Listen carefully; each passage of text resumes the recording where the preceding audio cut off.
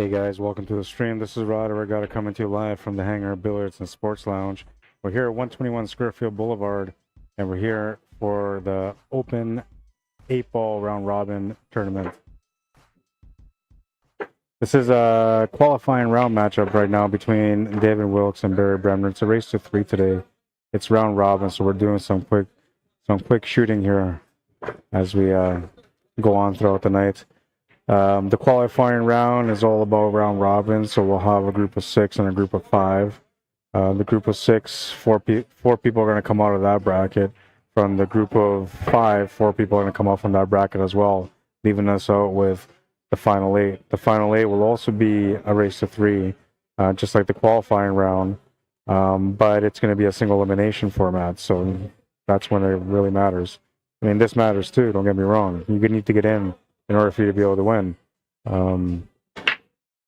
But in the end, when you play in a single elimination, that's really when you're going to pull your pants up because you're not going to want to lose. Every rack's going to hurt. You don't want to get hurt. All right, we got somebody coming back here letting me know about a score. Okay, give me a second here. That was against Curtis. 3-1 for you. And do you need a smoke? Yeah. You might have a break. Yeah.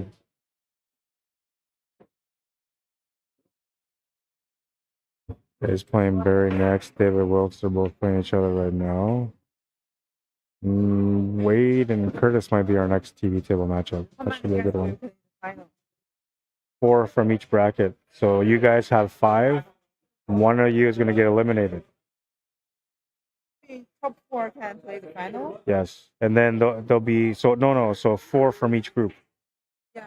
And then there'll be 8. Oh, yes. And then single elimination. Yeah. So, and you guys have 5, so that means only one person gets knocked out. Yeah. And yeah, and theirs they have 6, so there's 2 people. So you're gonna play Ziha on the TV table?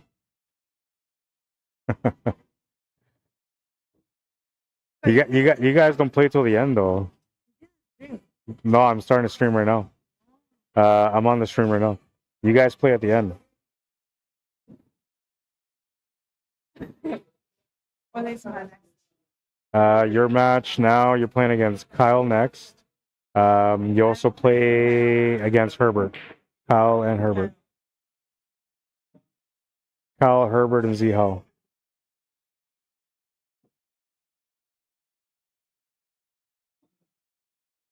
All right, I'm back.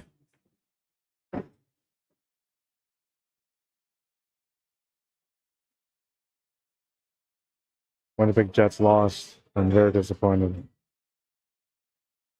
But what can you do?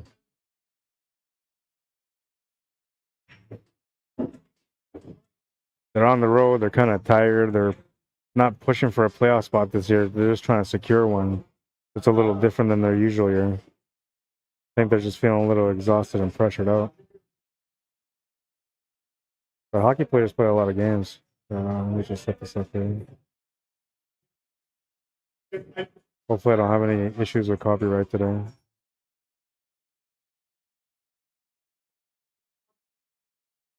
I also decided to stream on Facebook today, which normally on Thursdays I don't. Thursdays usually I just stream on YouTube, but I didn't stream on Sunday, so I'm trying to make it up to you guys by streaming today.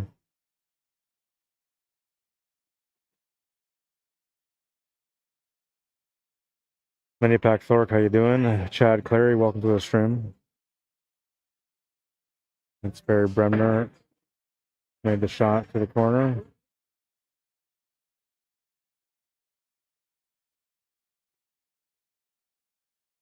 So for those of you that are just tuning in, I'm gonna go through this again. This is a round robin format.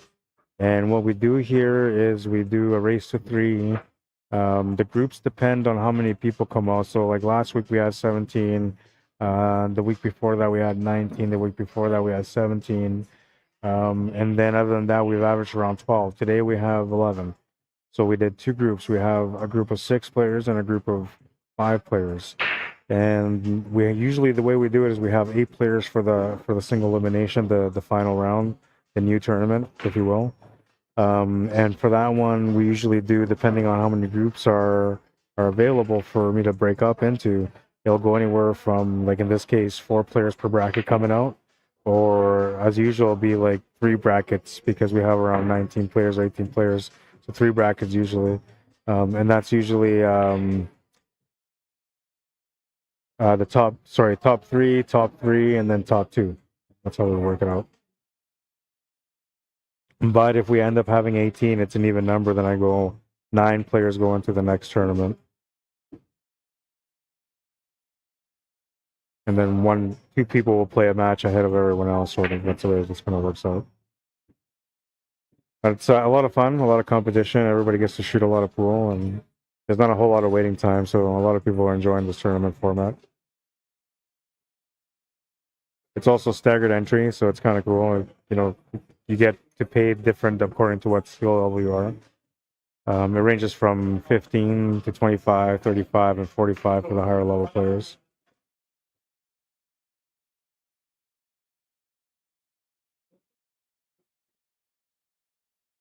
That's Dave Wilkes right now going to the table.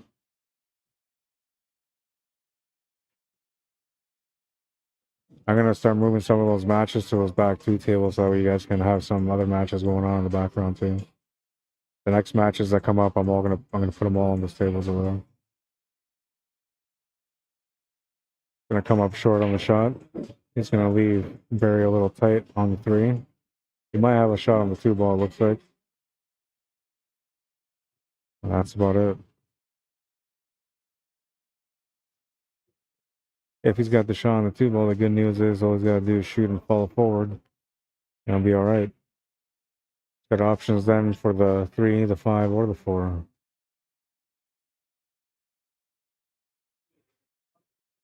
Not sure to follow through, but he's going to come up short on the shot, and that's going to bring David Wilkes back to the table.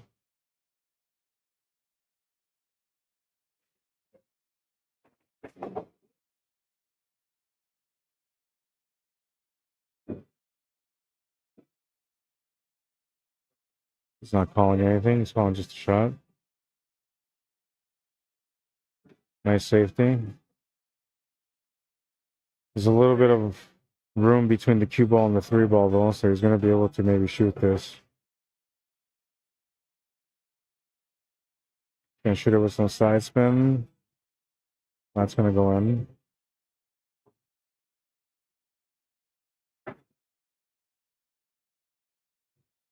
I don't know how that went in. Should have saved that one. Wasn't expecting that to go in because it looked like he was going to miss it when he shot it, but he put some spin so I could see the spin. And somehow it just caught perfectly to go around into the corner.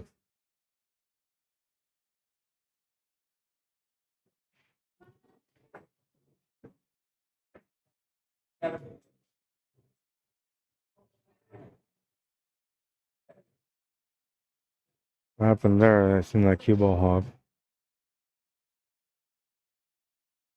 Oh, it just hopped off the rail. So maybe he pushed it through.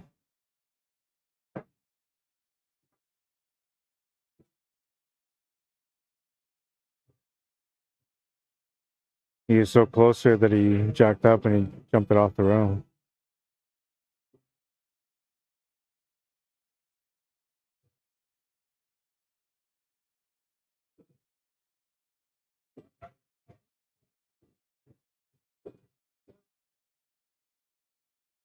Still needs to find a shot for that 8 ball. I'm not sure if it goes past that 15 ball.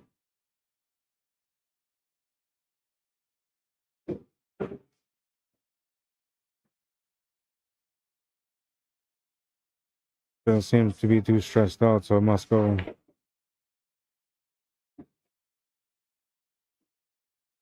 Ooh, it almost didn't go. Tied at 1. Yeah, so this is a short race, alternate breaks, race to 3. He's celebrating, he's celebrating. He's been having a challenging time trying to qualify for the next bracket. Comes up close almost every week. And this one here, they're playing, 2 friends are playing against each other that hang out lots. They always come up to tournaments together. They hang out all the time. They play on the same tables all the time. So it's kind of like a not a big deal of a game, but at the same time, kind of a big deal of a game. You know, they both want to win it. I didn't get to play today. Having a little bit of an injury on my leg, so I'm not able to play. But I thought about it. I really wanted to play. I was gonna make a ball off the break into the side pocket. Made the 9 ball. He's got a shot right now on the 10. Stripes don't look that great though. I mean, I don't know. You can play shape off this 10 ball to get onto that 14 ball. If you don't get onto that 14 ball, you're in trouble. And there's really no other option if you don't get onto that 14 ball. I like solids better here, maybe. Has a shot to the corner still.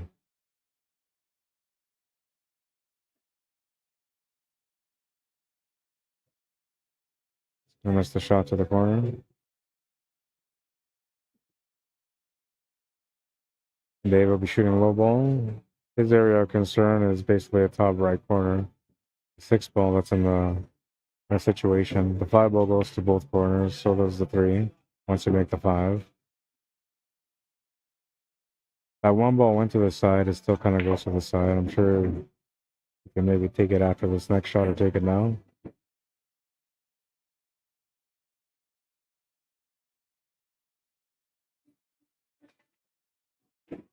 A little bit of angle here on the 3 ball, but it might run into the 5 ball. I actually like taking the 5 ball best here for the breakout on the 6. But he also has the 4 ball, so you can use that to shape up, maybe draw back, get a little closer.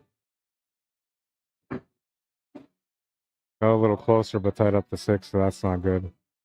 Got an angle off the 5 ball, so he might be able to recuperate position here. Didn't go for the breakout though. Interesting. I figured you go for the breakout there because then you have the 7 balls and escape shot. You can break that 6 ball out with confidence, right? Maybe he's thinking banking his way out. Where's the 8 ball actually? Yeah, the 8 ball's not there, so they're gonna have to replay this one. I just realized that the 8 ball wasn't there. They just realized that the 8 ball wasn't there. I was looking at the finish and I'm thinking, I don't know. I'm gonna have to... That's funny. Let's see. Who broke? Did you make it off the break? I'll go back and check. You know what? Like, I was looking at the table and looking at all the problems, and I never even thought about looking at the 8 ball because I thought the 8 ball was there. And then I realized that it wasn't tied up to the 11 ball. So then I was like, where's the 8 ball? And that's when you said it. Where's the 8 ball? Or he said that, yeah. Okay, so the 8 ball went into the side pocket off the break. Oh, it went in the side pocket off the break. Well, let's just re-rack it then. Yeah, just re-rack it, yeah. Just do it over. It was a clean 8 ball break, too. Man, what a waste. And he was finally like kind of going too, you know, like he was getting into the mood, right? And if you see, he's starting to hunt around, looking at the shots, figuring out the angles, feeling the rhythm. And I was like, hey, yo, where's the 8 ball?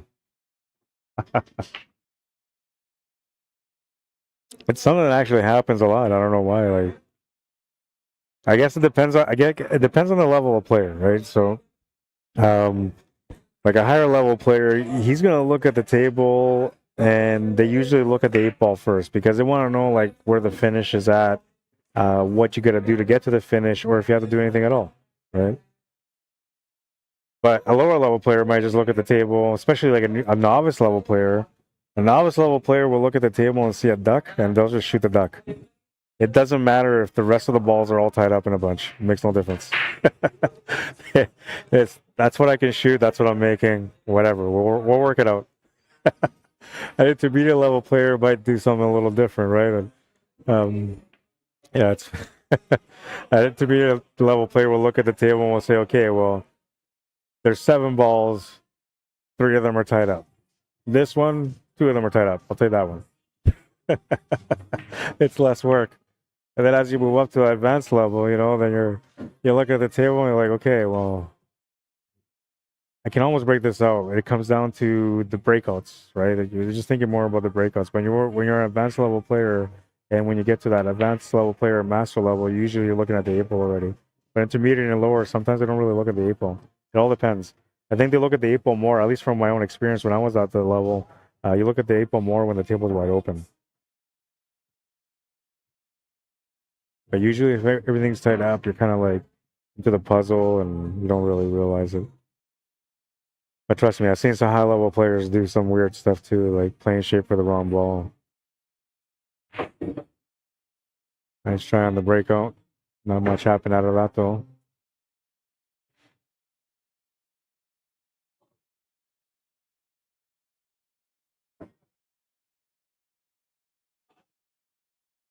Drawing off 2 rails here. Only way to get around. Only way that made sense to get around anyway.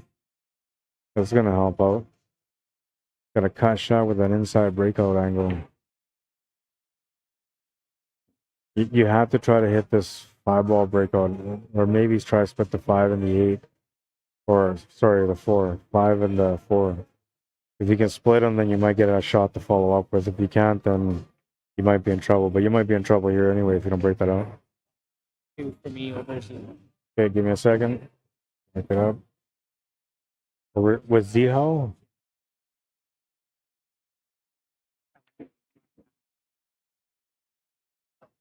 I may as well just take a bit of a breather. I just have to highlight. Okay, let's see. So you have 1, 2, 3. Yeah, you have 1 match left. Yeah, just you and Kyle. I might order some food if that's cool. Yeah, go do it, man. Do it for sure. Yeah, you'll probably play in like, I don't know, 15 minutes, 20 minutes.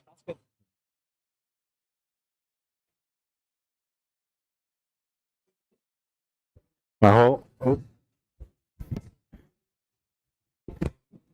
I dropped my headset. I caught it though.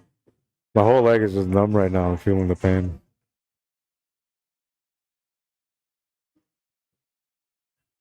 But I was messaged a couple of times to find out whether or not I was going to be streaming today. So I said to myself, like, I could just go run the tournament and that's it, or I can come out and stream the tournament and run the tournament. So I decided to do both. I almost played too, but I'm glad I didn't because honestly, not a very smart thing to do. Hi.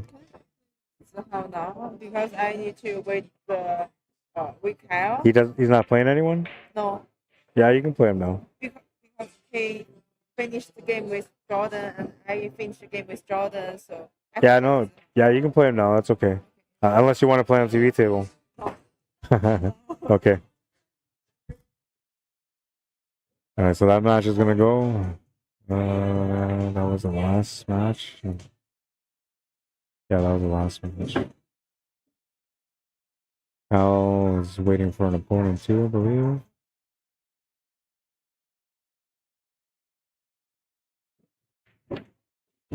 Or is he playing Herbert? I think he's playing Herbert.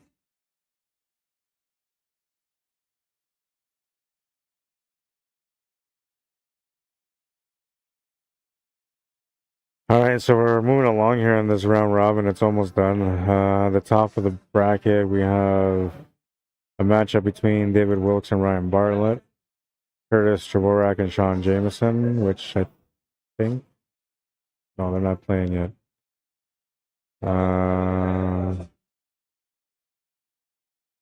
Sean Jameson and Ryan Bartlett, Barry Bremner and Wade Sutherland.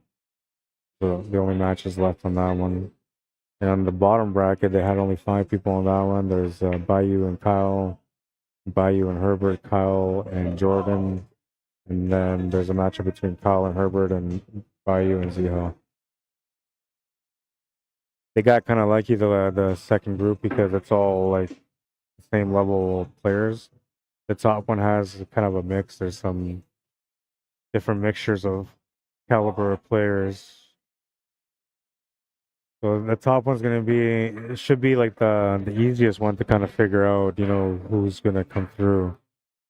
And same thing with the bottom. We think that would be easy to figure out who's gonna come through too, but The bottom bracket having everybody with the same skill level. What happens there is that everybody kind of feels a little bit more confident when they're playing. They're not intimidated, so they're more relaxed, you know, and they compete better. Plus, they look at everyone like, "Oh, I played you before. I beat you before. I can beat you again." And the other guy's thinking the same thing. And the other division, you know, that's different. There's a little bit of room for some fear, right? Like, oh, I'm playing against this guy. I never played against him before. I never beat him before. Tough player.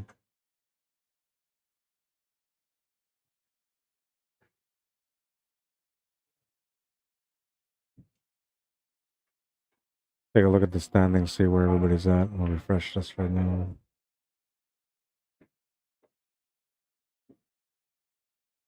All right, so Sean Jameson's in the lead in his bracket.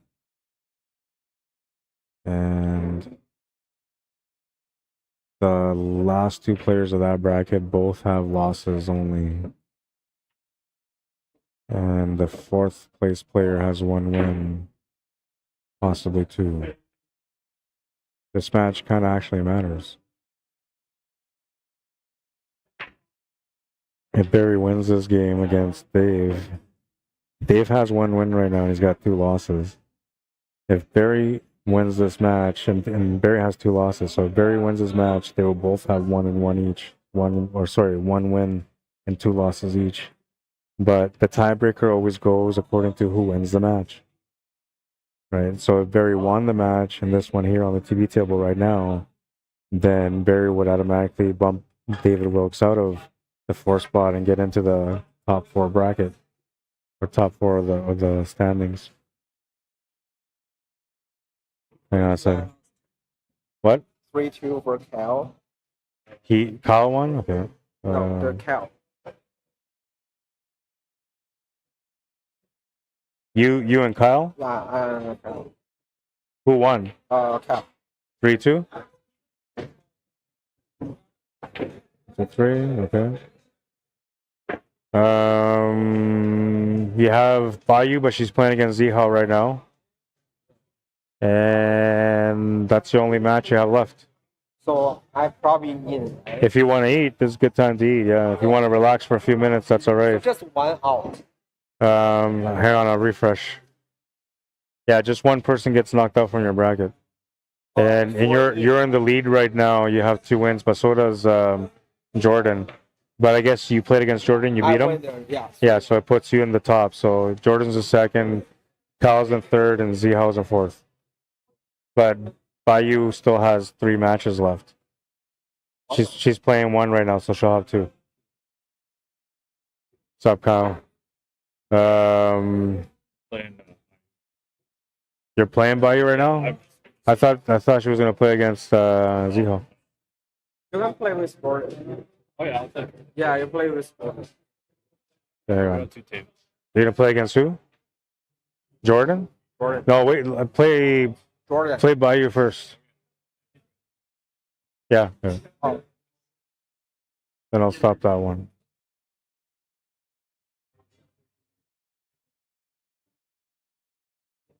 Yeah, make some adjustments here for the tournament. Bear with me.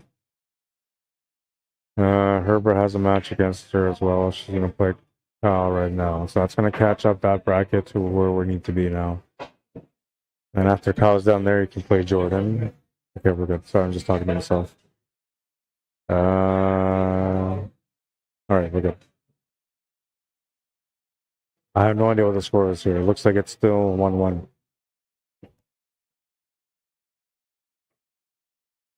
I got the music playing kind of loud right now, so I'm trying to make sure that none of the music comes through so I don't deal with any copyright issues.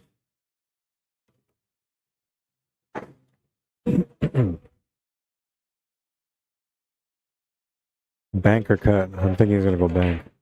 Oh yeah, nice bank too. Made his opponent's ball too and got shaped for the 8-ball.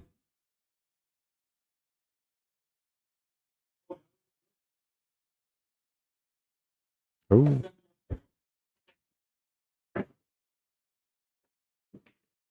Two to 1 is on the hill. I'll just move somebody to this table after. Oh, hang on. I gotta go tell him to do that too. I'll be right back.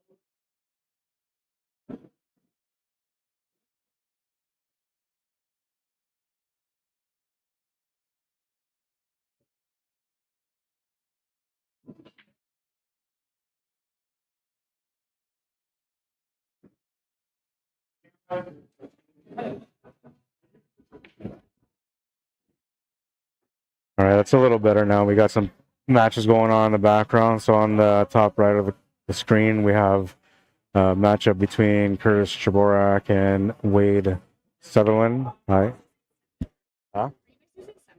We are, but I'm switched. So I'm opening up 6, and I'm gonna try to open up. I'm opening up 5, sorry, and I'm gonna open up 6 too. So I can do 5. Yeah, 5 you can. They're just finishing. That's a match, but they're gonna finish that rack and then change.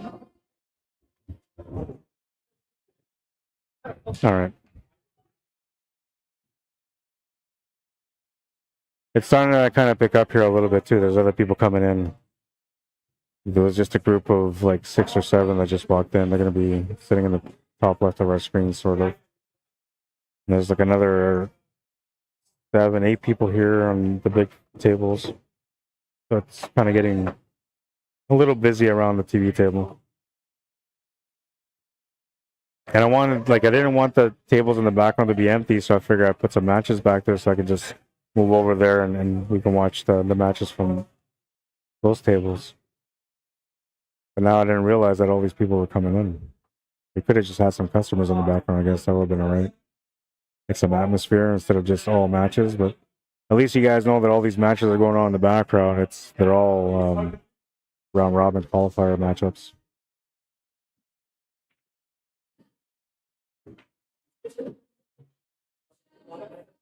Yeah, and I'm gonna go over to YouTube, say hi over there.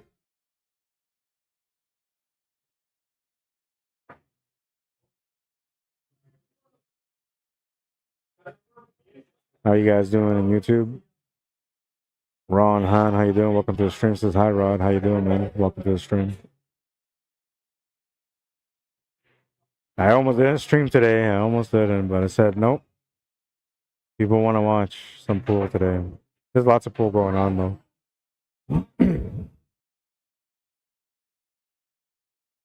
But maybe I figure, we'll get some good competition going on here today, and there'll be some good viewing. Normally I play on the Thursday tournament, but I'm not playing today. So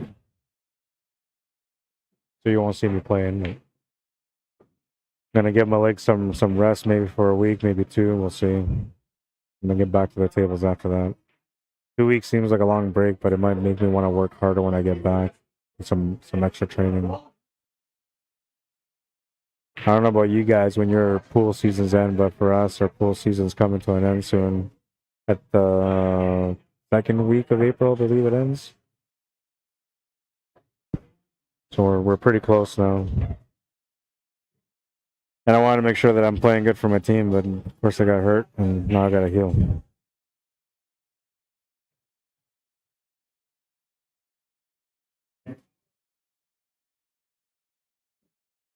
I love the competition and playoffs, man. I don't know about you guys. I mean, everybody has the reasons why they love playoffs when it comes to league pool. Usually it's because, you want to go and compete and have a good time, but there's also people that just want to go and have a good time. But usually it's because you want to compete and have a good time. Let's just get that straightened out. John Hool, how you doing? Shar Zambo, welcome to a stream. Saad Atkinson, how you doing? Mark Gray, welcome to the stream. Grace Costa says David has a lot of patience. Well, you got no choices. It's a round robin qualifier, right? So like we have a lot of let's say like players around the 450 and under caliber that come out and play in these tournaments and the round robin tournaments.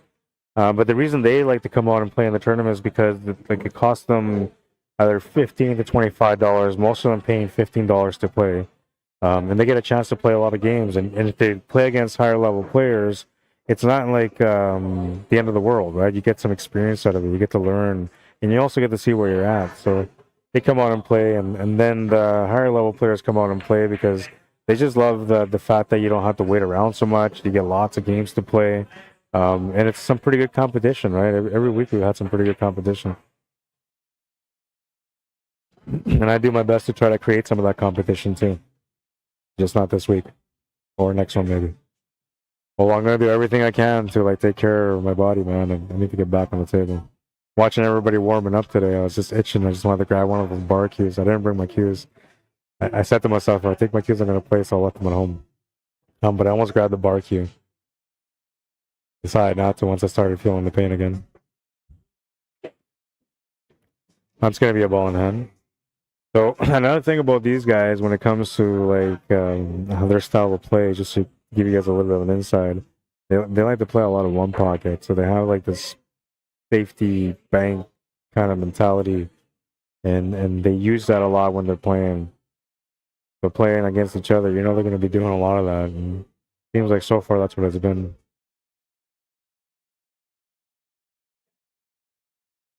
Yeah, so that's what he opted to do there. Just kind of play the safety, forcing him to open up that 9-ball and 4-ball. I don't know. I think Dave can maybe go off the rail and hit this 10-ball still. Well, we'll see what he decides to do. I feel like it's a good choice.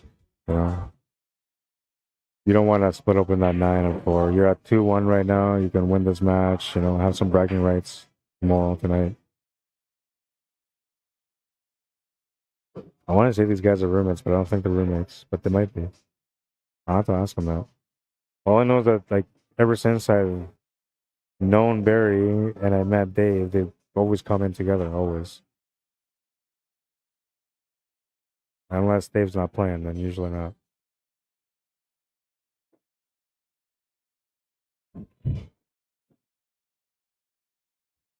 Nathan was supposed to come out today too, but Nathan Wood didn't come out.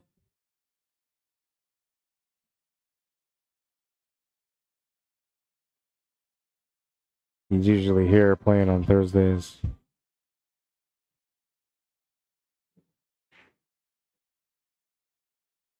The match in the background on the top right of the screen is a really good matchup. It's between Wade Sutherland and Curtis Chaborak. And I'm not sure who won the first game, but looks like Wade's breaking now. Yeah, Wade's breaking right now. Cue ball's gonna scratch.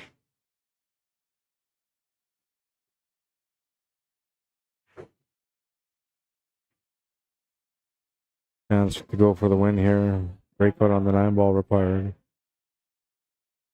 I think you maybe play a safety here if you have an opportunity.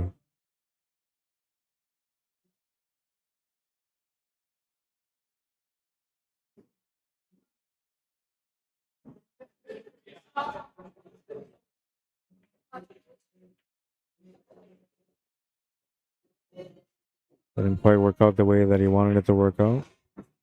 He's left the shot on the 6-ball to the side pocket for Barry. One to the corner as well.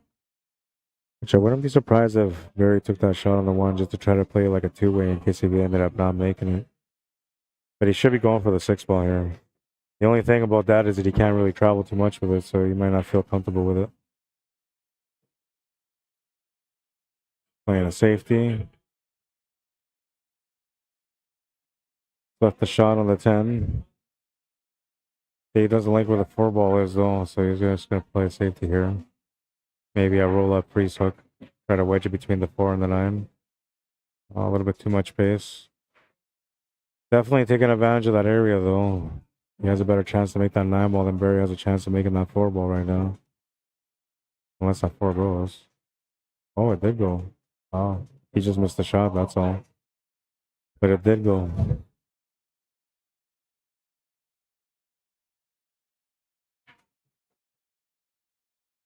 If you take the shot to the corner, just watch your step and stuff there, guys. If you take the shot to the corner, you won't really have a shot on the 9-ball, so unless you end up setting up for like a bank or something like that.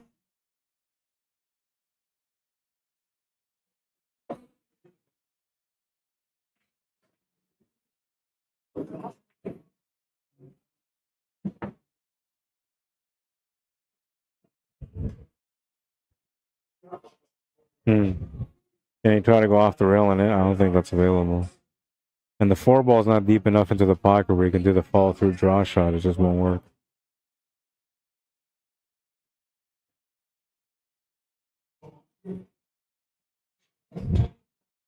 All right, so we're going to have another matchup here in the background. Top left of our screen, it's a matchup from this tournament as well. Kyle Story, Bayu Zhu.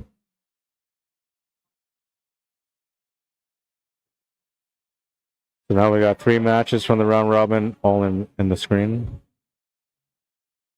How's the picture quality for you guys right now? Those of you that are watching on YouTube, I'd like to know your opinion. Is it too dark? Does it look right?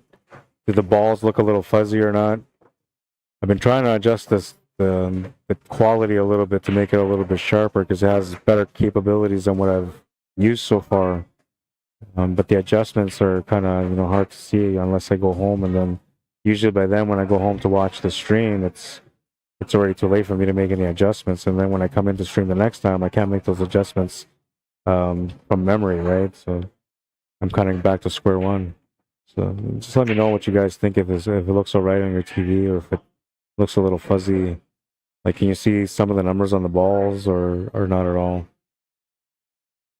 This camera, like when I first got it with the factory settings, it was pretty good. You can see all the numbers on the balls and stuff, and the detail was pretty good.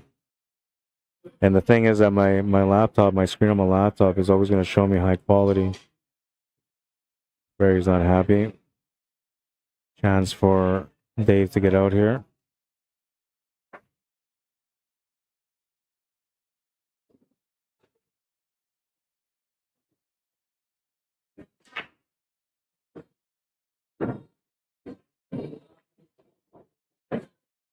I'm surprised he took that shot that way. Pretty risky. He almost got hooked for that 8-ball, but he's all right. 8-ball for the win.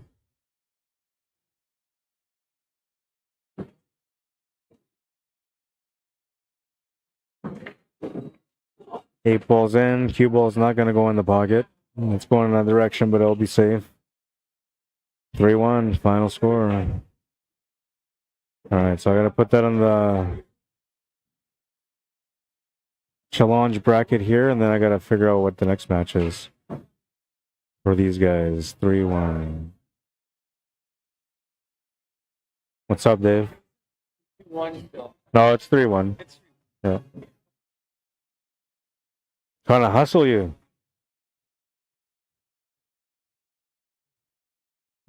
Curtis and Wade are playing. Ryan Bartlett's playing against Jordan. Okay.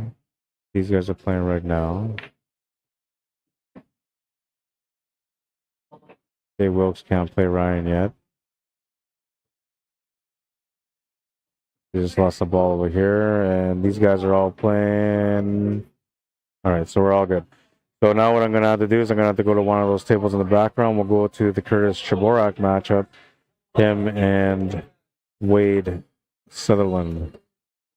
I'm going to have to do these adjustments with you guys. So you're going to see a little bit of movement here. Bremner wants to play me again, double or nothing for 1,000. Tell another for 1,000.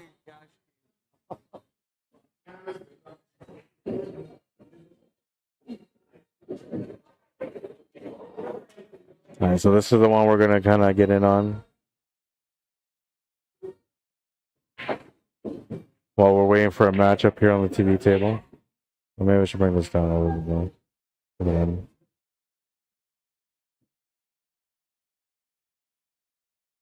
I know what I mean. Have to move this over so it looks a little bit more level.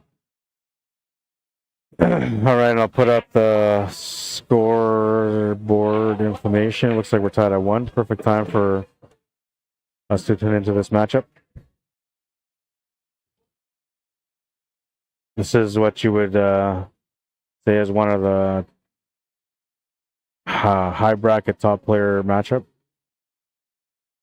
And I don't know. I mean, maybe I'm wrong, but from what I remember last time, Wade was competing pretty good in this tournament, so he might be underranked. We'll find out right away, though. All right, so it's 1-1. And we'll put Curtis on the left.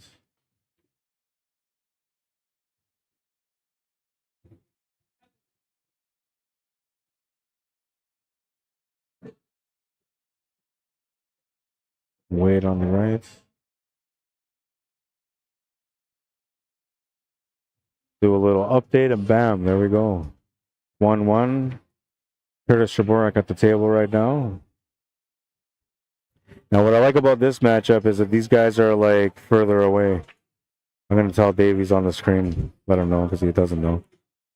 He can bang him around on table 7 if he wants to.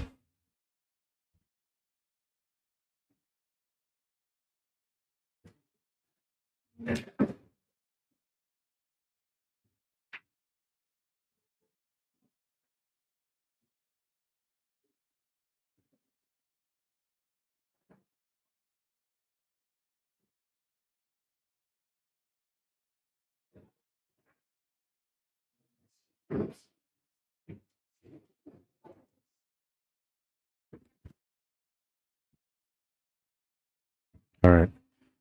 That way, like, so guaranteed, like, by not having anybody playing on table 8 right now, it's guaranteed that there's not going to be much interference on this stream right now on this camera. It won't. So it's not going to have that effect on you, like that you're watching across the room right now. Oh, he's going to miss that shot, and he's going to scratch too. Ball in hand for Curtis. Chance to get on the hill.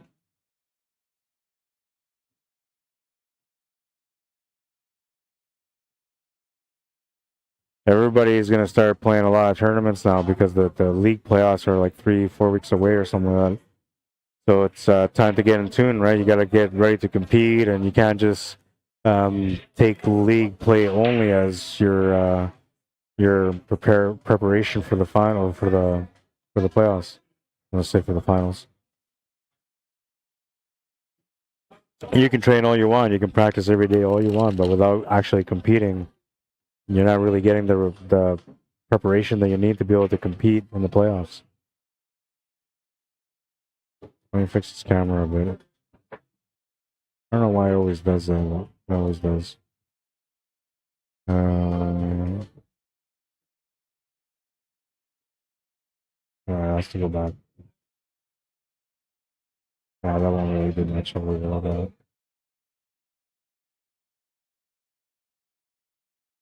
Yeah, it's not too bad.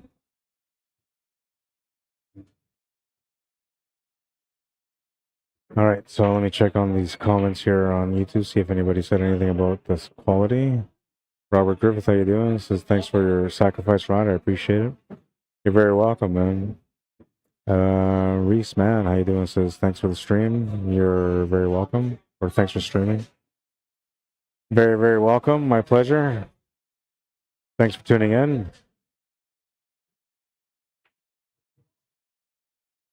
We got Curtis at the table here. Looks like he's shooting at the 15 ball.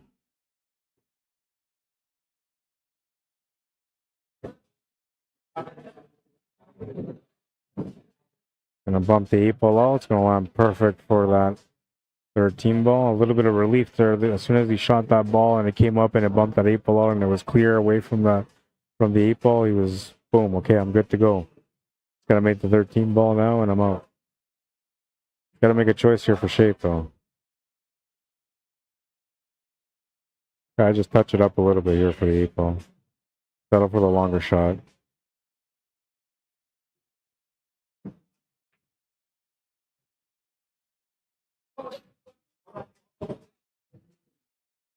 It's pretty loud in here. You guys don't hear it, you don't feel it, but trust me, it's pretty loud in here. It's getting busy too. Like all the tables are starting to fill up. 2-1. He's on the hill. Wade to break next, looking to tie up the match.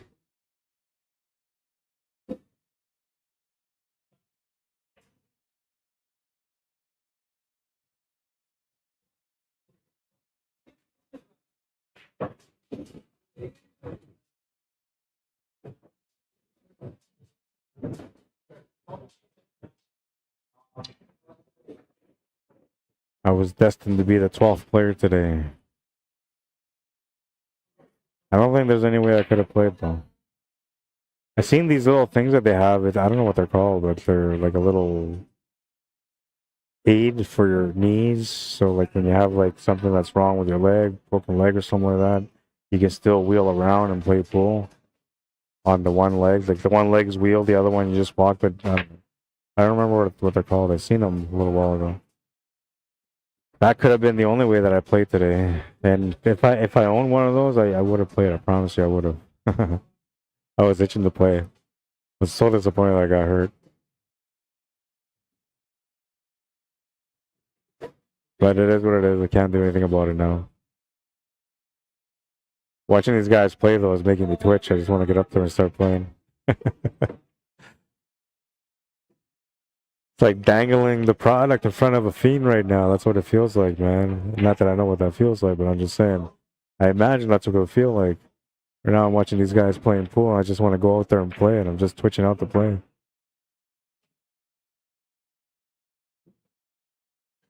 I got 2 dimes sitting here on my table, and I'm using them for markers, and I keep marking the wins for me.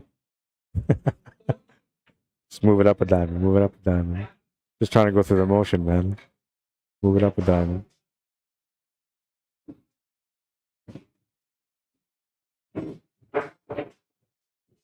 All right, so here's a question for you pool players. I'm just a little curious about what kind of pool hall you guys run in. When you play a matchup against somebody and it's a race, how do you guys mark your points for the match? 3-0 for you?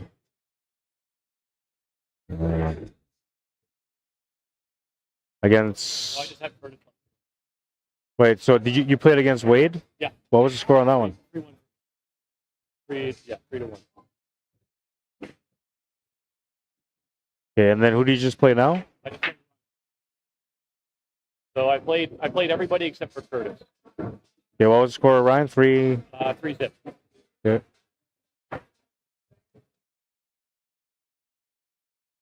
Okay, so then... Yeah, you played there... Yeah, I don't think you even have a match. That, You don't have a match anymore, right? no, I'm waiting for Curtis. Like he's playing Wade. Oh yeah, you got the one match. That's right. Yeah. All right, so you guys can play on the TV table next. This one here? Yeah. Okay.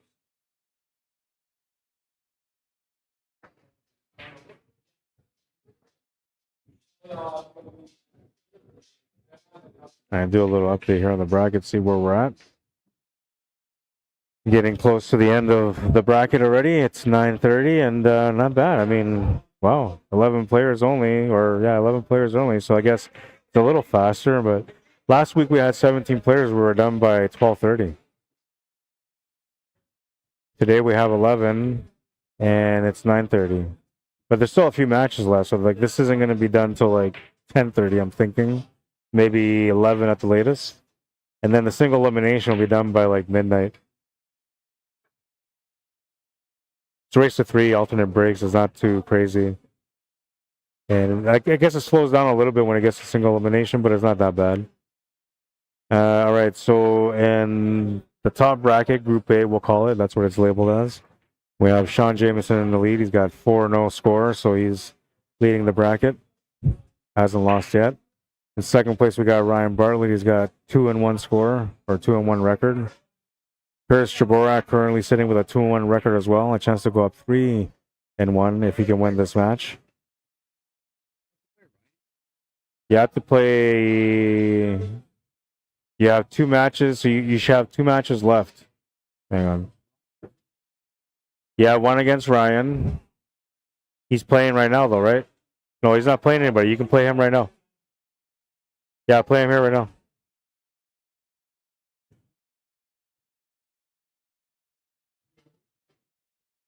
Okay, so Ryan and Dave are gonna play.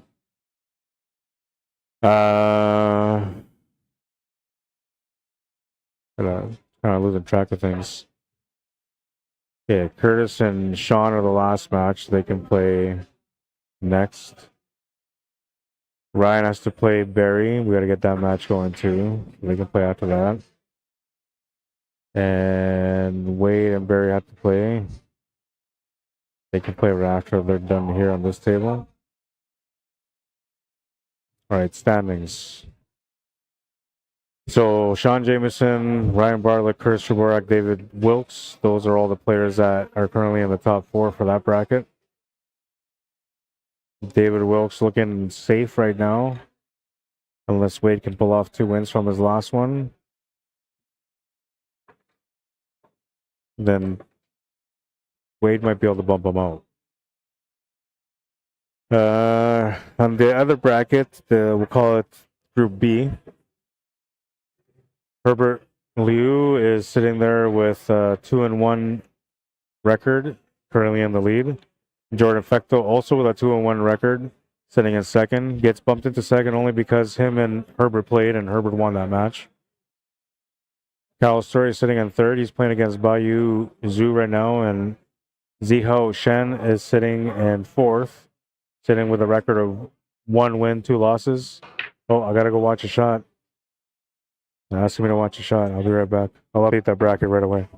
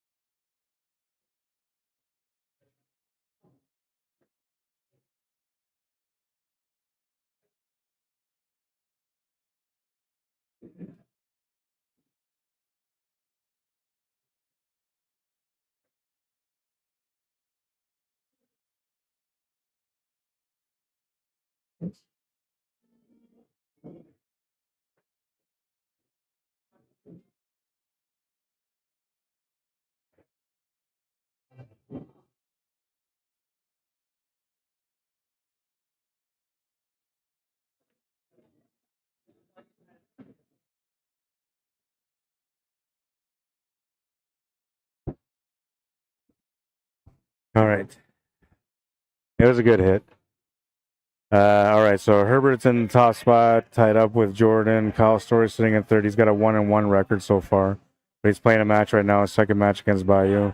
Bayou is the last seed, or the last player in the bracket, sitting in the fifth spot. And she's only played one game, and she's got a loss. Back to you, Bob. Oh, man. I'm in a playful mood, but I think it's only because, I'm just trying to be good about life. I'm in a lot of pain, but I don't know. Gotta survive and keep going, man.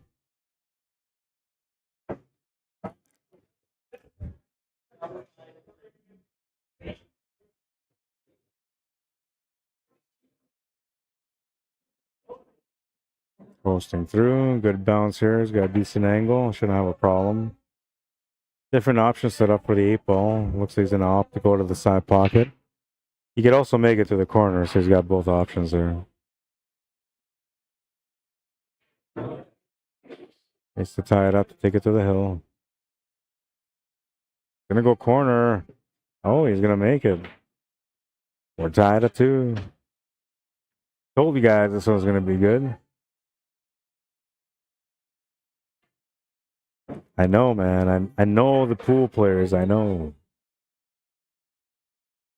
All I need is to watch you play 3 matches and I have a real good understanding of how you play, what your strengths are, what your weaknesses are, what you know and what you don't know. But only because I've been doing this for so many years. Assessing pool is what I know. What I know best, I guess. I don't know. Actually, it's my knowledge that's probably the best. But I've done pretty good at assessing people. It's crazy how some stuff is for pool. A person can go and be this player that just never wins tournaments for 10, 15 years. And then one day somebody points out one of their bad habits or something they need to change, flaw if you will. And then boom, you change it, you address it, and now you're running tables and winning tournaments.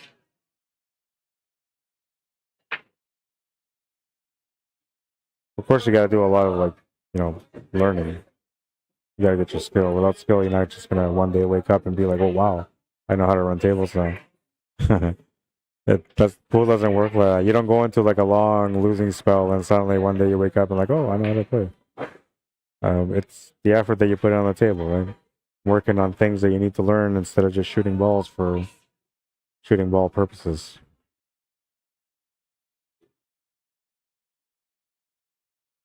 Gonna undercut that.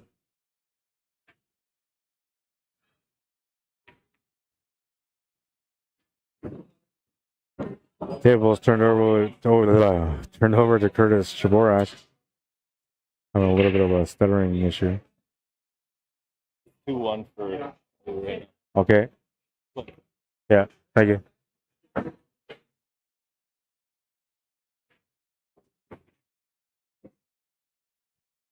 I was letting you know the score. I guess because I thought I was going to have the tables in the background.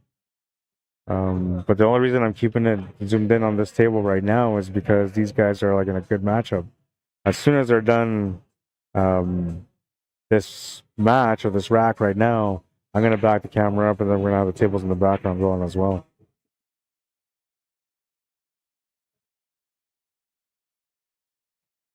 It's getting busy in here.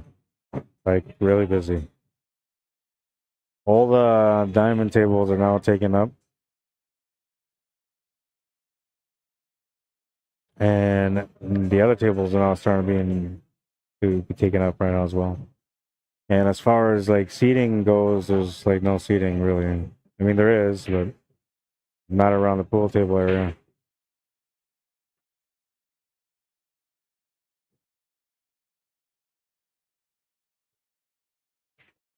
It's the perfect night for pool, I guess.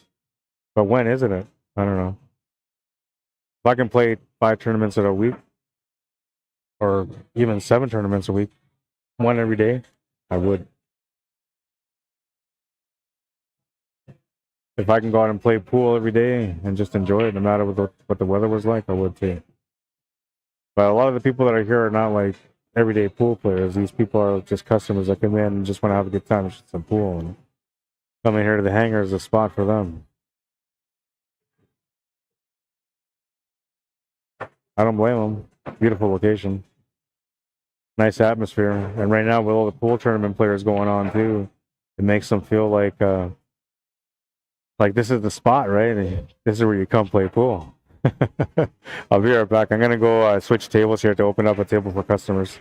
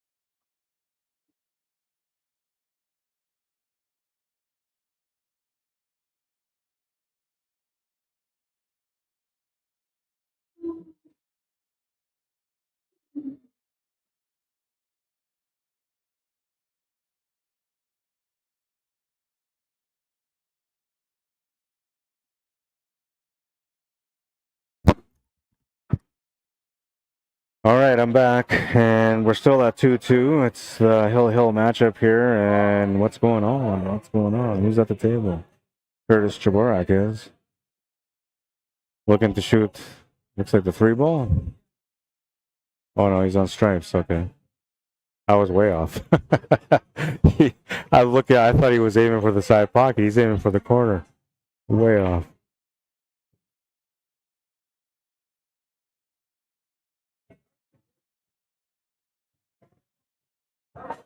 Hopefully, I didn't get no copyright warnings so far. Okay, so I got another question for you guys, both on YouTube and Facebook. How is the sound in the background when I'm not speaking on the mic? And when I'm speaking on the mic, does it sound distorted or does it still sound clear?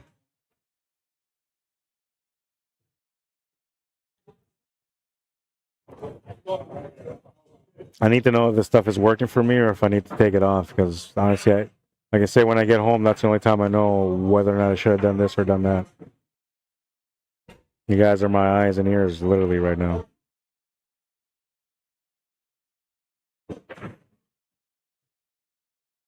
Almost has this figured out. Can he make the 2-ball off the rail, off the 13 and into the pocket? I don't think he's got enough room for a cross corner. I just don't see that happening.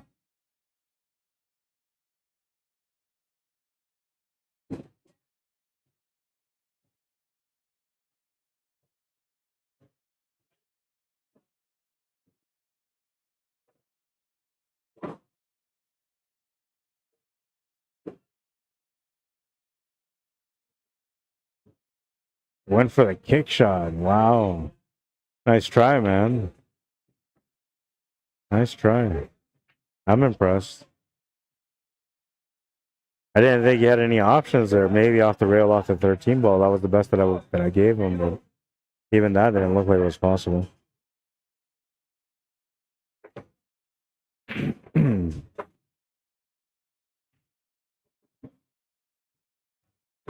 It's happening at the hangar right now. I'm busy. Makes the shot to the corner. Gets lined up here for the, what is that, 13 ball, 9 ball? Just the 11 and the 8 ball left after that. And the angle here kind of works. You can play it forward or back. It's up to him. Gonna go forward here. Small chance that he might rattle the ball, but he should be all right.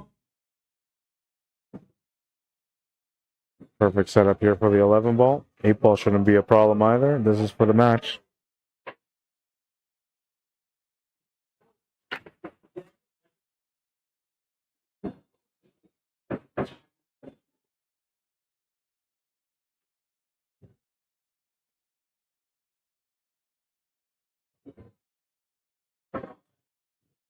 Even more people walking in.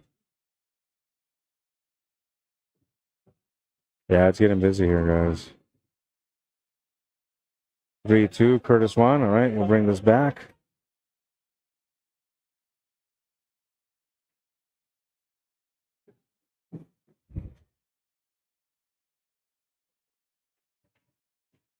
All right, it was 3-2. I got it.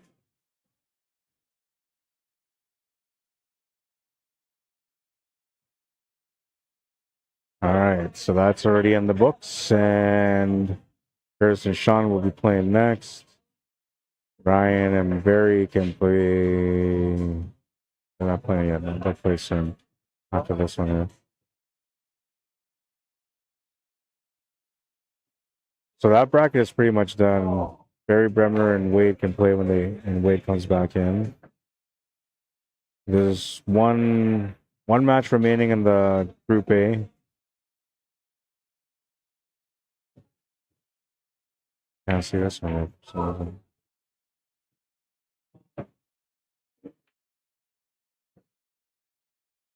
Okay, and this one's got 2 matches waiting to happen, 3 matches waiting to happen. But 2 of those are going to happen like in a minute after, or a couple of minutes after this match is done right now in the background, top left of our screen.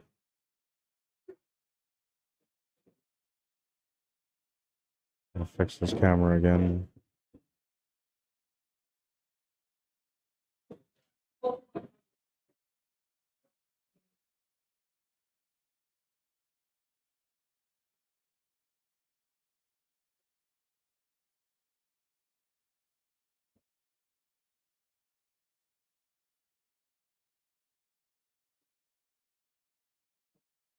Looks like Bayou's going to win that match. Well, maybe, I don't know, because she's got the 2 stripes left in the 8 ball, and she's up 2-1 against her opponent, Kyle. Kyle came over here to let me know that the score was 2-1 for her, so that's how I know that. I don't think that was the right shot. She's going to leave herself a really long shot here, but I guess she can set up for the 8 ball. All right, this is a matchup between Dave and Ryan. I got to find out what the score is, but I'll put their names up on the board for you guys. They got to be at least 2 games in by now. Dave Wilkes, we'll put him on the left. And against Ryan Bartlett.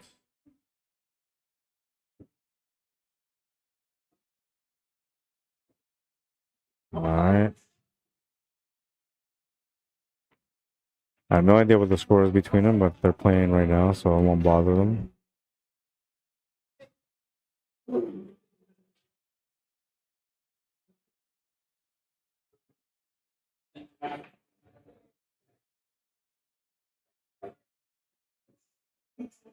Slide cut. Oh, not enough. Oh, it actually almost worked out. It almost worked out for him. Pretty close.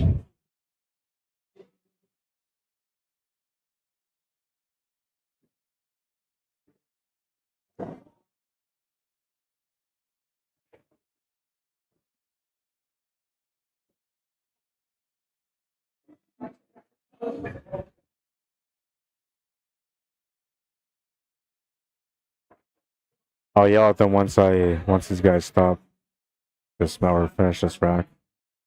I'll find out what's up. So no comments. Nobody's telling me what's going on with my quality, man, if it's good or not. Maybe nobody hears me. Oh, you guys got to be able to hear me. Facebook, let's see. Facebook have any comments on that? Carol, what's up, man? Says hello, Ron. That's a little while ago.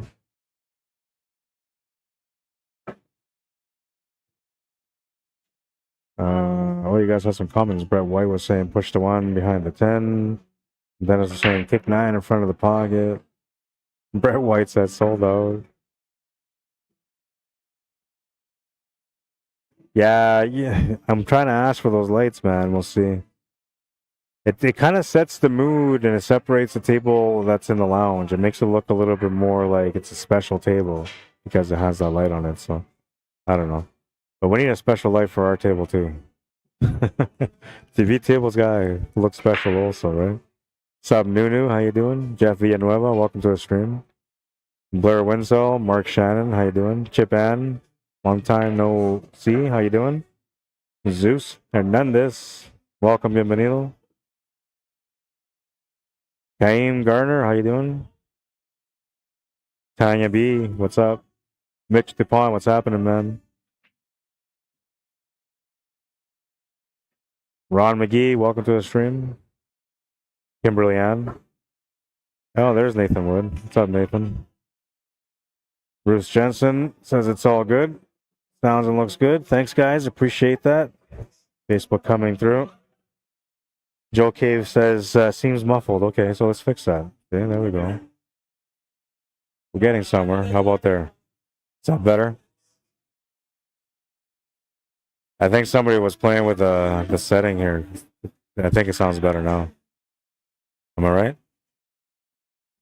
It feels like I don't have to speak right into the mic anymore, but I could be wrong.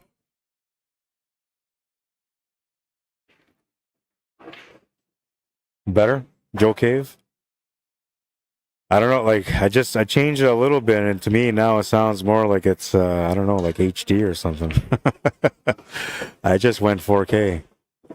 I gotta go back to 720. Hang on, I'm on Facebook. I'm kidding. All right, there we go. Is that better?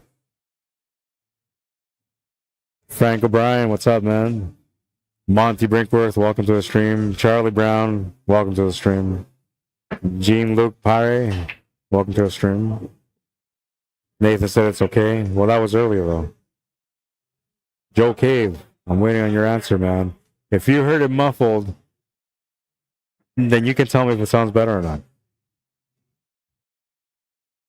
Loud and clear, sir, says Nathan. How come you didn't come on and play today, man? Better? Yeah. I'm telling you, it was set up in a way where like it didn't sound right. And see, I kind of noticed that last week too, but I didn't really remember till now. Now that you mentioned it was muffled, and that's why it's important to check with the viewers, to see if the sound and the video is good, right? Sometimes we just assume that everything is good, and then it's not, and then that leads to bad quality production, and I don't want to be that guy. You know what I mean? Easy 8 for the finish. I'll ask him what the score is now.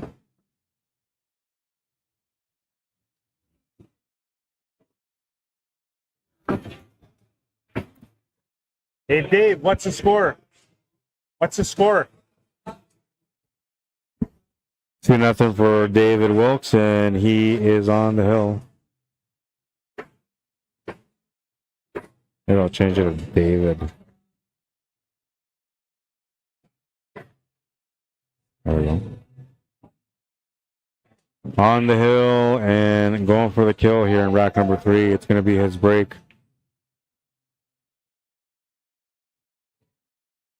I actually feel the difference. Like I went and go change the things because I can see some of the knobs are like moved in different spots, and I don't know, maybe somebody got curious at the last event and went to go try to mess around with the knobs, and I didn't notice it, but much better now.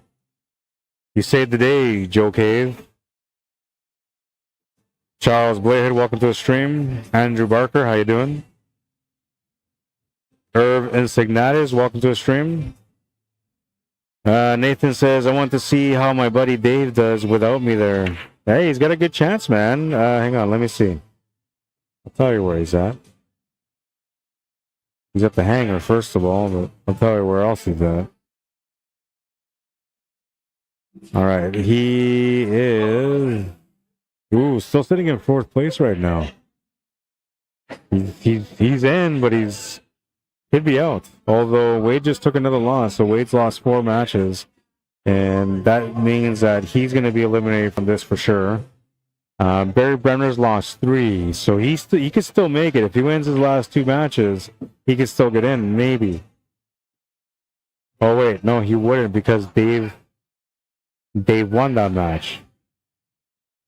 Yeah, so all Dave has to do here is just win this match. He wins this match, and he's going to be through no matter what.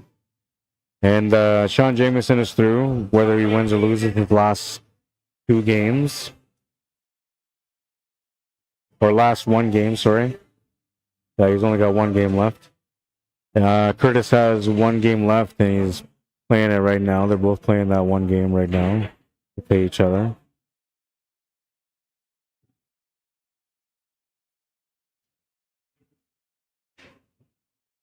I wanted them to play in the background, but I guess Jordan's sitting in the background waiting for somebody to play against.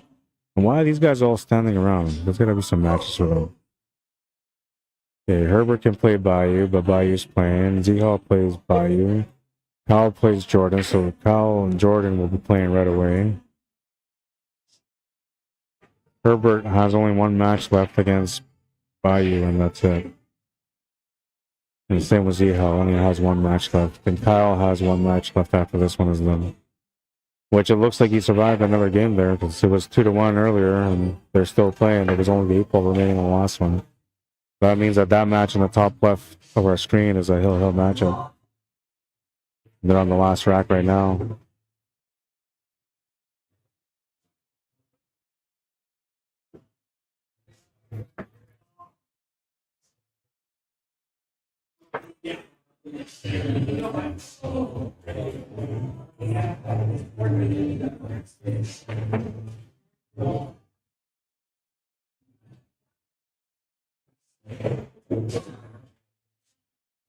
This bracket, the Group A, only has Ryan Bartlett against Barry Bremner.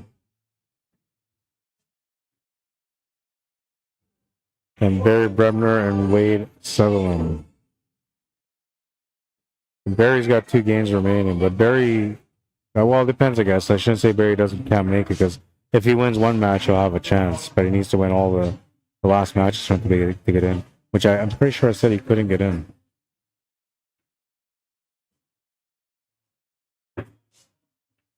So, if he wins 1 game, wouldn't get him in. If he wins 2 games, and he beats Ryan Bartlett, because he's got to play Ryan Bartlett, then he can win. Oh no, he made the 8 ball. Made the 8 ball. 3-0.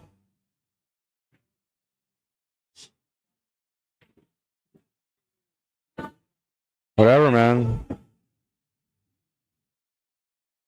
Better you than him.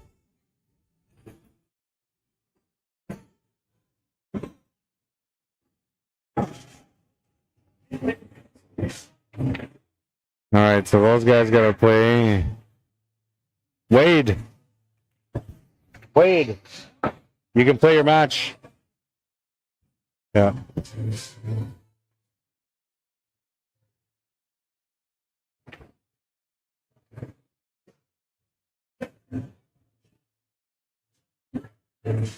Looks like Kyle's gonna win that game in the back left of the screen.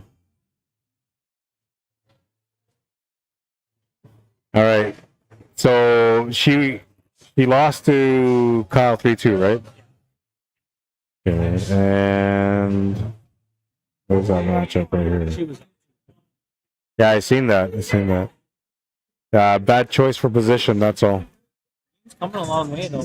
Yeah, she's playing better. To play that one for tournament. She's starting to put in more time competing, that's why.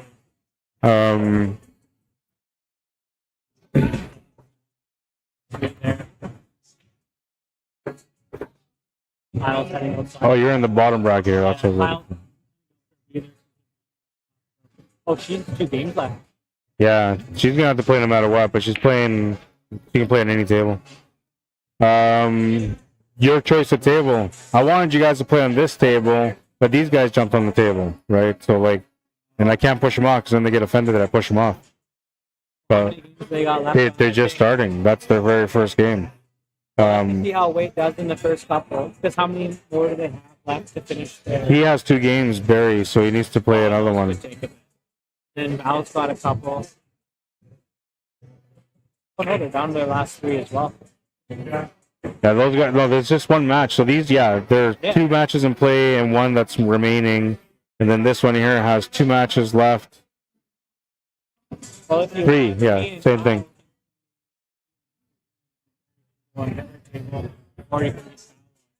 Yeah, or you guys can just play in the background. Then when these guys are done, I can just move the camera to the background. That works too. Yeah. Because like what I'm looking at, like I like to hold up for the stream. I would like to hold up, but it's 10 o'clock right now. Yeah, no. Right. So if we wait for matches, we're waiting. We don't want to mess it up because we're doing good. Yeah. 100%. It doesn't make sense. Like last week, we had 17 players. We were done by 12:30. Today we have 11 players, and we'd be done by 2. Right? I was curious how last weekend went. Yeah, no, it went good. It was fast paced. The 6:30 start too, right? 6:30. 6:30. No, we started. I think it was like 4 to 2. Yeah. And I tried to get as many matches as I could going right away too. So yeah. Well, it was good. You want me to let them know that they have to get moving, those 3 over there, like Bao and those other 2 matches then? Those 2 are playing. That's a match. Yeah, no, but for Bao and her matches. Yeah. Well, Herbert's probably going out for a smoke, I'm assuming. Well, she could play Zihao, right? Yeah. Herbert, are you playing Bayou first, or is Zihao playing Bayou first? Are you playing Bayou now, or is Zihao playing her? I play first. Okay, so then you can play her on that table where Zihao is at. You can play her right now. I won him. No, you and Bayou. You guys can play on that table back there. And I smoke. Okay. Then you guys will be on table 10 then. Yeah. Okay. All right, so we got this all sorted out. It gets a little hectic sometimes when I'm running the tournament and I'm streaming, man. I think if I would have just done one or the other, life would have been a little bit simpler and probably less stressful. But I don't think that one would have happened without the other. So, never fight your destiny, they say. And I never have since I was a kid. Whatever opportunity knocked on my door, I just took it. Didn't matter. Hey man, can you build a house? No, but I'll try. That's kind of how I grew up, you know. You know anything about roofing? No, but I need a job and I'll learn. All right, you're in, man. Landscaping? I'll learn, bro. Put me in. I mastered a lot of different skills growing up. Never turned down an opportunity, though. That's for sure. All right, let's fix this up now. So that was 3. We'll make it legit here on the scoreboard.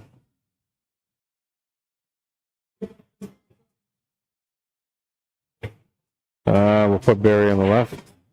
Oh, no, we'll put Wade on the left.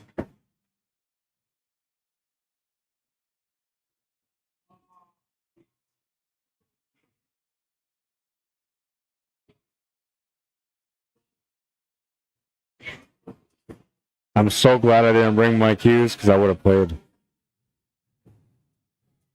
I would have been tempted even in between matches. I would have taken a couple of shots here and there. Okay, so those matches are all in play. Those matches are all in play. 2 matches remaining after all these matches are in play. We'll have Ryan Bartlett, Barry Bremner, and Bayou against Zihao. Okay, hang on. I gotta let them know. Yeah, she doesn't really want to be on the TV table. She's just learning. She's been playing since April last year. so just a year of playing.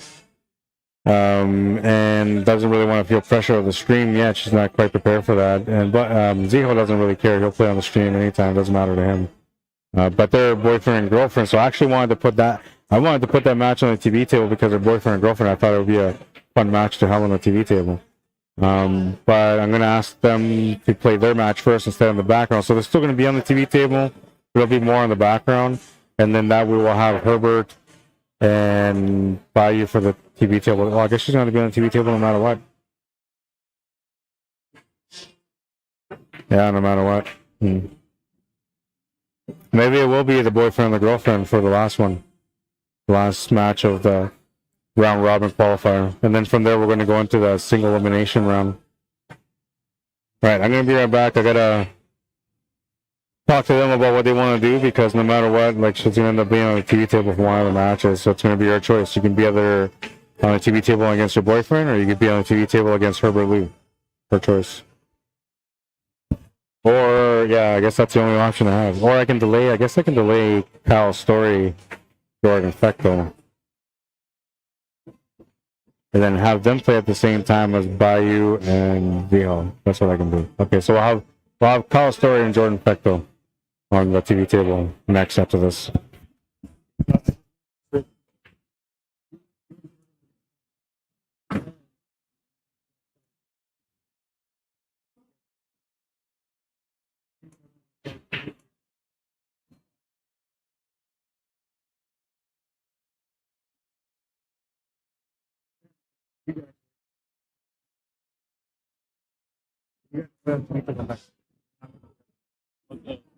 Who won the first game?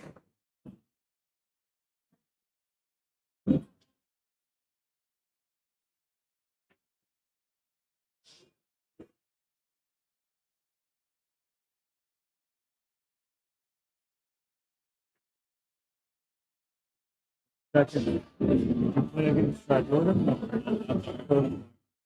that match, all that matters here is who wins will be guaranteed to be at the top. Who loses, still up for different. Because it depends on this game. If Ziho wins against Bayou, but you played Ziho, you beat him, right? No. Oh, so you might get knocked. You need to win your match then. Yeah. I gotta lose my time. No pressure. You're gonna be on the I know. It'll be okay, man. Okay. Oh, that's real win. He saves me right now. Yeah. Everybody is 2-2-2. Nice. The top bracket was a little bit tougher. Look, see, these guys, they have all losses. Is top 4 back or no? She needs to win her 2 matches. But even if she wins her 2 matches, she may not make it. Unless she beats Ziho. She beats Ziho, then she can make it. She needs to beat both of them to make it. And if she beats both of them, she finishes probably in 3rd. Yeah. Yeah. Yeah. You both have to win. You both have to win all your matches. And then you might bump out Herbert. Or no, you might bump out Ziho. Yeah, that's all you can do. All right, just giving us some heads up here. Trying to figure out where their battle is at. I'll be right back.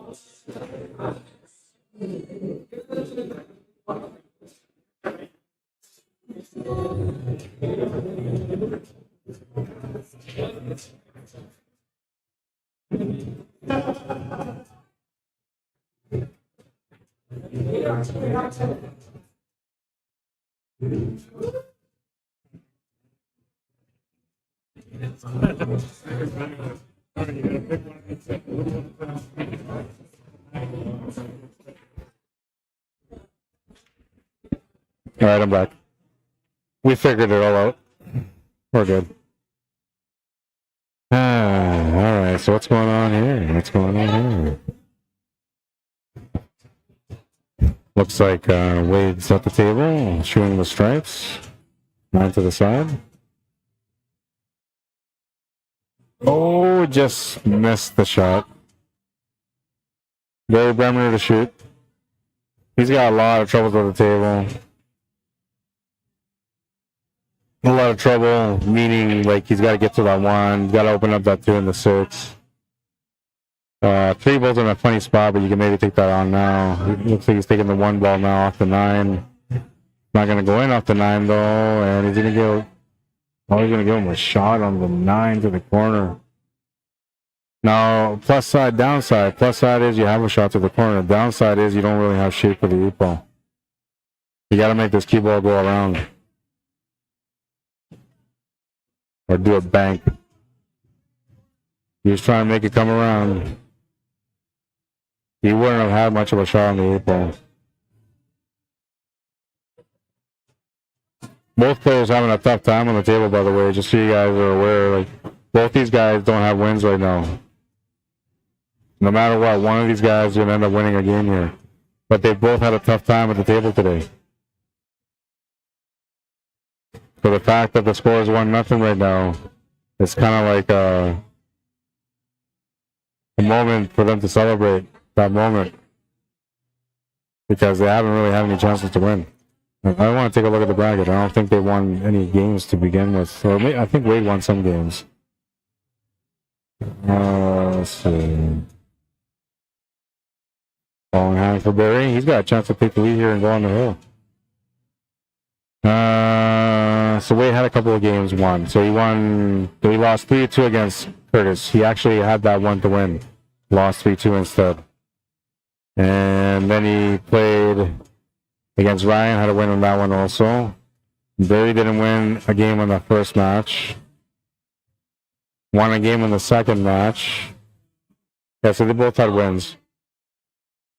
They just didn't win matches. They won games, they just didn't win matches. But one of them is going to win a match now. I don't think it'll make a difference though, because they have a group of 6 and 2 people are going to get eliminated. And right now it looks like both of them are going to be eliminated, regardless of what happens in this one. Wade doesn't have any other matches, so this is his last one. If he wins this game or this match, doesn't do anything for him. And Barry's the only one that could maybe benefit from this still because he has a match against Ryan still. So if he wins that one, and this one that he's playing right now, and he wins the next one, he could maybe squeeze in there. Let me see. Yeah, he could squeeze in there. Like, if he wins this game and he beats Ryan Bartlett, he's in because the tiebreaker is who wins the match, and the last match he's got left is against Ryan Bartlett.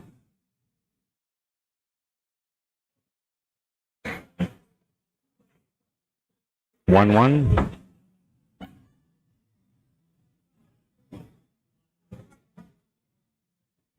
Wait, is it 1-1? 1-1? 1-1? 1-1. All right, so not a bad thing. Get a game under your belt here in this last battle.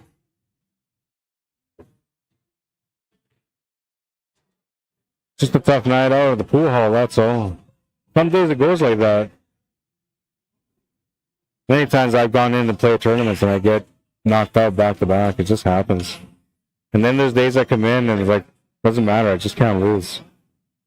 And of course there's other days too that, you know, I feel like I played good. And then I go in and lose my first match. And I'm thinking to myself, I'm not playing very good. And then I end up fighting all the way through the B side almost to win. But then come up short just before the money. Those are the worst days, I think. I don't think anybody likes those days because you work so hard, you play so hard, and then you almost made the money, but you didn't make the money. Kind of breaks your heart.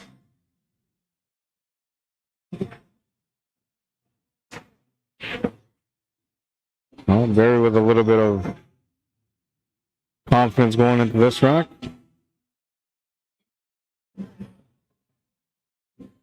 Just trying to win, that's all.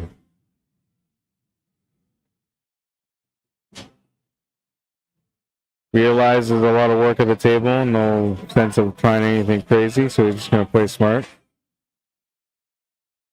He's going to feed some bait to his opponent, and we'll see if his opponent takes the bait.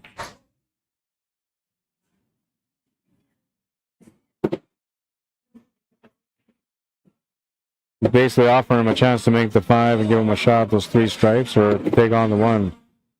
Oh, he's got the 4 ball too, so he can break everything on. Never mind. Thought that was the 8 ball. Well, pushing that stripe down, the 15 ball into that pile, kind of helps him out. He's almost guaranteed that he's going to be able to get a chance to win this rack. Of course, you got to make shots and not turn the table over, so that's going to be important just as well as the pile of situations that you're creating for your opponent.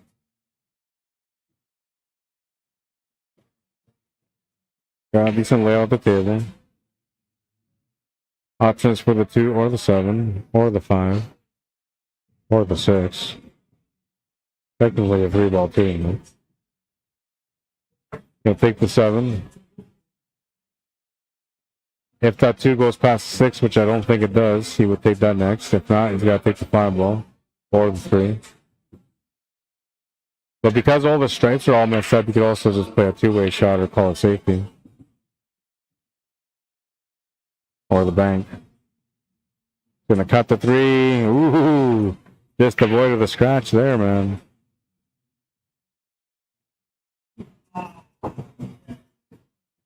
Didn't quite get a good result out of it, though, but he's got a shot on the 5 ball. Makes the shot on the 5. Looks like he's going to scratch on this one, though. Turn the table over to Barry, who will have a chance to get on the hill now with the ball in hand. Just avoided the scratch on this one, man. Off the horn.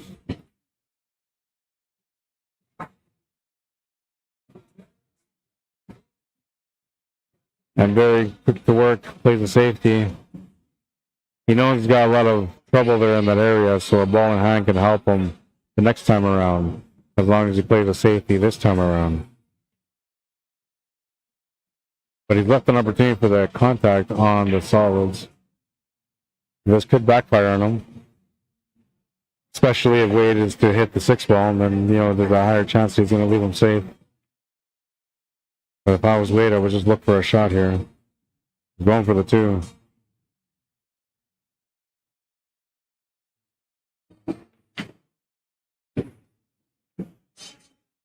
Was good enough to hit that 6 ball. Opportunity goes up here for him now to be able to come back to the table with a better chance to win that game. Barry Bremner has no choice but to take on either a safety or to cut this 13 ball to the bottom left corner.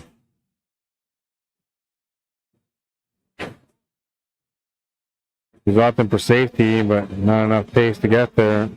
Gonna be a ball in hand. I think he got distracted by the guy sitting there that's shooting right now. Guy in the white shirt.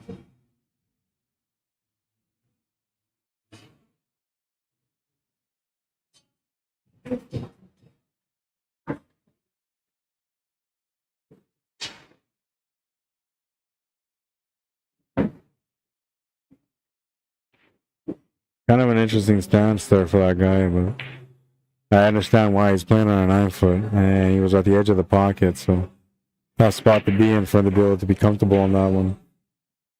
But he was in a stance like he was in, I don't know, what do you call that? It's not sword fighting, but lance fighting, lancelet fighting. I don't know what to call it. Missed the 8 ball. Opened up the mill a little bit more here for Barry, and Barry's gonna have a chance to get on the hill again. Lots of pace required on this shot.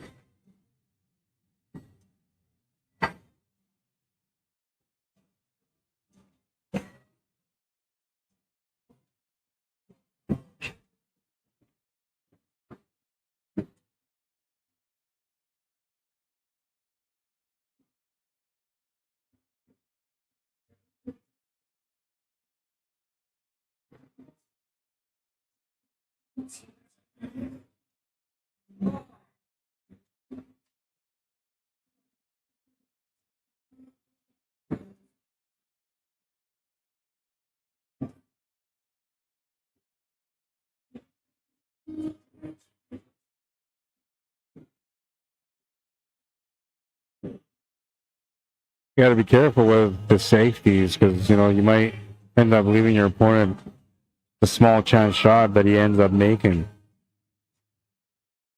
I don't think he'll be able to make this 8 ball here. He's just trying to look for a good hit. Pretty tough to back cut that to the side, so just a good hit is all he's looking for. And you'll get a good hit out of it. The other thing he's looking for is for maybe a chance of a mess, and not quite a mess, but he's changed the setup on these stripes.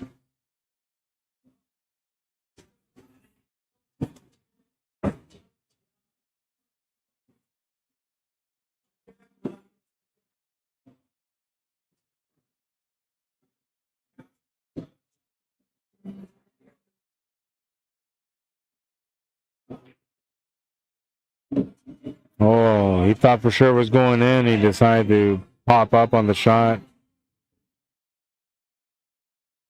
A little bit of body movement will make him come up short, and Wade Sutherland will have a chance to make the 8 ball here. 8 is good. He's on the hill. 2-1. Barry Bremner has to win the next 2 games or he's going to be eliminated. And if Wade ends up winning this match, it won't matter. He's going to be eliminated anyway because that's the last game for him.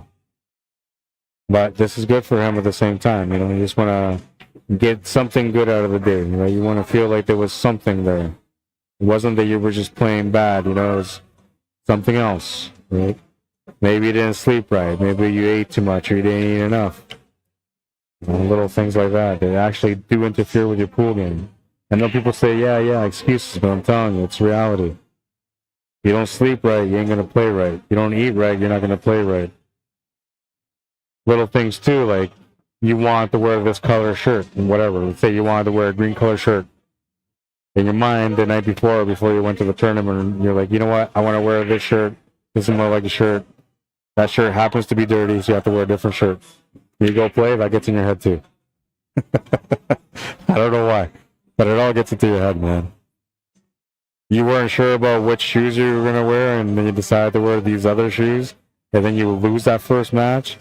The rest of the night, you're gonna sit there thinking that you're not gonna be able to win because of these stupid shoes. Gotta love pool, man. I laugh about it all the time. It's hilarious. I'm referring from my own experience. How about this one? Your shoelace is untied, and you decide not to tie up your shoelace before you shoot. Happened to be a couple of weeks ago. I made the shot, but I swear to God, I looked at it the whole time. And I was thinking I should tie up my shoe. I should tie up my shoe, and I didn't tie up my shoe. But I made the shot, and instead of proceeding to shoot the next ball after that, I tied up my shoe. Because I was like, you know what, or my shoelace. I didn't want my shoelace to be hanging around, dragging around. And I could feel it on my other foot. Like there was something underneath my foot. I could feel it, right? I'm telling you, pool's funny that way. Like you have to be perfectly prepared for every shot, mentally and physically. Nuts. And they don't say this is a sport. I don't understand how it's not a sport. Scratch on the side's gonna give Wade Sutherland a ball in hand, the chance to close up the match now. Not an easy table, though. Still has to work it out. A couple of breakouts anyway.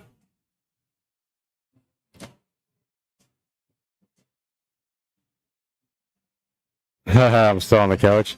No, man. We were good. Costing me $40, so.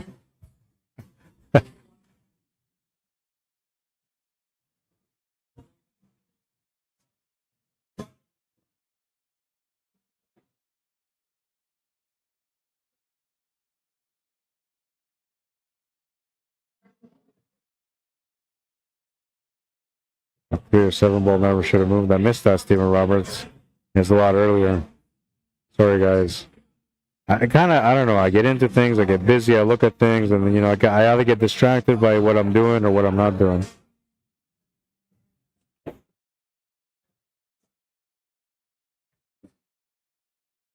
Trying to make sure that I make everybody happy, which you can never really make everybody happy, but I do my best to try to make everybody happy whenever I can, if it's within my capability.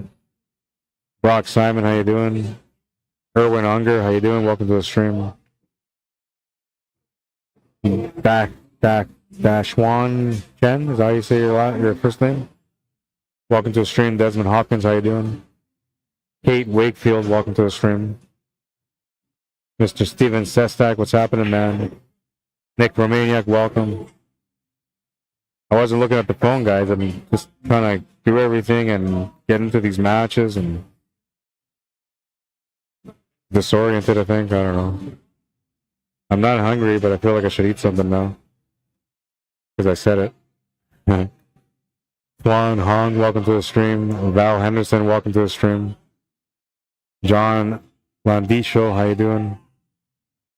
Greg Bambao. Jorge Luis Uribe, welcome to the stream. Bienvenido. What's up, Junior DeJarlis? Welcome to the stream. Rick Hutchin. Kenneth Kavanaugh, welcome to the stream. Or Kavanaugh, welcome to the stream. Edward Hoffman, how you doing? Funny guy. Love your memes, man. 3-2 for you? Against Sean? That was against Sean?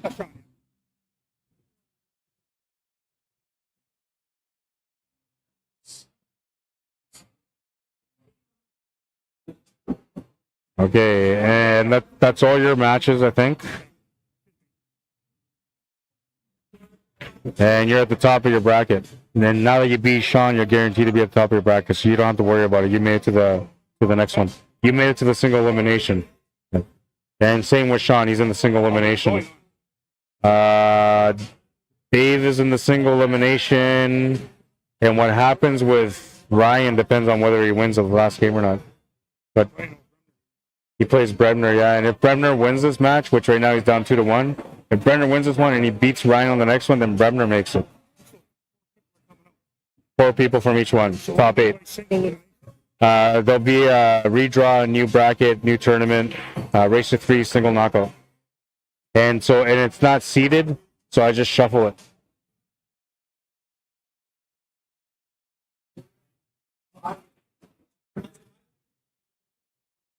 It's a good little format, I'm telling you. This is a good format. I like playing it myself too. I get a lot of games in it. It gives you a lot of different challenges because you play with different level players, and like the games matter and they don't matter, and I don't know, it's different kinds of pressure. That's the best way I can describe it. But personally, I enjoy the round robin format with the single elimination finish.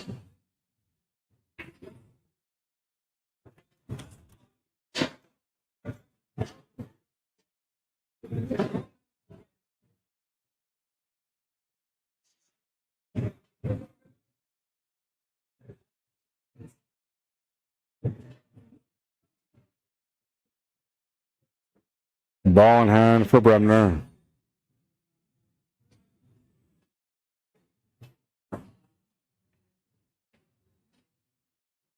Popped up on the shot again. That's the majority of the times why he's missing shots and coming up short is the body movement he's popping up. And that's just a habit that's been developed over a lifetime of playing, right?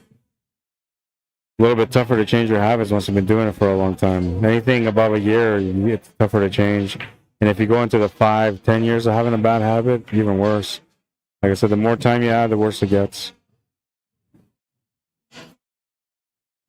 My bridge hand used to have like a index finger would be pointing out. Like, you know how people do the loser thing, the L with your index finger and your thumb? So that's basically how I shot. That was my bridge hand. Luckily for me, though, it was only like a 3-year habit. And I was able to change it eventually. I didn't want to change it at first either. Everybody's like, change your bridge. I was like, no, I like the way I play it. Guarantees that the cue is not going to move on me. But eventually I changed my bridges and it worked. Great advice.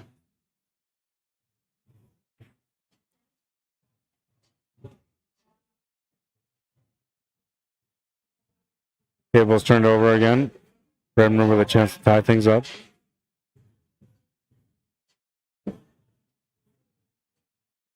I think one too many safeties on that one. Although he's left him a tougher cut on the 9 ball, so I guess he's kind of thinking that tough cut's going to pay off for him. But the way I look at it, he's giving him a shot. Makes this shot. He could have a chance to make the 8 ball also, depending on where the cue ball lands.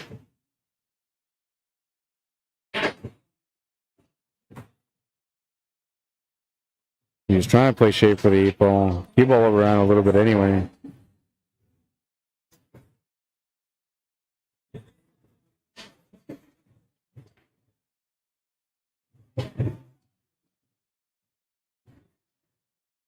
I'd start off with the 1 ball here if I was him. Use the angle off the 1 to get onto this 4 ball. But I think he likes the angle on the 4 ball to set up for the 2 ball. Or even to go back up for the 1 ball. Maybe that's the way he's looking at it.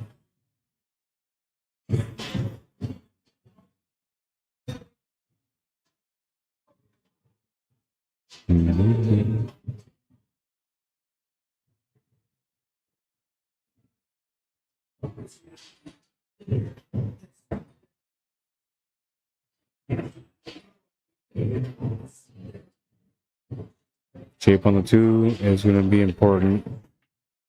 Oh, he's going to miss the shot on the 6 ball though. And he's left the shot on the 9 ball. But the shape for the 8 ball is going to be tough still because he's got to force this quite a bit, making the shot missable. And he's got an angle that kind of flirts with the side pocket. Well, not kind of. It actually flirts with the side pocket. So how you play the shot is really important. Most people tend to lean to draw, but I would go topspin here. Yeah, that's why, because you're going to force it. The draw on its own is going to force the angle a little bit more. It's going to push it over more. And if you're not compensating for how much it pushes over, then you're not going to be able to make the shot. And what happened there is exactly what the result's going to be for you as well.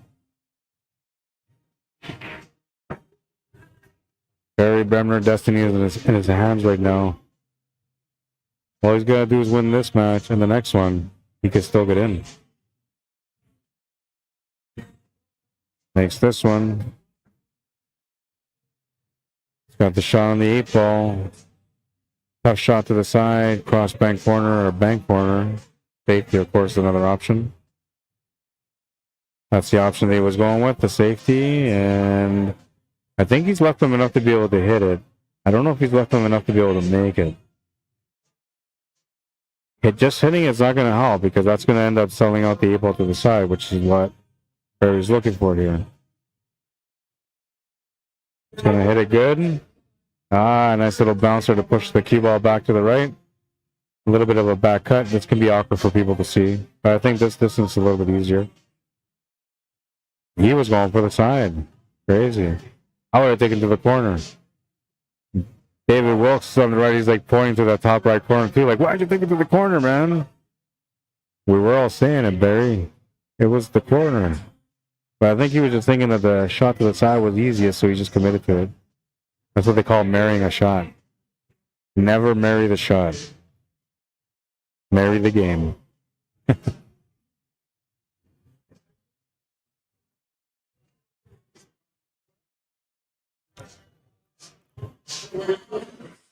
It's like I'm watching one pocket with 6 pockets. I'm kidding, Barry, if you watch this later, which I'm sure you will. Well, two-way shot. Didn't leave him much here. Hard finish. I think he just pays back the favor, goes for the bank corner to the bottom right corner. Leaves the cue ball up there. That's the way I would do it.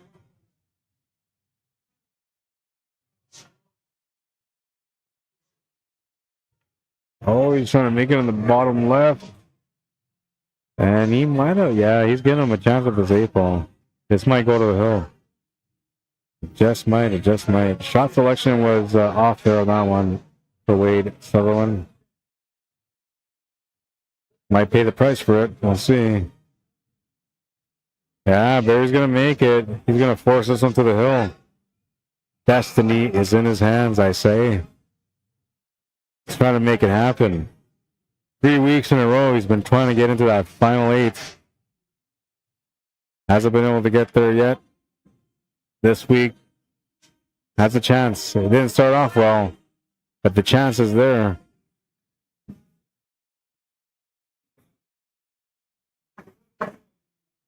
Wilkes is going to assist here and rack the balls for his friend Barry Bremner. Trying to make sure that he gets like a nice, good break, a good, solid rack. Let's see what kind of a friend he's got. If he gives him a house rack or a good, tight rack. Looks like he made the effort to make him tight. Looks like a few balls moved, though. We'll see. The break will tell the story. You got a good friend in me. He made the shot. He made the break. Made a ball. That's a good friend. Good job, Dave.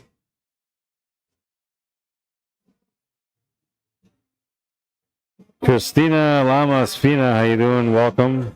This is at the Hangar, Billiards and Sports Lounge. Or when Hangar says, great commentary as usual. Thank you. I appreciate it. Like a dog squirrel. That's funny, Harold. Congratulations, by the way, Harold. Edward McKibben, welcome to the stream. Christina says, I'll be in Winnipeg next month. Let me know when you come down. We have tournaments. This is the Hangar Billiards and Sports Lounge. So this is located in the south end of Winnipeg.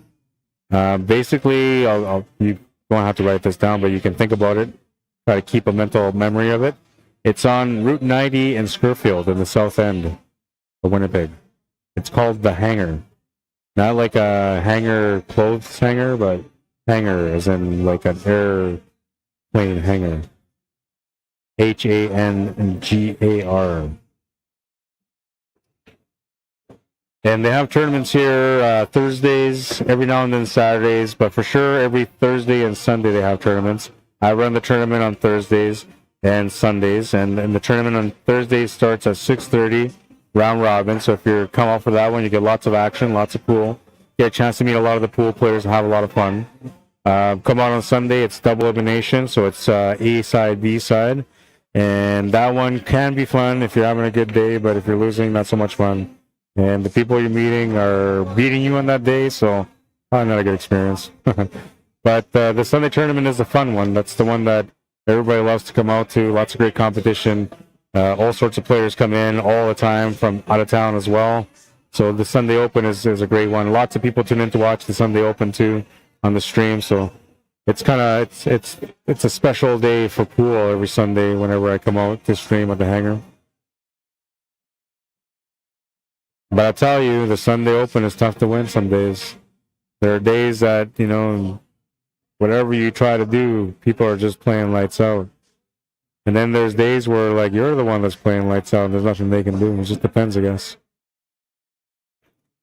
That's what we love about pool, though. If day one didn't go good, day two will. And if day two doesn't go good, day three will. If day three doesn't go good, you need lessons. Or you got to practice more.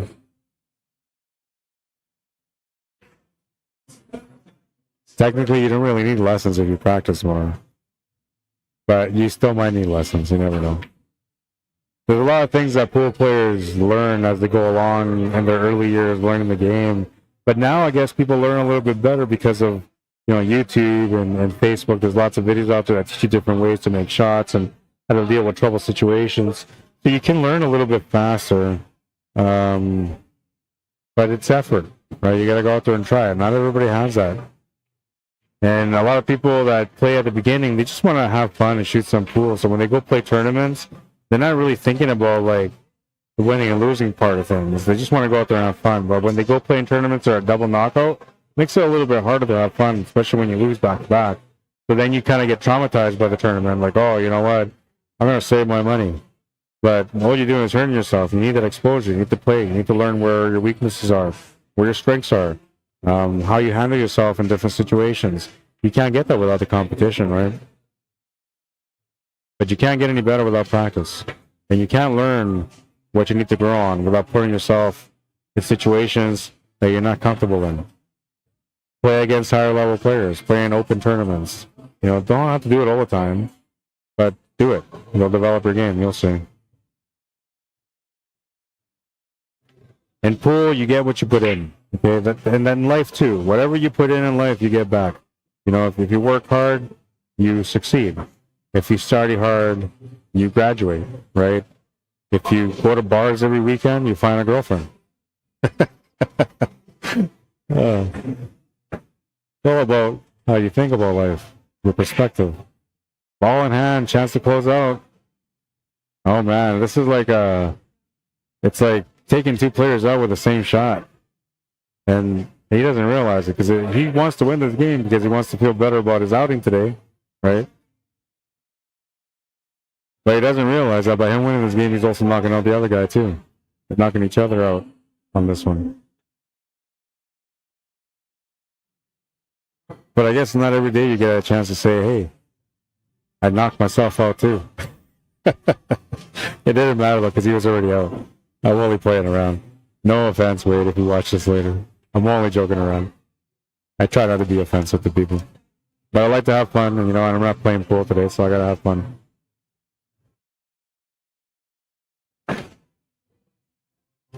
And Wade's a great guy, so I'm pretty sure he's gonna know that I'm just joking around. Same with Barry. And Dave. What else did I say anything about today? Oh no, he missed the shot. No way. I can't believe that. And he was in tough for the finish, but I think he left Barry Bremner the shot on the stripe for a chance to win this game, and Barry might still be able to get into this tournament. Oh no, he's going to miss it. Oh man. It just doesn't end. That drama never ends. All right, retake. This one's a tougher shot because you're playing with that side pocket. He should be safe though. And the 8-ball is in a good spot. But he just missed the shot, so that might still be in his head. But he might miss this on the pro side and go off the 8. No, he's going to make it, cheat off the pocket a little bit. Easy 8, and he will definitely end up winning that match with a score of 3-2. That's going to eliminate Barry from the tournament now. 3-2. And we'll put that up here on the bracket. Now we're going to have Kyle and Jordan Effecto play. They're getting at the table right now. One of the last 2 matches available.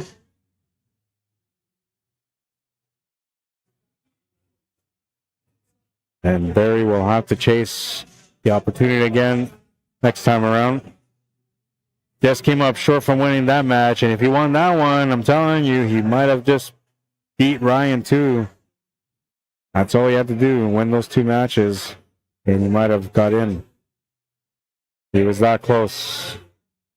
Just got a little anxious because he seen the shot, and it wasn't a full shot. I'm pretty sure you can see some, but he had to like kind of throw the ball a little bit. And that little bit of throw made him kind of like jump up on the shot.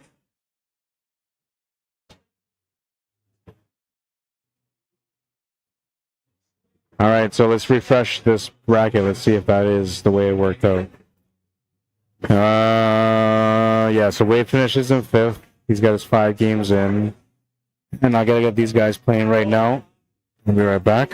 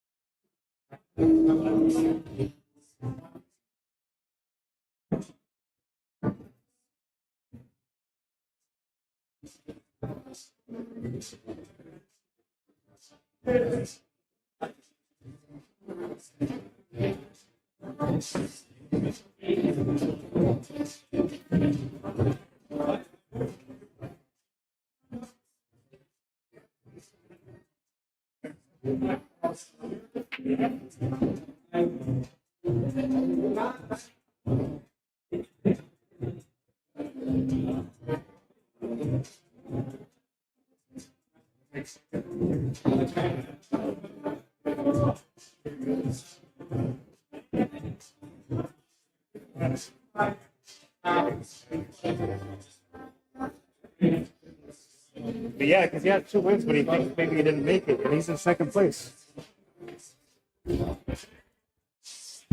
He's in 4th place.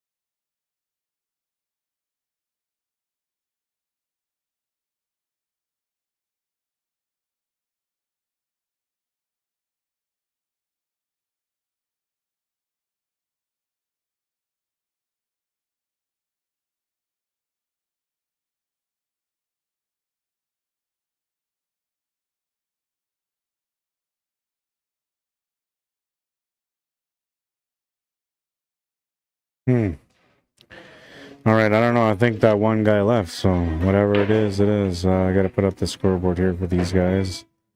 Put Jordan Fecto on the left. Fecto. And we'll put Kyle Story on the right.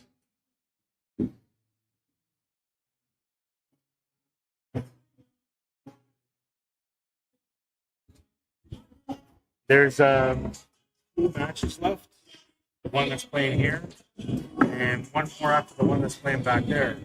But if she loses that match that she's playing in the back, then I already know who the 4 are from each bracket, and I can just start the next turn. Yeah, he took off, and he is in 4th, so he was guaranteed 4th no matter what. But he wasn't playing good. He didn't feel good about his game. Didn't realize that he was in it. I messaged him anyway. Yeah.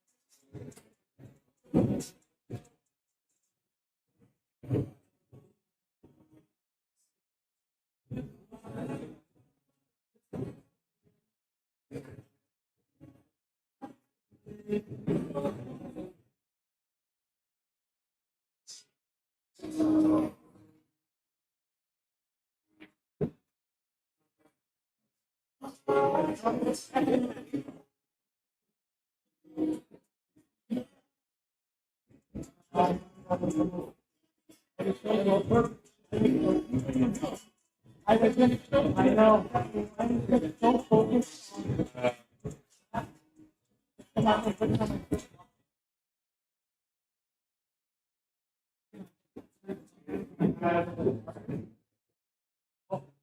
But yeah, you're right. I thought about that later.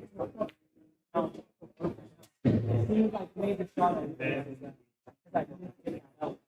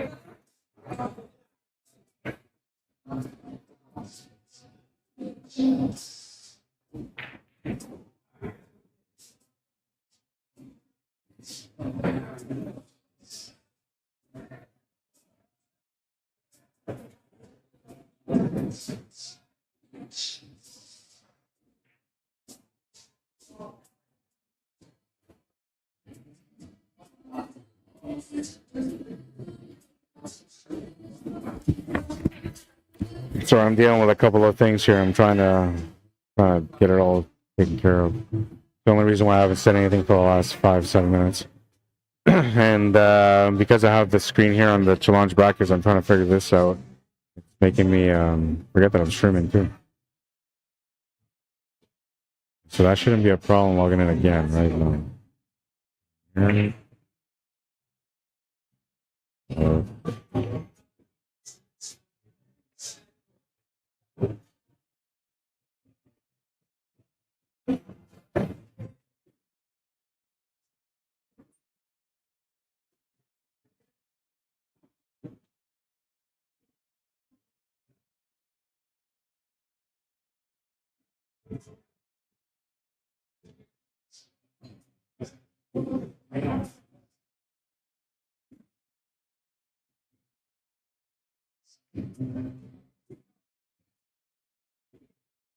Sorry guys, I'm just setting up the next bracket, so I'm just trying to do this quick. People race to 3, single elimination.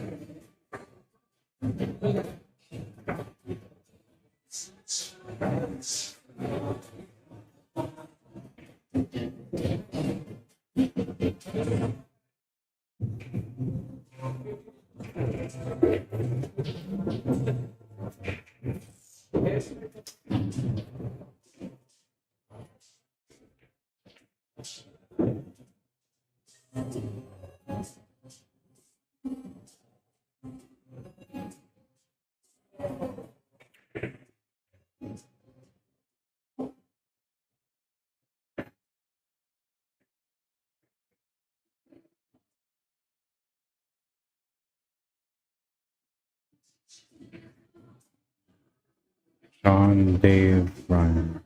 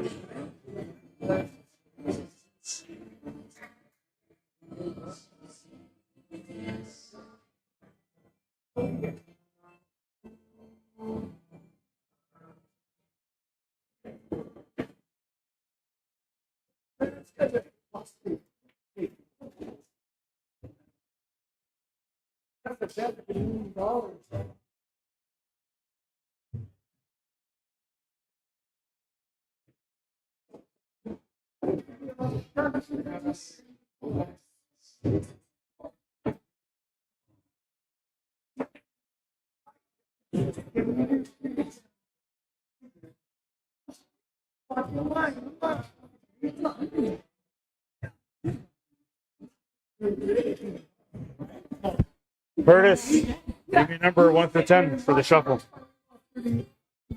Number 1 through 10 for the shuffle. 1, 2,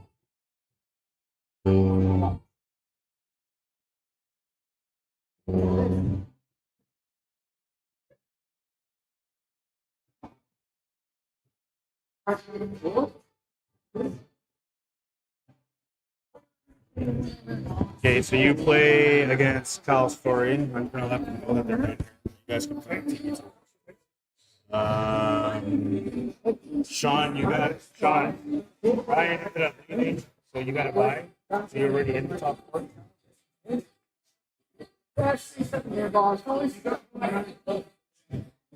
And Herbert, you're playing against Jordan. For next one. Yeah, this is single elimination now. Single knockout. Single. Yeah. Race to 3. Oh, race 3. Yeah, alternate breaks. The final guys are all already decided, so you guys can shoot if you want to, but we're going on to the next bracket now.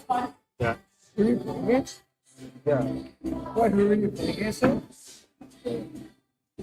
Can we bet any on this, or is this like a non-betting thing? You can do whatever you want, man, but not for me. You're right. Okay, Who's taking back there? see how you play against David Wilkes. You play against Seho. Kyle.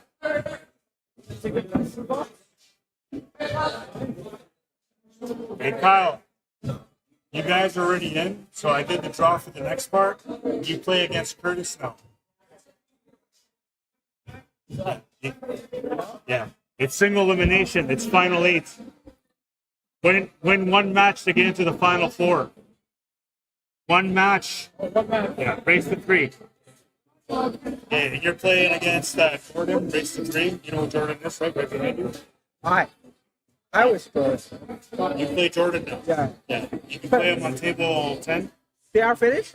They're done, yeah. Because there's no point in them playing. You play on table 10. You can play on table 7. And you're playing. Let's see how. Or is this playoffs? That's awesome.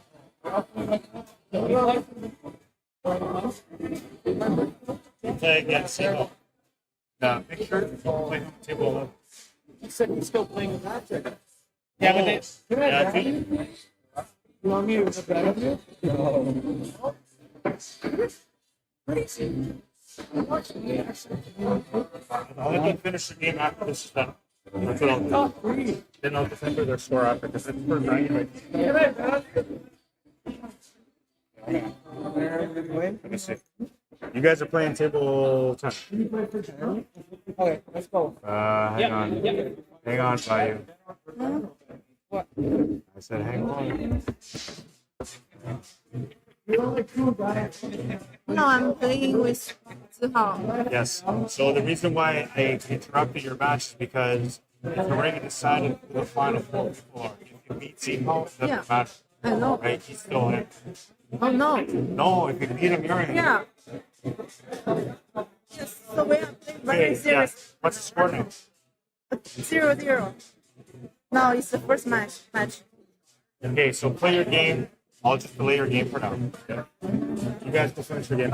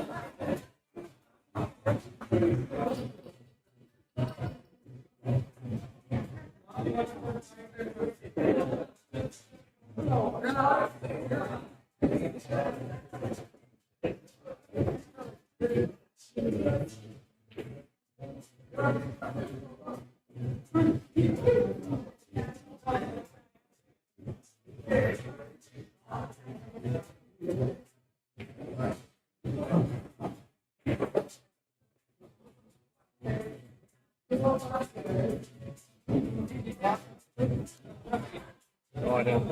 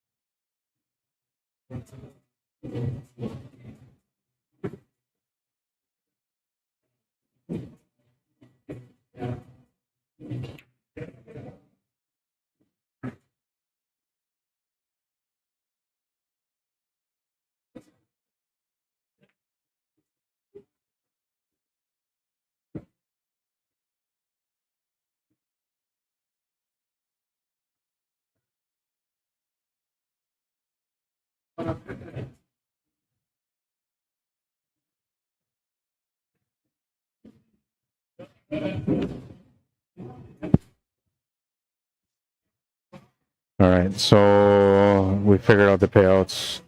I'm taking care of things. I know it's quiet. You guys are probably thinking, what happened? Where does this guy go? What's going on with this matchup? Who's playing? I know all these things, but I'm running the tournament. I do this all by myself. I don't have any help, so I gotta try to do my best to handle everything that comes my way when it comes my way. Playing against Kyle Story. Gotta find out what the score is between these guys. Kyle. So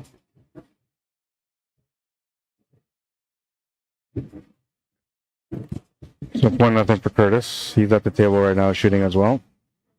And we got that all taken care of, and I'll be back.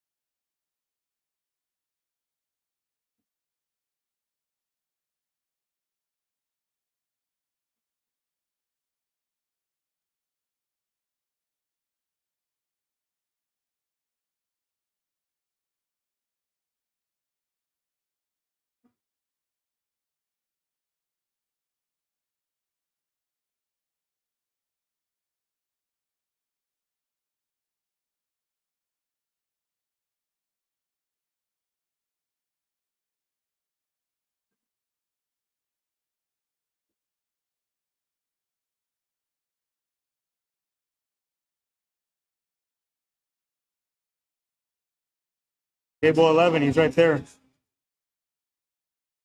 Okay. Okay.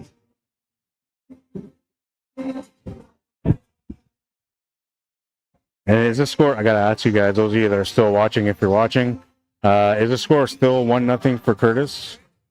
Is this still the same game?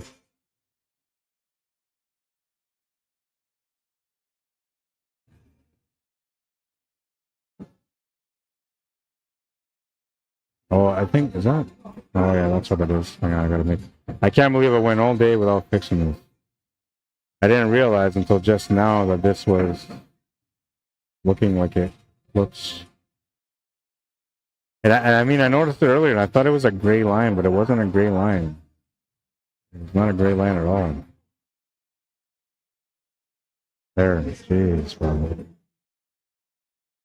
All right, fixed it. Hopefully, none of you guys noticed my little mistake throughout the day since I started the stream earlier. All right, so this is Kyle Story shooting right now. Overplayed the cue ball a little bit. In a tough situation here, he's got an angle to make the shot on the 7 ball and to maybe break out the 3 ball. But it's like in a weird spot, so you know, not everybody really feels comfortable in the shot. Let's see how he feels.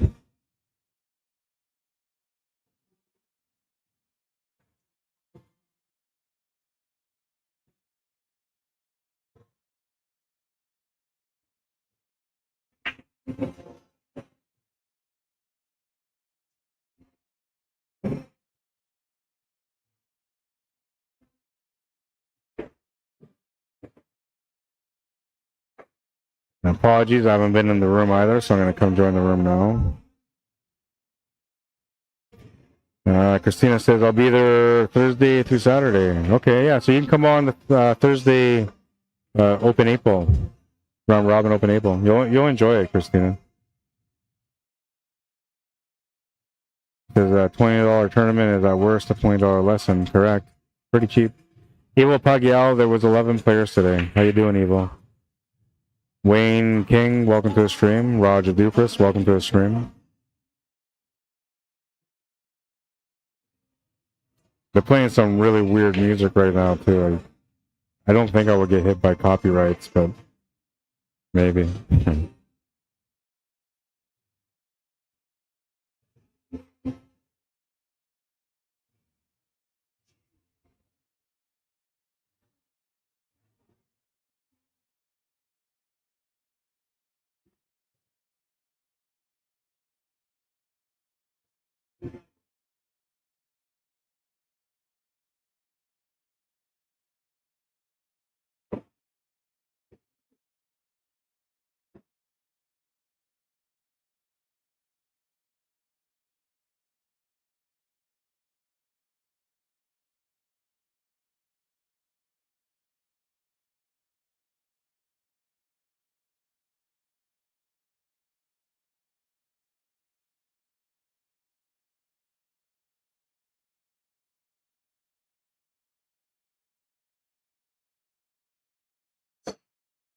A little bump on the 11 ball. Is it going to help? It's not bad.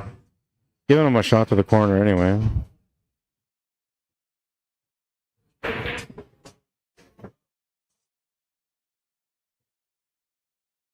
So on the top right of our screen, we have a matchup, which is a single elimination matchup also between Jordan Fecto and Herbert Liu. The single elimination round runs as a race to 3, alternate breaks, single knockout.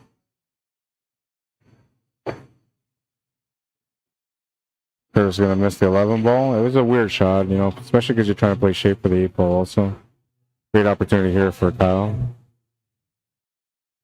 He still has to figure out this 4 ball, which is in a weird spot because of the 11 ball where it is now.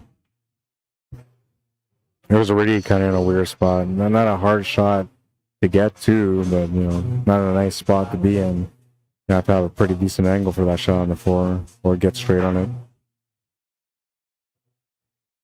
Too much angle could be a problem on that 4 ball. Now with the 11 ball being there, he's got to get pretty much straight on it.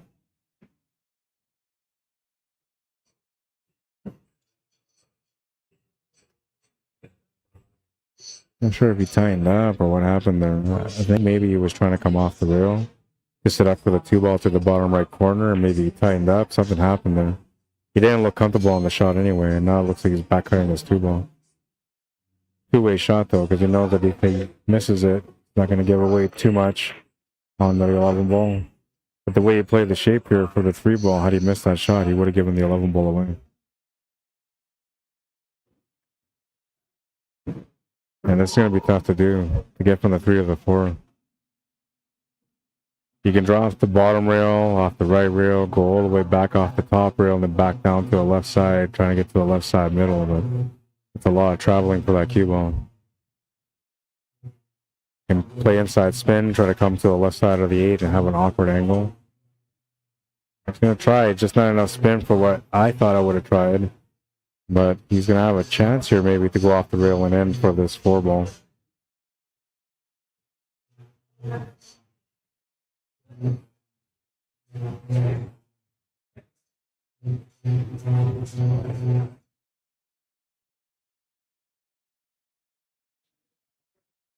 Very uncomfortable shot though, because you're playing right above the horn of the side pocket, making it a little bit more challenging to see this kick and to execute it.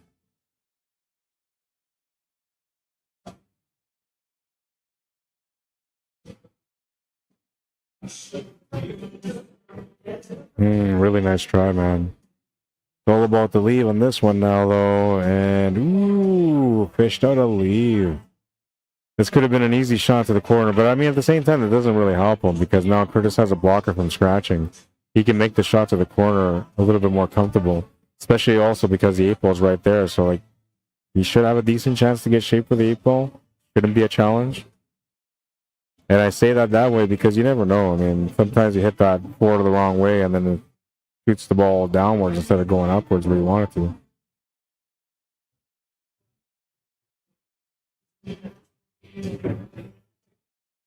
What's important here is just to make the shot. Oh, you can still make it to the side. I didn't think you had that option to go to the side. That was number one option for sure if you had it. Easy 8 for a 2-0 lead.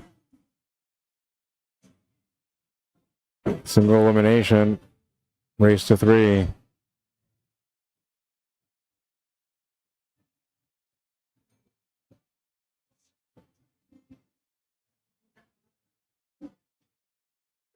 Good luck, Barry, says Evil Pacquiao. Barry's been eliminated from the tournament, Evil. He was close again.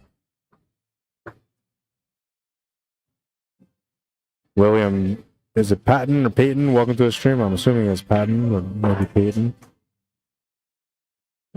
Jose Carlos Loera, welcome to the stream. Sorry for the mispronunciation. David Williams, Leo Paskinen. Roy Rimmer, Moses Poles, welcome to the stream.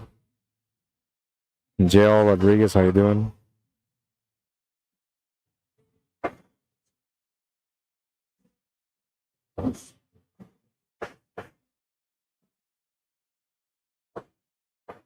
Moving into rack number 3 of this matchup. Back against the wall right now for Kyle Story. Needs to win 3 racks in a row. Has a chance to be able to win this one if he can make a ball. And if the table works out for him. Which we all know not always the case for every table that we play. But he made a ball off the break. Almost scratched the cue ball, but he didn't. Has a shot option here for the stripes. Looks like he's got an option for the 7-ball too, so the solids are also available. He'll just have to figure out what he wants to do and what he feels comfortable with.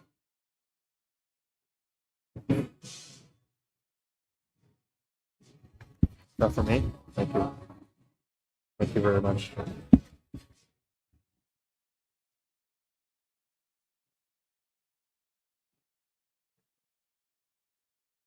He'll decide to take the stripes.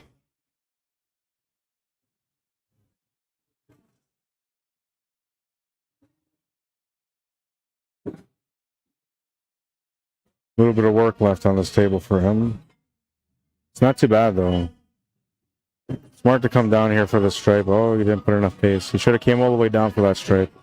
Because that would have set him up, given him the opportunity. Now, the problem with this is that he's got to do too much with not enough opportunity.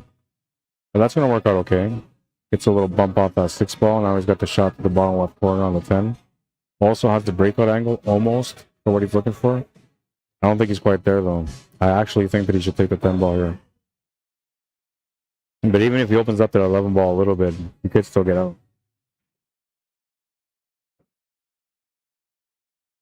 I think he's opened it up to go to the top right corner past the 6. If it goes to the top left corner, that's even better, though. 9-ball went no problem. 11-ball still a mystery.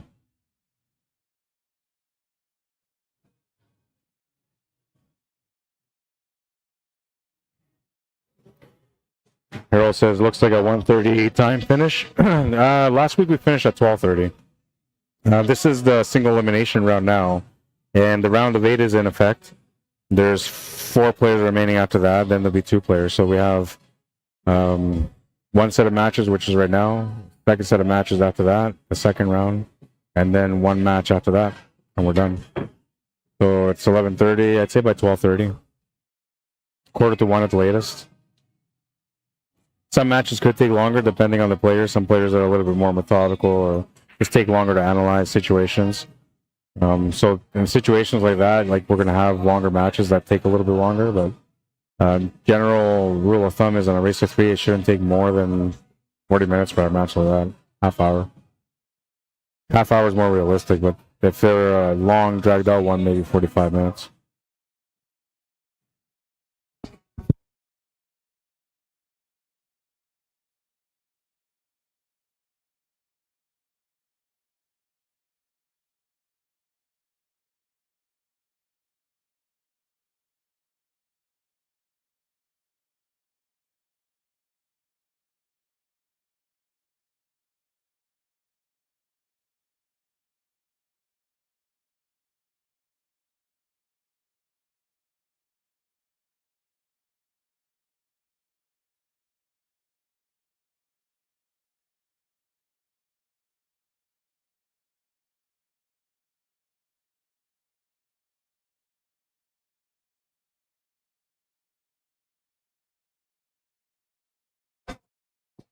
I thought he would have gone for the breakout there right off the hop. But I guess he's thinking like that ball kind of protects him and gives him a bit of a safety. I was going to have a chance to kick this, though. And, you know, that 6 ball is going to maybe block the cue ball from coming clean for the 8 ball. I guess it all depends on how he hits it.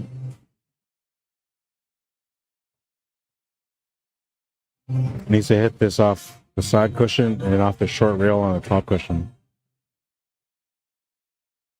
Yeah, he had the right idea, but he didn't end up hitting the right ball.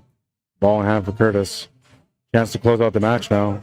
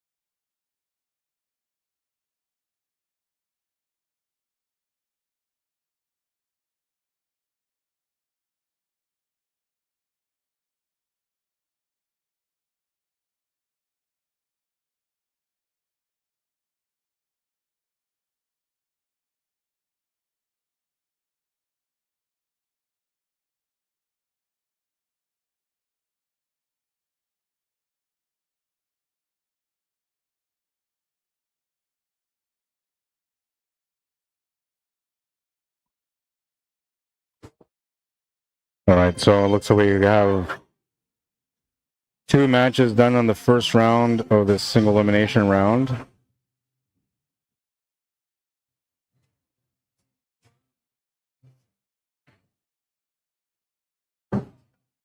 Ron Jameson and Jordan Fechtel are going to be playing next in the semifinal round. The other bracket, the top of the bracket, is running a little bit behind, but it shouldn't be that much of a difference.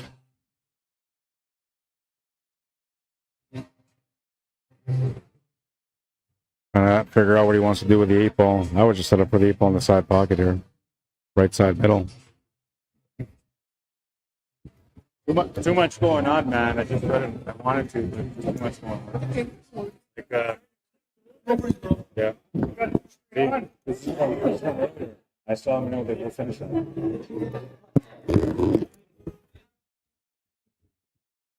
All right. He had the right idea, had the right finish. Came up short on the shot, and Kyle gets a chance to get on the scoreboard. He's going to end up with an awkward bank, or maybe the cut is still available. I think it's still available. Should be all right. Michael Yent, how you doing? June, is it Clapano, or is it Chiapano? Chiapano. Clapano Ferrari, and welcome to a stream. Alexis Geese, welcome to a stream. Daniel Ziegler, welcome to a stream. Decision-making time. That's the right shot, I think. You just gotta watch out for the stretch angle. But you shouldn't really have to worry about it, depending on what kind of spin you put on it. Yeah, he's alright. 2-1, he's on the board.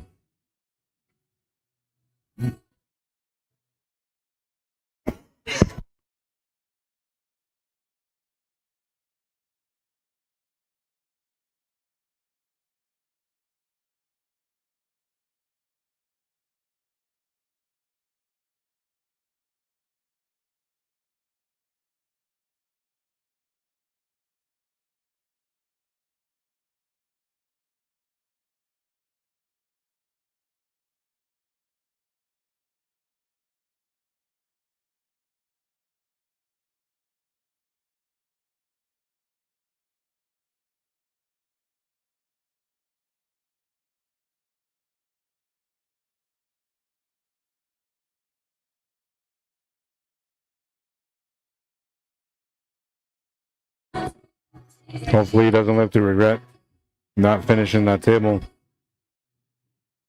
Gave his opponent a little bit of life here by allowing him to get on the board. This break's going to be important. Making a ball is going to matter. Having something to shoot at is going to matter.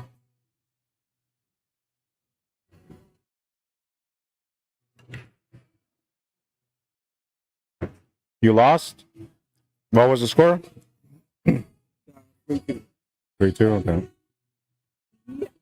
I hit the 8 ball and the head is in. Well, that was against Jordan. Jordan, yeah. He said it was 3-1, so it was 3-2? It's okay. It was 3-2 or 3-1?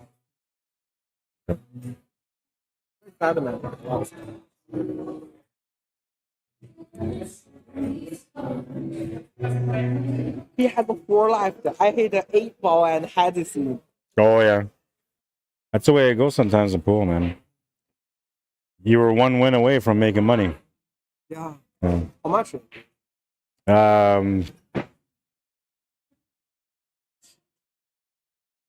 What did I...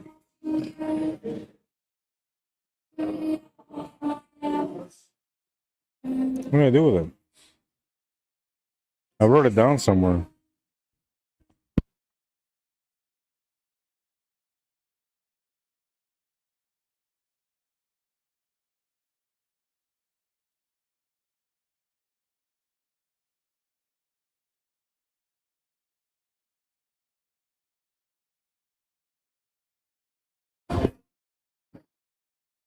Good job indeed.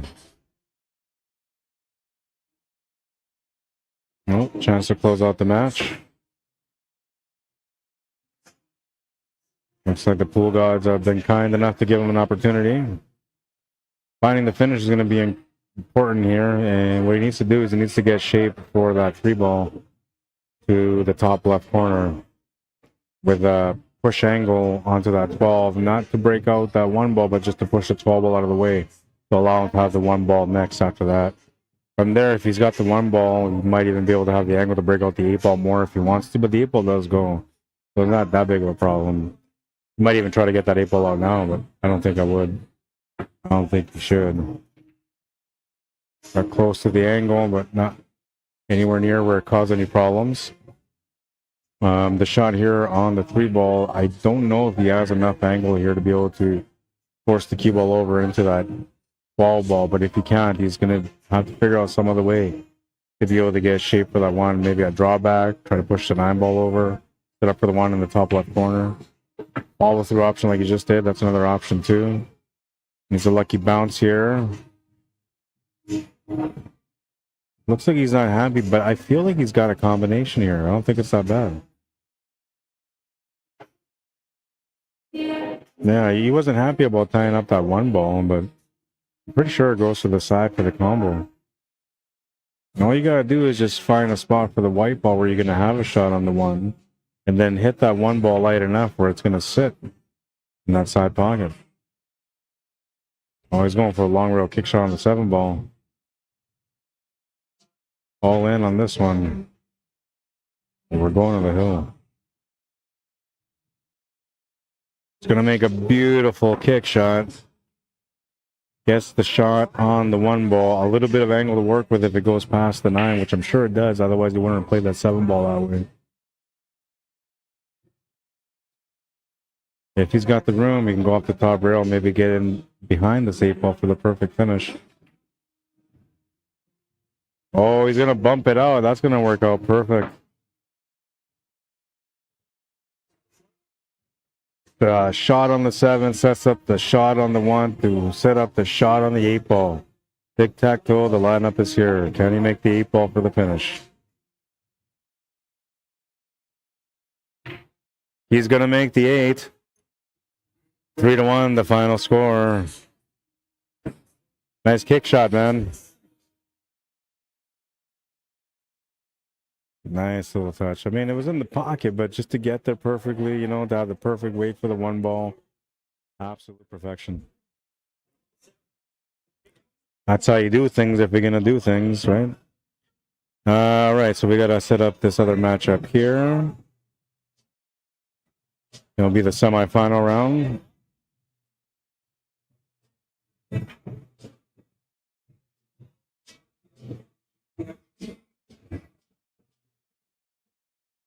Curtis will play the winner of Zihao Chen and David Wilkes.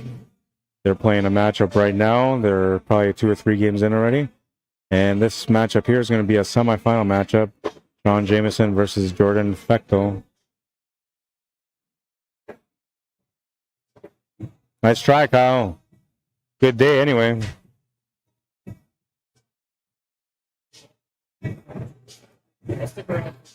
Yeah.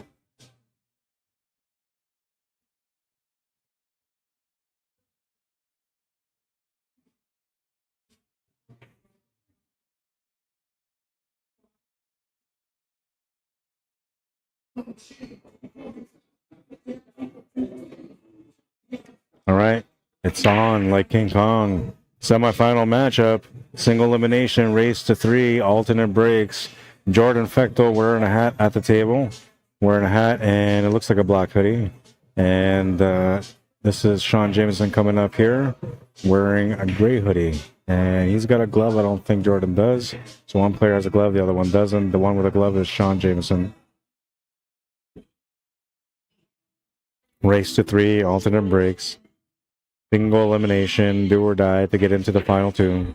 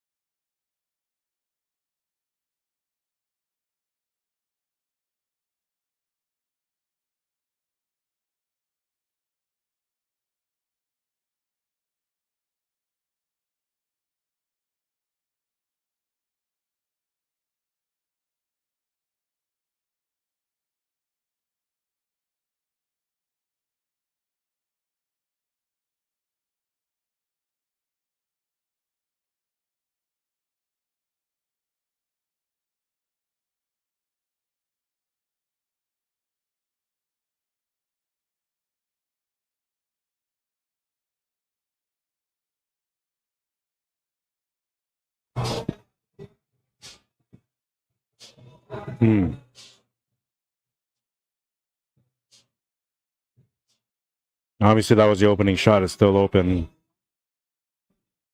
Sean will have the choice here for solids or stripes. Though I don't think he has much of an option with that 15 ball.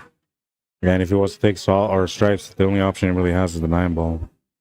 Unless he can see some of that 11 ball. Which is pretty close, but I think the 5's in the way.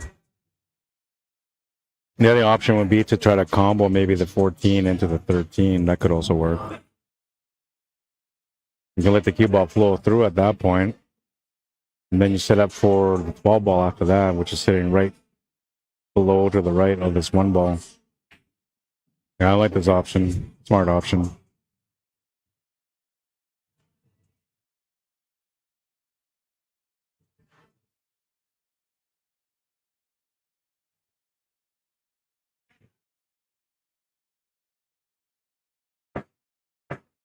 Pretty open table now after making that shot.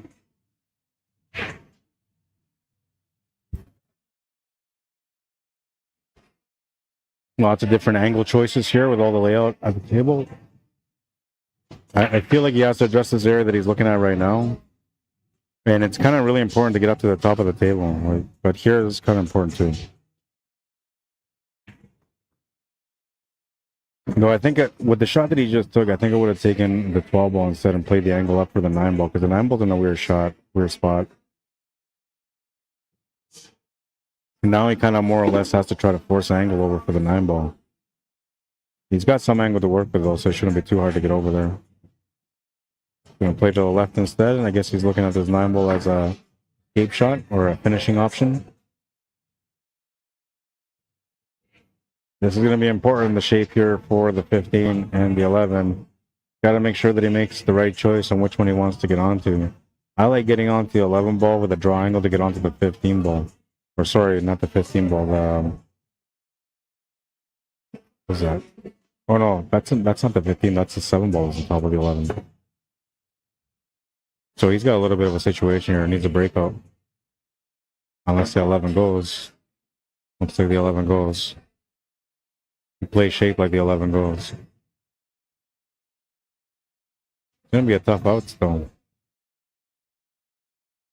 Though when you get onto this 15 ball, you can just do a little right-hand draw to maybe push the 8 ball out. Somewhere more in the open in the middle. But I think the 8 ball goes to the top left corner, so it's not really a problem if it just sits there. And if that's the case, then you just got to create a follow-through angle to get onto the 9 ball on the 15. He set this up like as if he's doing a draw angle here instead. But the forward angle is still there. It's just that the forward angle now changes as to where you're going to get the shape for that 9 ball. It's almost like he has to kind of punch it off the rail and draw it back a bit. Not fully, but just a bit. Yeah, like that. The gentle bump. He wanted to make sure that he had a shot on the 8 ball, so didn't move it over. Also trying to find a shot on the 9. I don't think he's got the shot on the 9, but he avoided tying up the 8 ball. So if he does have a shot on the 9, any kind of shot, that 8 ball is still available for the finish. Looks like he's looking at the idea of maybe a bank corner. Maybe a masse. Those are two of the options that I can see here. Or a jump shot would be another option. Looks like he's just going to try to swirl around this a little bit. Hit it as best as he could. We'll turn the table over to Jordan Fecto, and he'll have a chance to strike first on this one now. And by that, I mean to win the first game.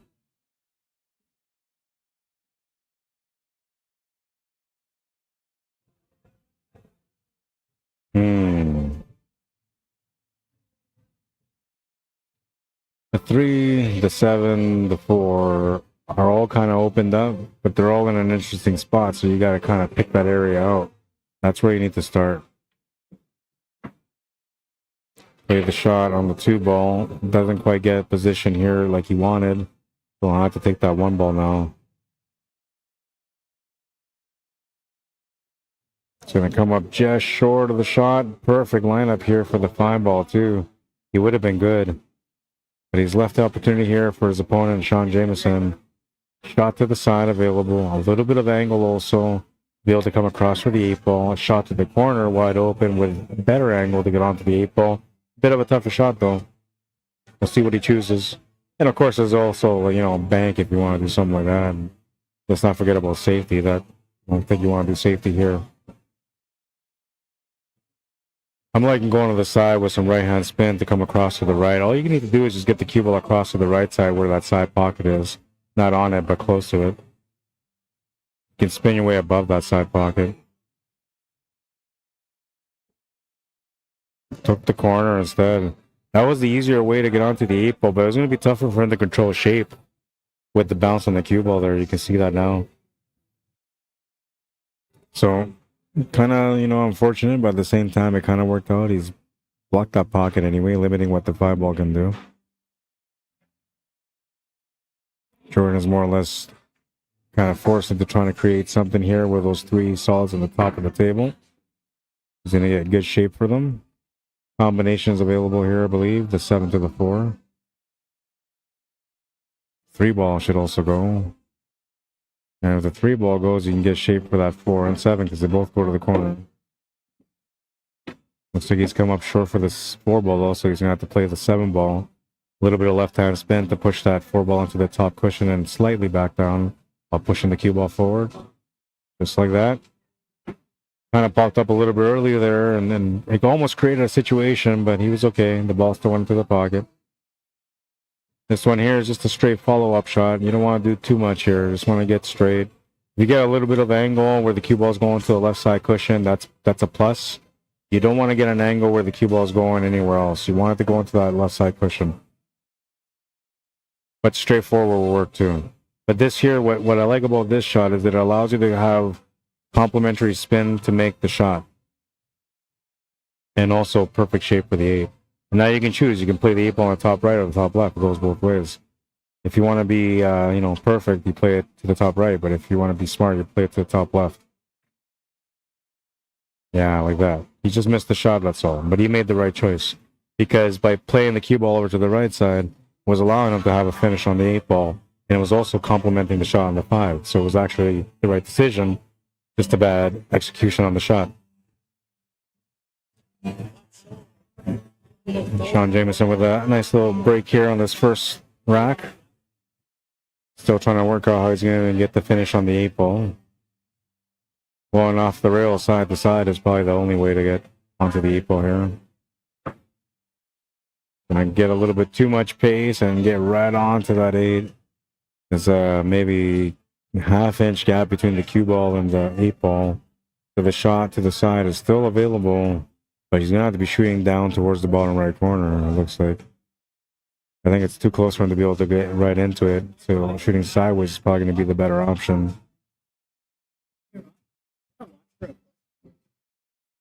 Once we're gonna watch for a push, I'll be back.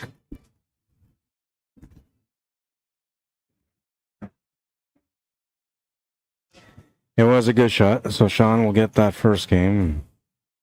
His opponent had just asked me if I can go watch the shot. I was going to go watch the shot, but then Sean took it. But he took it right. He took it clean. It was a good shot. 1-0 for Sean Jamieson. Winner of this plays against the winner of... Oh, wait. Curtis is waiting for the winner of David Wilkes and Zihao Chen. The winner of that plays against the winner here.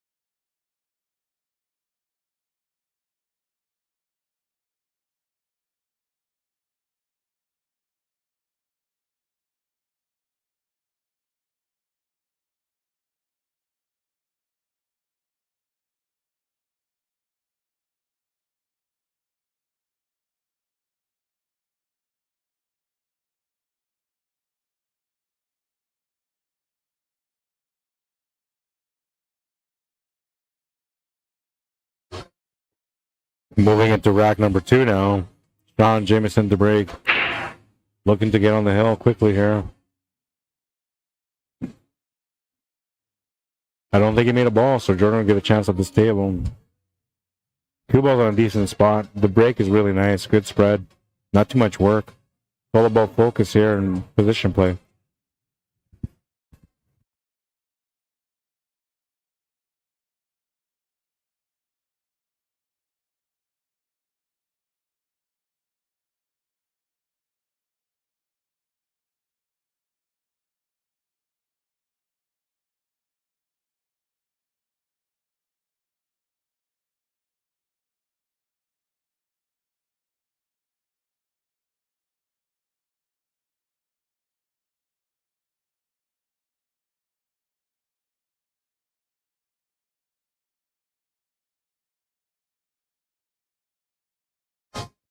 I guess the first thing you gotta look at here is where the 8 ball is.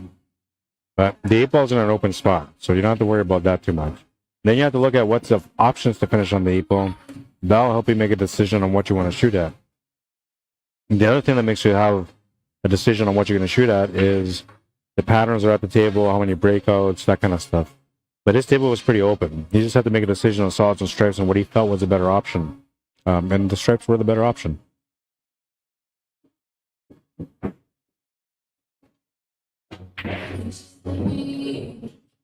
Kind of shortened himself up on the shape here. Put himself in an awkward position. Are they done?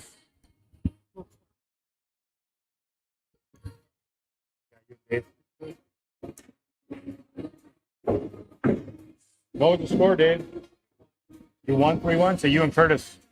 The winner of you plays against the winner of this table.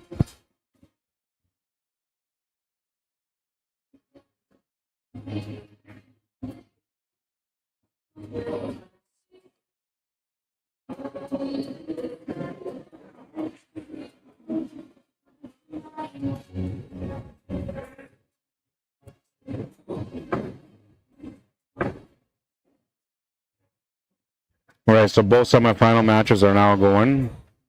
David Wilkes and Curtis Jaborak are just about to get started on their showdown. The winner of that match will play against the winner of this match. And that will be the last match of the night. Time is now 12 o'clock. We're heading into what's almost the final. A couple of players have some things to do tomorrow, so there's a good chance that they might split the last match. I'm hoping they'll play because it's just a straight race to 3, but we'll see what they do. And I won't be mad if they don't play it. You know, I understand it's getting later for them, especially those that have to work in the morning or take care of things. But if you ain't got all night to play pool, man, just kidding. No, I get it. Hopefully they don't split though. I like watching the finals; they're always fun.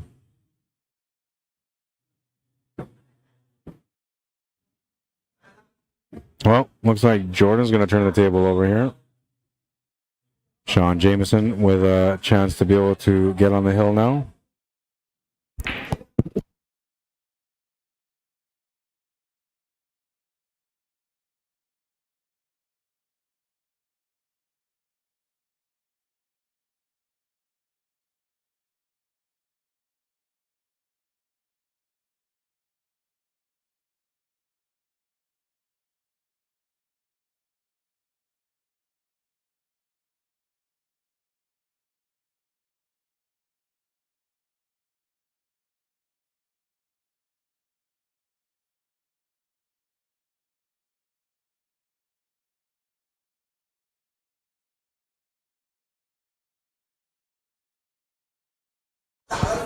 Turn the table over back to Jordan. All you can really shoot here, I think, is that 10 ball. If there's nothing on that 11 ball, he makes it.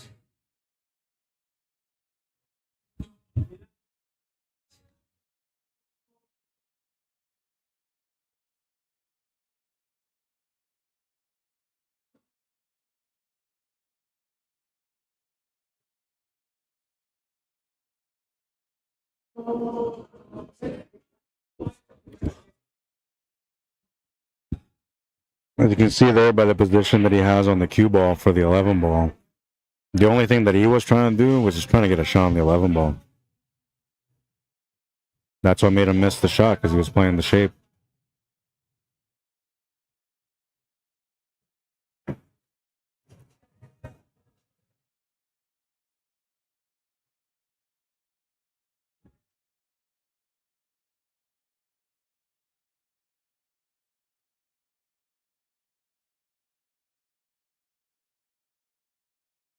Yeah, you got to play this combo and kind of figure out what's going to happen with this pocket. But that 5 ball is kind of important too. But I actually take the 3 ball here.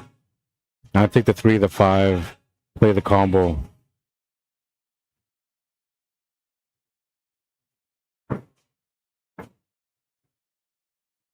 You don't even have to play the combo, really.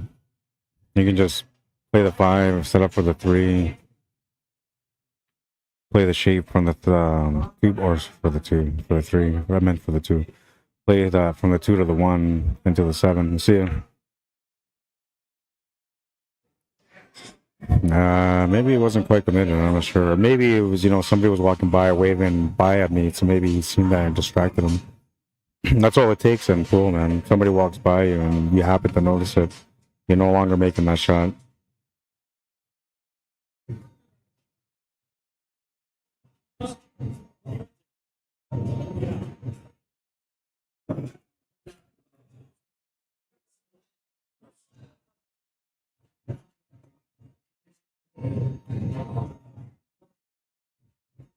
Went for the bank side, comes up short on it. We'll turn the table over to Sean again, and a little bit of fortune there by tying up the 8 ball, but I believe the 8 ball still goes to the side pocket. He's taking a look at it right now to see if it's available.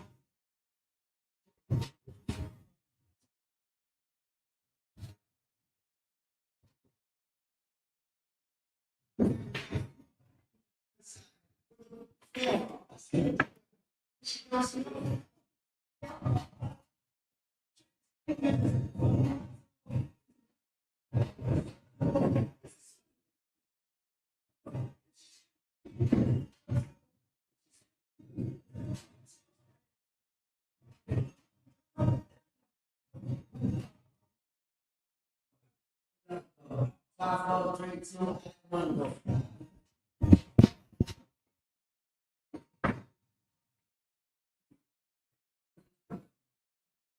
be alright to get out now.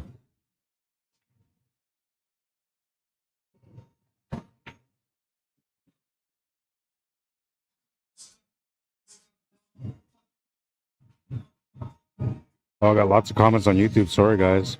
What's up, Cue Ball Control? Sometimes, how you doing? Says Joe Spence coming to town. Is that enough of a challenge, or what the hell am I doing playing in an open? Anytime Joe Spence comes around, that's a tough challenge, my friend. Torture you, what's happening? Say, I just call them slower players. Matty Boy, what's up? Says, hey, Rod, when's the next big tournament you'll be streaming? I have to figure things out still, my schedule, man. I've been a little steady. Chris Knoll says, hey, Rod, I heard I'm going to see you in Vegas. Congrats. Oh, yeah? I haven't heard anything yet, but if that's the case, awesome, man. I'm looking forward to it. I'm looking forward for sure, man.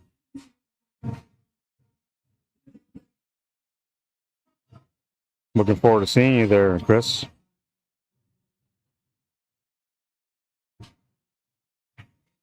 I'm really happy about this opportunity. I had a lot of fun being out there last year for the ACS Nationals. 2-0, he's on the hill.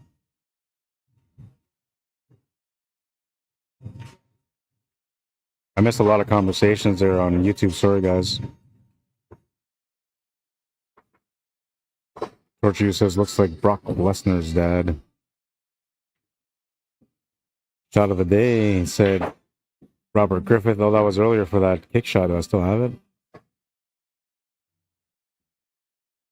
Yeah, this one. The highlight of the day. What a beauty, man. Nice and finesse, too, you know. It was gentle, but to the point. Literally, to the point. Always appreciate our great kick shot. I've seen many great ones in my time so far.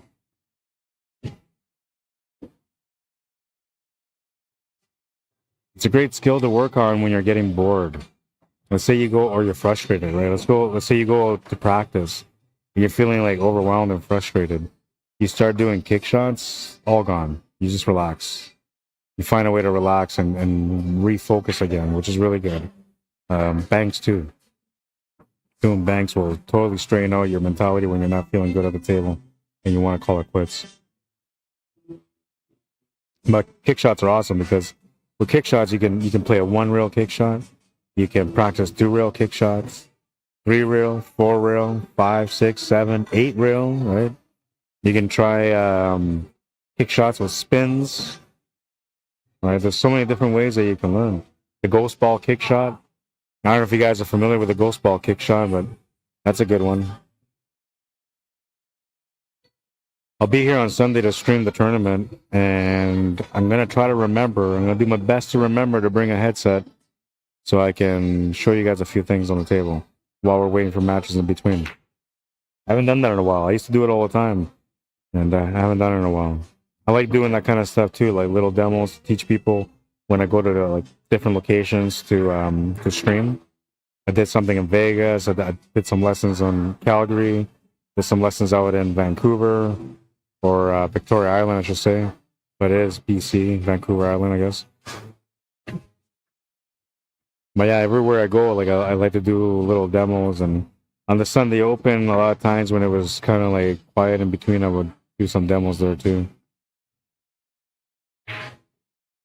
I plan to do all these training sessions too, so people get a chance to tune in, watch, learn, ask questions, so I can show them some other things, stuff like that. But like, it's one thing after the other. I'm busy all the time, and now I just injure myself. Like, it just seems like it's mission impossible. Almost like the pool guys just don't want me to give you guys all the secrets. And I'm okay with giving you guys the secrets because I just want you to become better players. Not that you're not better players, but even better than that. Every bit of knowledge that you get in this game is key for the success in the future when it comes to your career as a pool player. Trying to work out the finish now. It's got the opening here with the 11 ball. Didn't quite get enough on that 9 ball to open it up, but he might just take the shot on the bank. I don't think the bank is there, though, and if it is, it's a really tough one because he's got to hit it with lots of power, a good follow-through. Definitely has a shot on the 12 ball and can create a shot for the 10 ball. It's going to be tough for him to get that 9 ball out of there. He's going to have to settle for a bank shot on the 9, I think. At least that's the way it's looking right now. Unless something changes. Oh, yeah, that will change it. Well, the bank side actually is a better option now. We'll see. He'll work it out.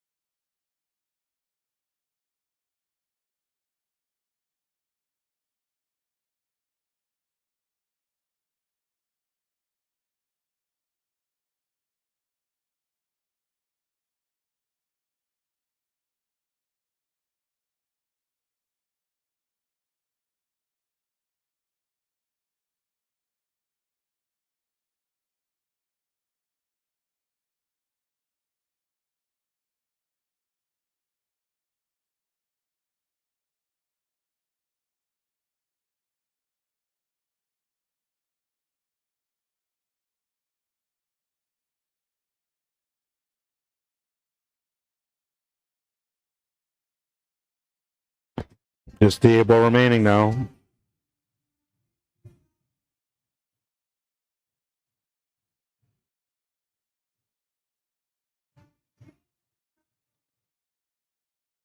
Eight ball's going to be good, and Sean's going to win that match.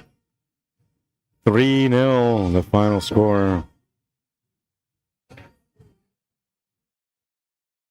We'll update the bracket here.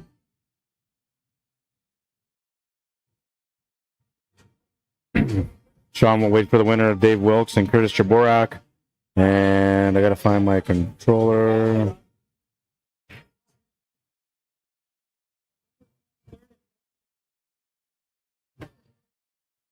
Hang on. He's tying up.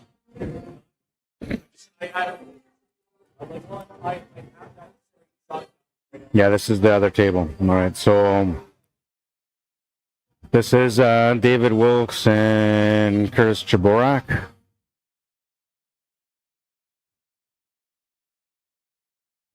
Put Curtis on the left.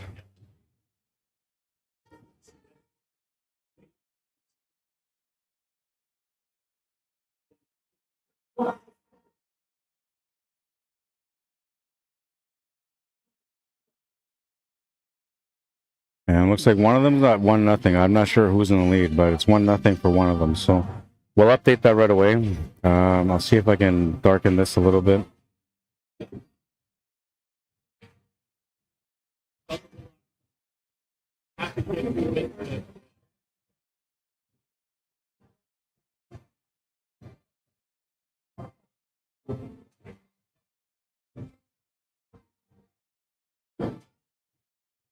A little bit better there. And we're back.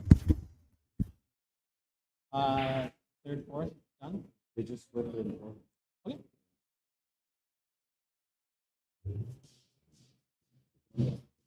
Okay.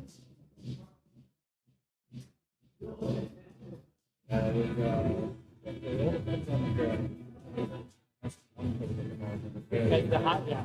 Yeah, I guess they're an extra 10 bucks, right? Yeah.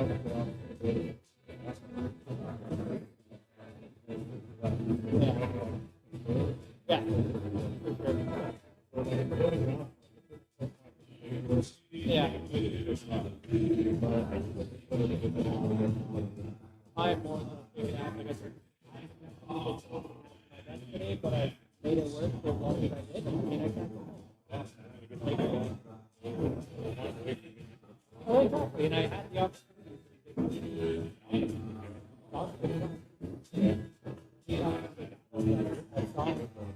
Yeah, it was just a couple of little mental mistakes like that. Yeah, yeah, those are always fights. For sure. but I think my stroke looks it's more smooth now than it was before. Get better with this. That's just it. Like I said, I'm playing with the. We all started there. Exactly. I still have my old school. I don't think I'll get rid of it. I'm gonna keep it, but it's just a matter of going in. Well, Oh, I know. And I got to the point now where I know how to aim for it now because I've been missing so much on like, especially since I'm coming way too tight. And then there's a few things that Junior told me how to fix that. And then just in last Sunday alone, my last times out, it helped me to a lot more shots and it allowed me to run more quickly. a lot of shit's up here, man. Oh, it is. Once you learn once you have the knowledge, it's all up here. I love it. I love the grind and everything. That's like super competitive guy, and that's why I ended up doing it. Yeah, you're the Oh yeah, people that are like that are. I was the best. yeah, I never give up. for sure. I was so mad. It was awesome. And I remember the first Sunday trip when I came out to you, like I could barely sink like a handful of balls in a row, and I'm like losing 5 now, 6 now, and then I started winning and better. And just, Progress, and man. then they get better. Yes. My plan is the next 10 days to get to what like to go and survive. Best thing to do is choose YouTube That's what I have been doing and a go lot to able lately. and have. Yeah, You don't. You have a win. yeah. There's a few that able doesn't have that you can't play out. People don't make it the first one. And I noticed that the community is pretty good. Somebody's gonna have to feel that tell you, right? For sure. If you have questions about like God or shit, there's lots of them. Doesn't mean they're all right, but at least No, they give yeah, you but you're getting options, right?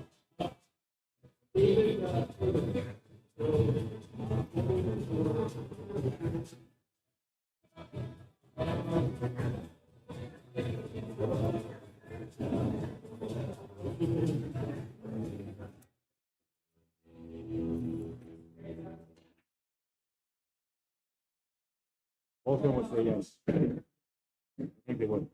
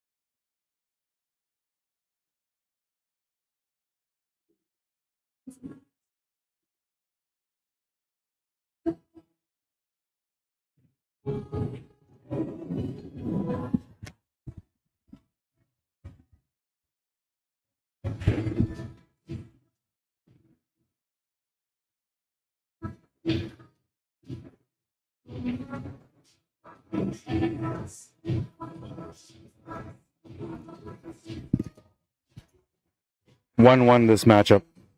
I'll have to wait till they were done for me to confirm it. They're playing some beat, like 1990s, man.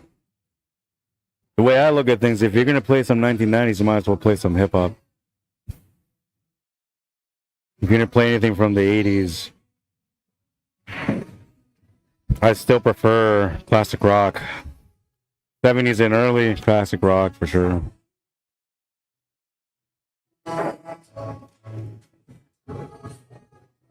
I do have a weakness for the Beatles, though, but only because my dad kind of was a huge Beatles fan growing up, and he had a lot of records. So like playing the Beatles was something that was on all the time at my home.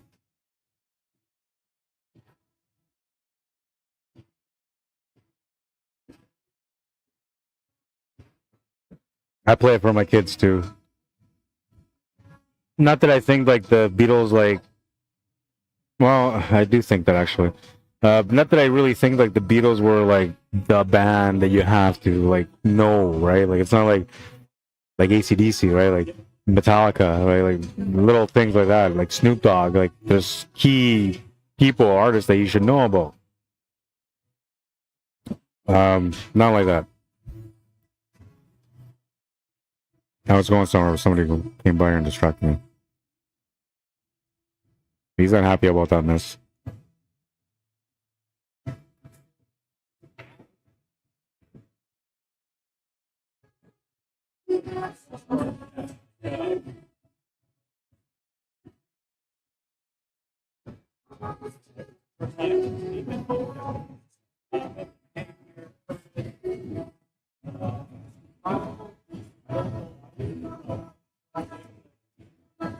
Some sort of spam.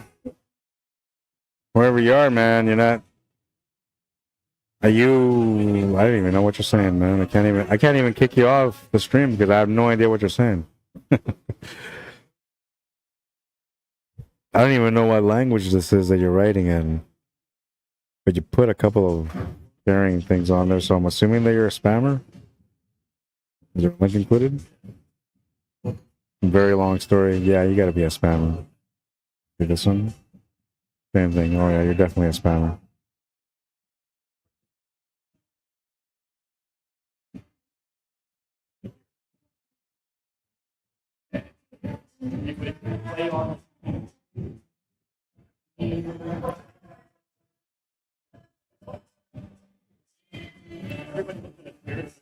And just remove the comments.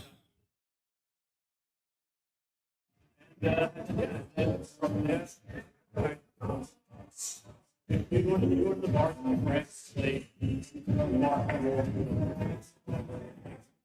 there we go. So that should remove all of his comments. Well, it may not have removed it, but whatever he does for comments, again, it's not going to show.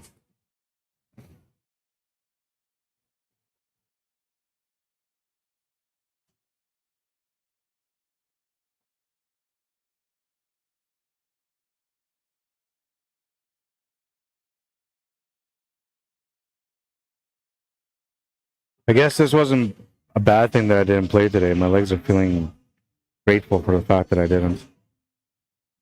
Yeah, and then I said it was.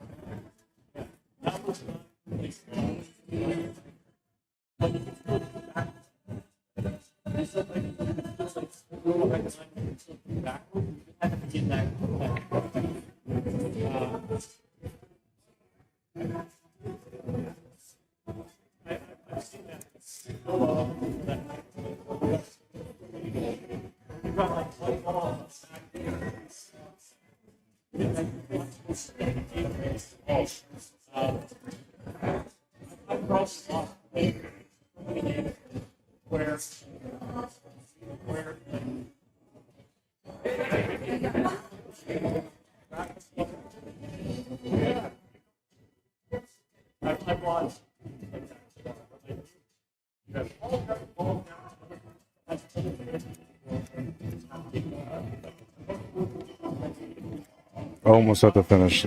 There's a really good chance that it's going to end up being a split. I'm just letting you guys know right now because one of the players for sure wants to split. The guy that won the bottom bracket wants to split because he's got things to do in the morning. And it's now 12:30, so like this would be a perfect time for him to go home and still be able to get some good rest, so not to worry about things. Give me a second here.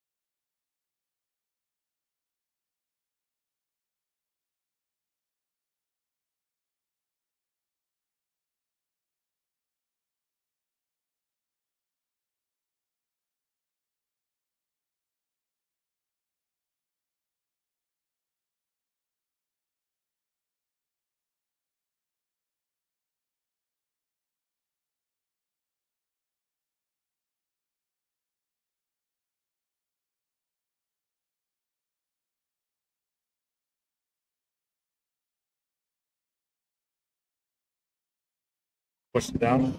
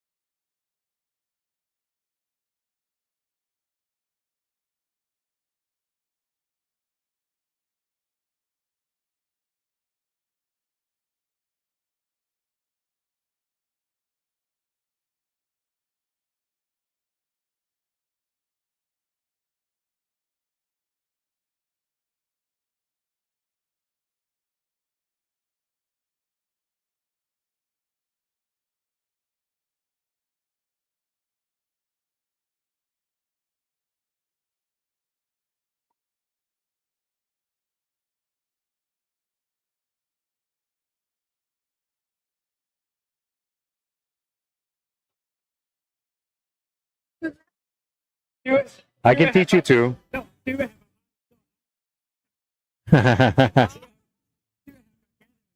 Oh yeah, there you go. I'll teach you. Okay, we'll see you guys. Have a good night. Talking to some people here on the side, so I couldn't do much. Looks like this one's kind of dragging out a little bit here. 1-1. I guess that's a good thing though, because this is going to likely be the last match of the night anyway. I have a feeling though, if Curtis wins the match, that they might play the final. Dave would play the final too, but he wouldn't mind splitting. Doesn't matter to him. Splitting has kind of like become a mentality here in Winnipeg. I don't know why. It's like everybody just plays to get to the final. Yeah, I'm in the final. You want to split? Like whatever happened to people just wanting to win?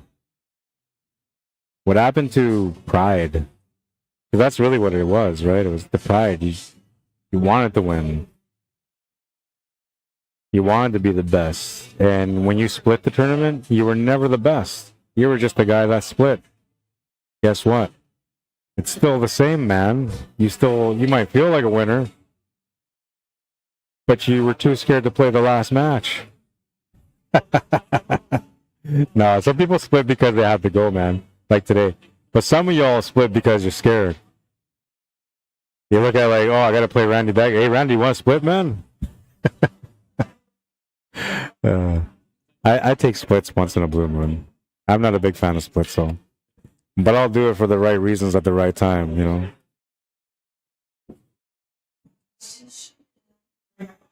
know? Handicaps killed the game.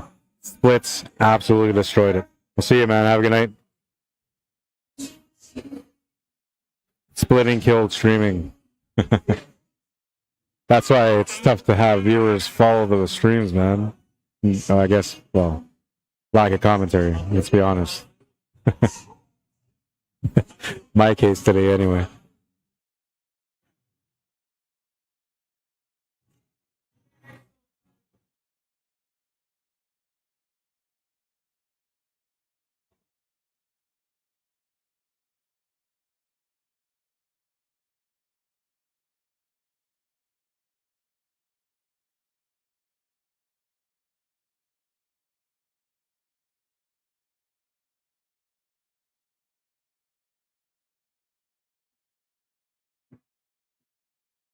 No choice but to draw this back.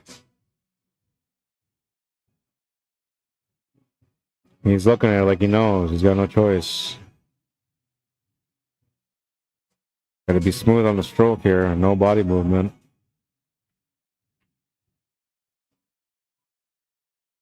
Wasn't as smooth on the stroke, but there wasn't much body movement. So he did as much as he could there on the shot. The stroke just wasn't clean on the shot. And so David Wilkins will have a chance, or Wilks. Huh. Okay, maybe I'm tired. David Wilkes will have a chance to be able to get on the hill first. So I was for a long, tough cut on this 8-ball. Oh no, wait, he's got a solid down there too. I didn't see it because it's the 2-ball and it's blue.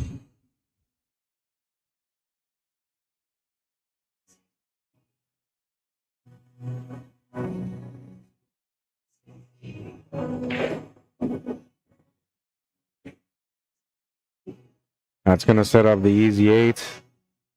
Chance to get on the hill after this 8-ball. It's in. 2-1.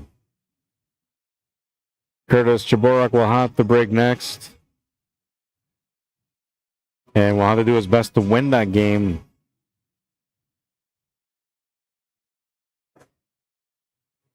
Or else he'll be eliminated.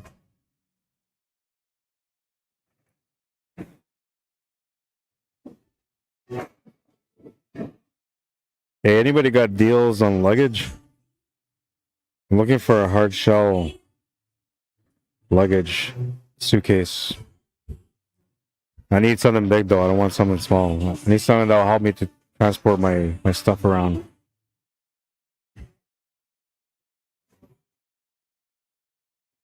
I haven't really had much of a chance to take a breather, so I'm gonna take a breather right now. The score is 2-1.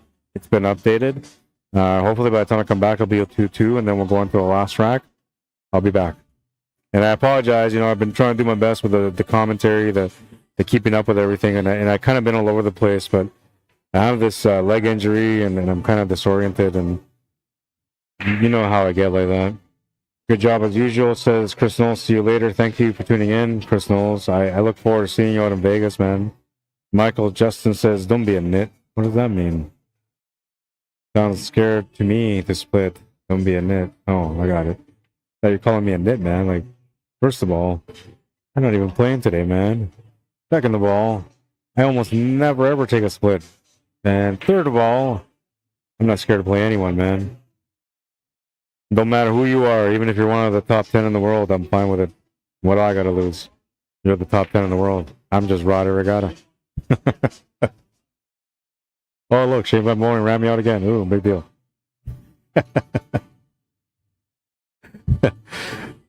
I just play it around, by the way, Michael Justice. You know it. He said 4 ball in hands, guy still won. That's just the way it works sometimes. All right, I'll be back. You're killing my break, man. I'm kidding. I'll be right back. And thank you for tuning in, guys. Every one of you that's tuned in tonight. Appreciate it. Hope you guys enjoyed some of the competition that was at hand today. Every week is different. Sometimes we have some crazy matches. Sometimes we have some great battles. Sometimes we have some mellow matches and some mellow battles, right? It just depends on who comes out each Thursday and what they have for game that day. Because honestly, you all know, you can't have the same game every day unless you're out there working on your game every day to make sure that you have that same game. Most of us kind of just go from week to week, seeing how we survive. At least me, anyway. I'll be back.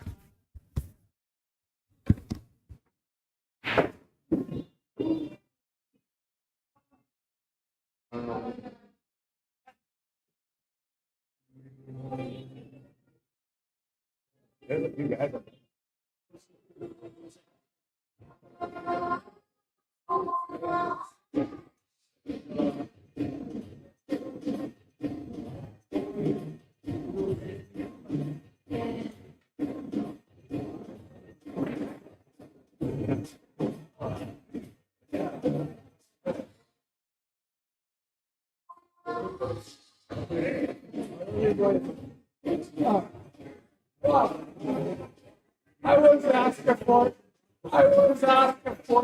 Myself. Come out the fucking right hospital. I'm standing for it.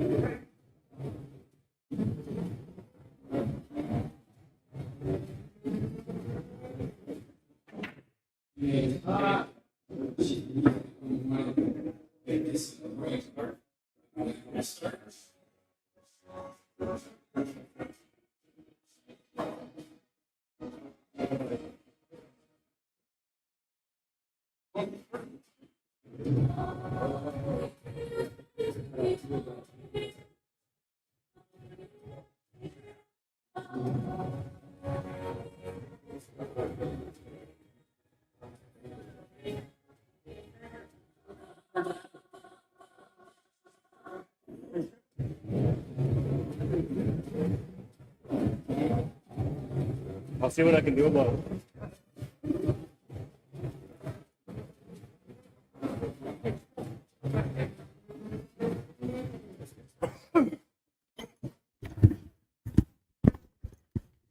All right. We're still going, guys. This is a championship match. They decided to play it out. So official score on that one was 3-1 for David Wilkes. We put it there on the board for you guys to see.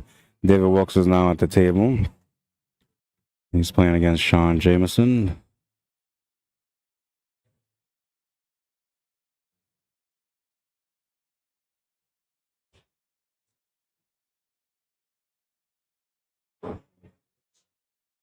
All right, that's the score. Well, maybe we'll switch them over. Just so you guys know, it's a fresh match. I mean, you know from the angle, obviously, but let me be, man. Let me do what I do.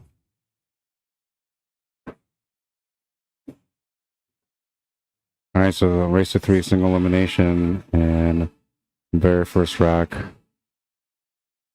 Fix things up right away with the camera to make it a little bit cleaner on the screen. I don't mind the way it looks right now, but I prefer it to be a little bit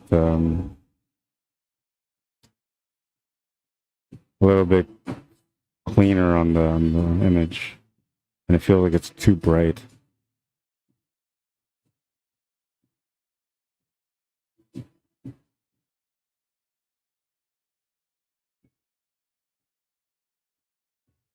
That's about good. Takes care of that. Sean Jameson at the table now.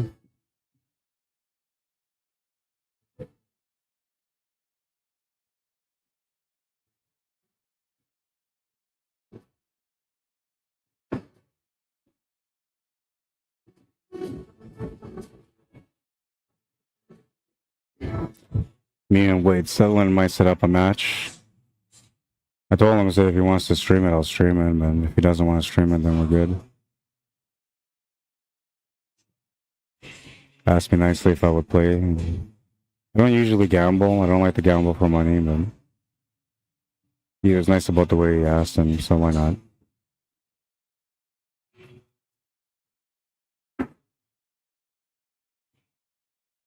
Never really been much of a gamble. The only gamble I ever took was just life on its own. But I do play the lotto and stuff like that, so I don't know. And I do get into like the odd raffle here and there too. As far as playing machines and gambling on the table, I've gambled on the pool table 3 times. I used to gamble on the pool table here and there when I was first starting off because I was, novice player, talking smack, $5 here, $10 there for a match. Right?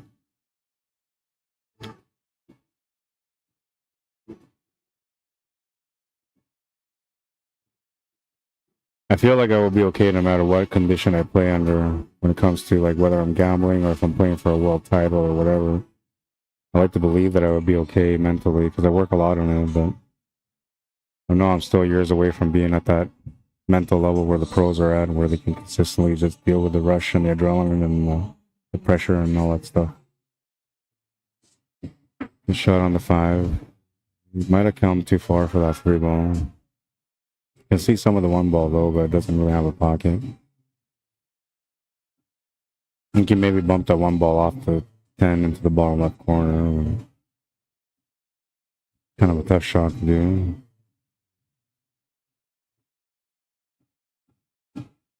Oh yeah, the 7 ball there too, so he played the safety with the 7 ball. Looks like the biggest thing that he was trying to do or accomplish there was to make sure that he made somewhat of a mess with that 10 ball. And he kind of sort of did, but he sort of didn't because the 12 ball being where it is allows Dave to be able to play shape for that 10 ball to the left side. Sorry, right side in the pocket. And then you can kind of go for that here. Oh no, he doesn't quite have the angle now. No, he's got too much angle. And unfortunately for him, he doesn't have enough queuing room for the 9 ball and not the right angle on the 9 ball. So he's at a crossroads here, having to make a decision. He's got to play it through in a couple of rails anyway. He tried his best, but he missed the shot. Made sure to come through on the shot, though. And, 9 ball comes to the rescue, tying up the 3. Sean will have a shot on the 1, and he can set up for an angle there on the 7 ball to break out the 3 ball afterwards. 8 ball's in the open, so that's not a problem.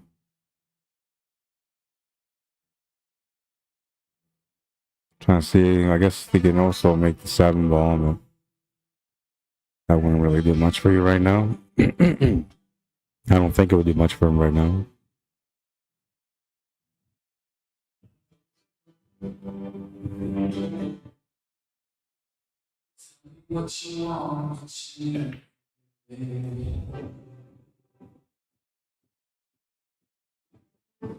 Maybe he's thinking he might run into the 7 ball and make it worse.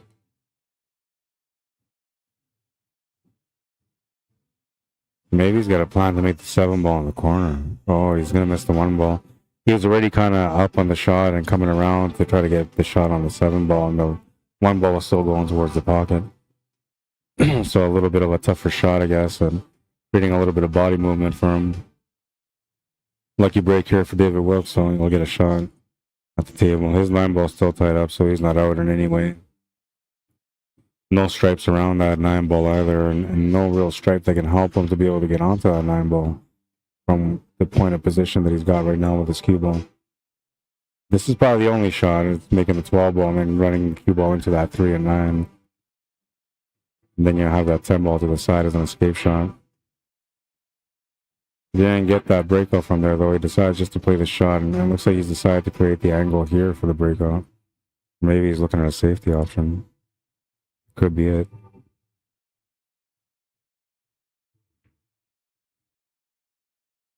He kind of shot that like he had a plan, like that was what he wanted to do the whole time. So I'm thinking that's what he was assessing. That's what he was looking at.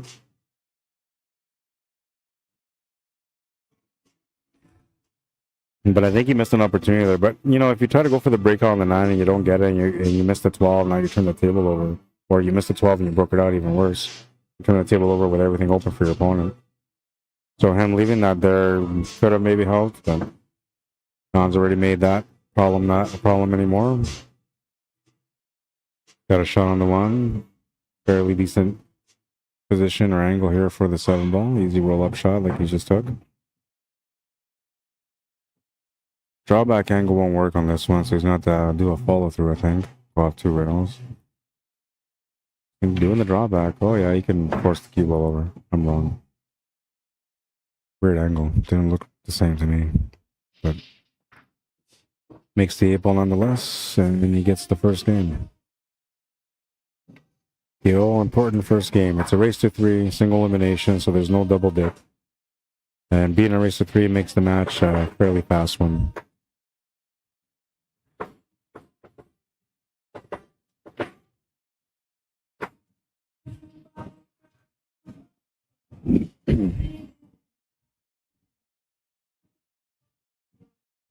And we're going to continue now into rack number 2. David Wilkes to break. Didn't start off the way he wanted to start off, so he'll do his best to reset here, recompose, and try to get on the board to tie things up.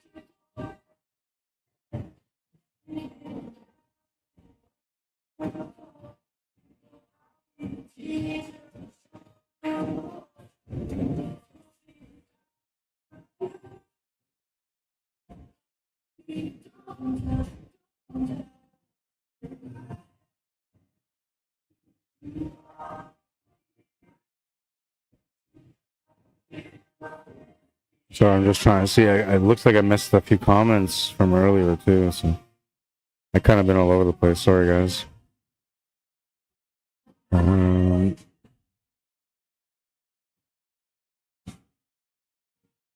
Joshua Cunningham says, I feel pretty proud splitting even when they got to beat me twice. It's not that bad. It's not that bad. And yeah, I am giving lessons. Well, I wasn't giving lessons now, but I do teach. I teach a lot of different people. I'm a pretty good teacher, man. What makes me a good teacher is the experience and the way I learned, right? And the dedication that it took for me to get there. And I'm always aware of how it was for me. And I try to be more understanding. And when I teach people, I explain things a little bit better than the way I learned it and the way that most people learn it. So I'm a decent coach. All I know is that everybody that I helped out so far, their game's up completely from where it was before they came to me.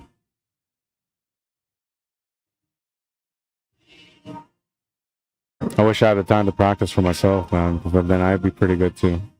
I mean, I'm not a bad player. I mean, when I'm training, when I'm practicing, I'm a really good player. Everything else is just more or less survival. There you go, a nice little breakout. Let me get that 8-ball out in the open now. That's not a problem.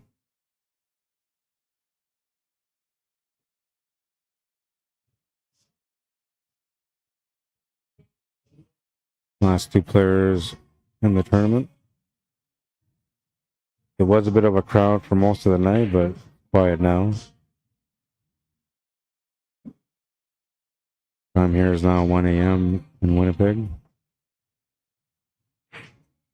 Bars close here at 2. They say that, you have to be out by 2:30. Well, they usually try to get everybody out by 2. So usually it's a little quieter around this time. But I don't know, Saturday nights is not like that. I'll be right back. I go say bye.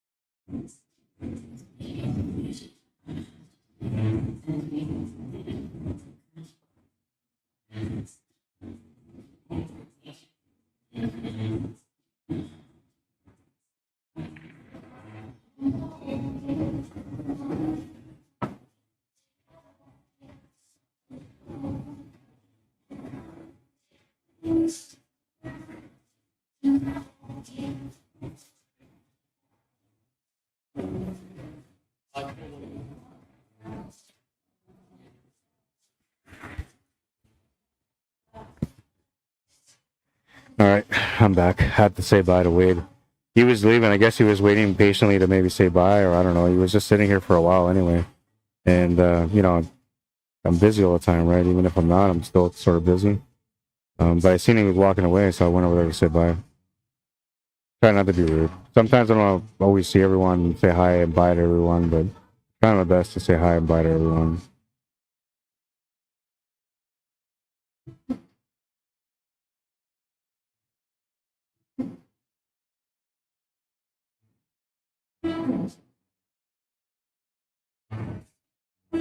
All right, so we're still at 1-0 here on this one.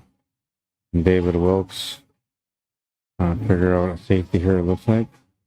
I'm thinking he stripes just by the way he's looking at the table. Definitely is. That wasn't supposed to happen, but that's okay because the 2 balls left there, right?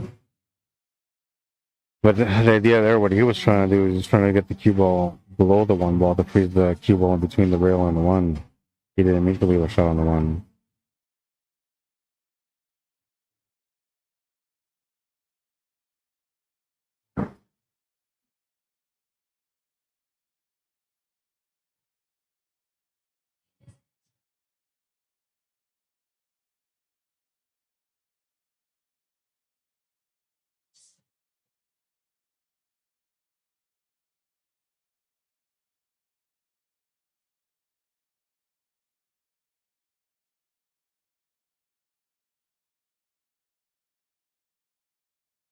Looking for the perfect angle here to get set up for the 2 ball.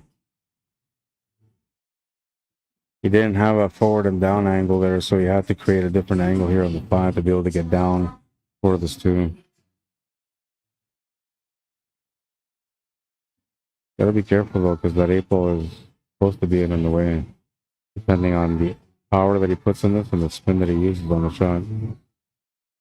He'll be fine.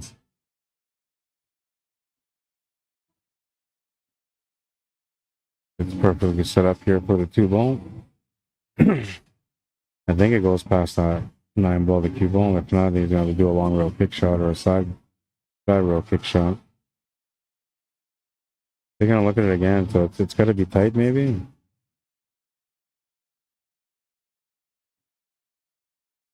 Maybe it doesn't go.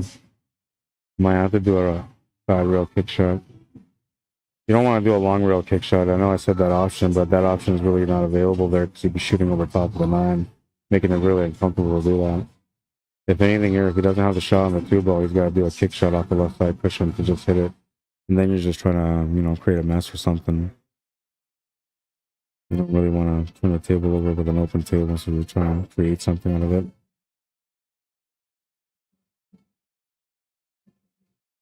He's able to hit the 2 ball.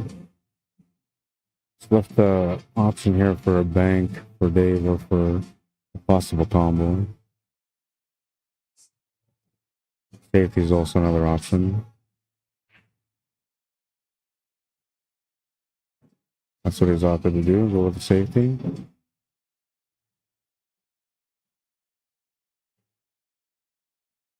Smart shot, basically here he's just forcing him to open up that 8 ball a little bit more if he hits that 2 ball.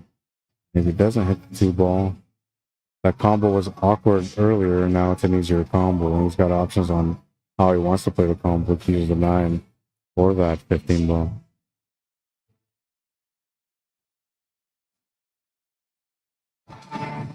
He's going to go for the long rail kick shot. The other option would be a jump, but if you go for the jump, there's a small chance you might pot that 8 ball. And even though you're not thinking about it, it's something that could work out that way. Oh, good try. We had a nice little kick shot earlier. Highlight of the day. That would have been the one that trumped it. The good thing, though, is that he hit the 2 ball, so he avoids giving his opponent David a ball in hand.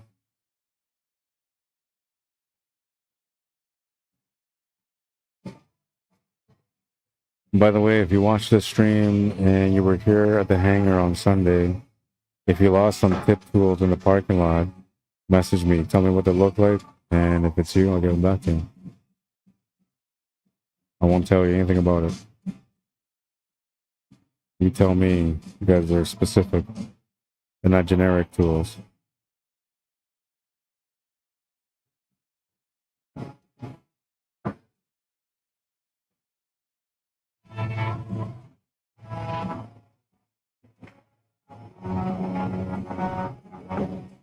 Well, looks like the safety is going to pay off for him. I'll give him a chance to tie up the match. Ooh, he almost shot that away from the pocket. Almost like it was too easy. That would have been a stinger, man, not making that ball. That's enough to like steam somebody out of a match. He'll make the shot, tie up the match at 1. One of these two players will have a chance to get on the hill now. John Jameson gets first crack at it through the break. Needs to make a ball off the break, though, for him to have a chance to be able to shoot first. And, well, we don't know what the pattern looks like yet. Could be a nice open table, or it could be a mess. He's had some pretty good breaks, though, as far as how the spread works out on the break. I'm expecting that he'll have a decent break here. But we'll see if he can make a ball or not.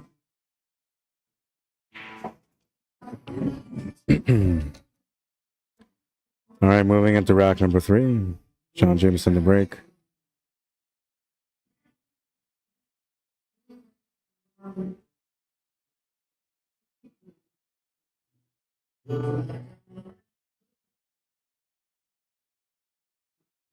Good break.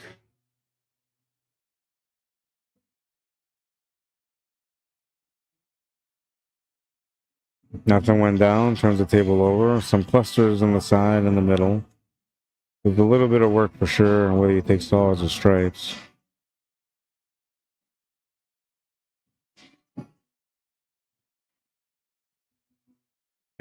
I kind of like it. I'm stuck on this one. The 2 and the 4 kill it for me when it comes to the solids.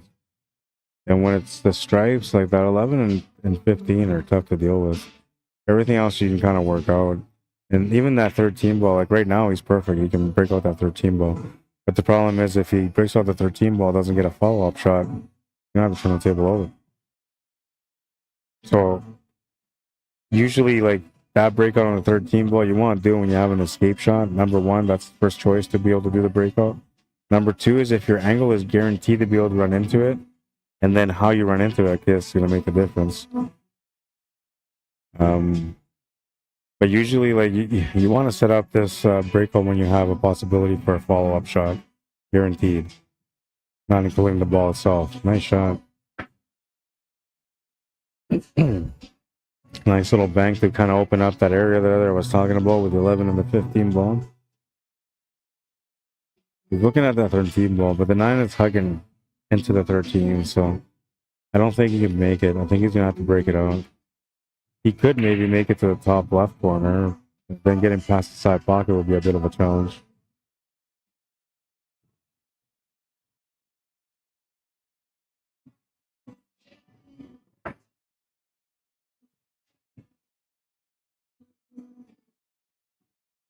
All right, so now he's got to get the finish here.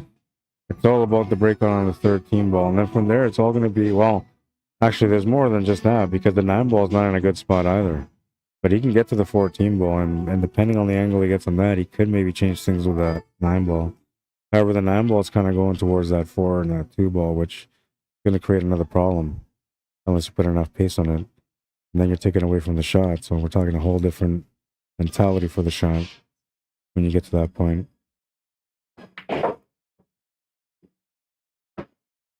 Well, now he's going to have no choice but to deal with that 13 ball.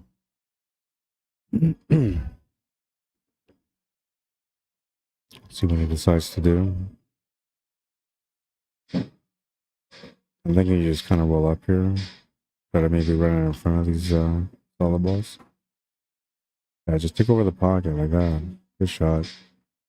That's exactly what I was thinking, something like that. Now you don't really give him anything, and you still broke your ball out, and then his balls are still tied up. The 13 ball blocks those balls from going anywhere down to that bottom left corner. So, very, very good shot. I like the way he played that.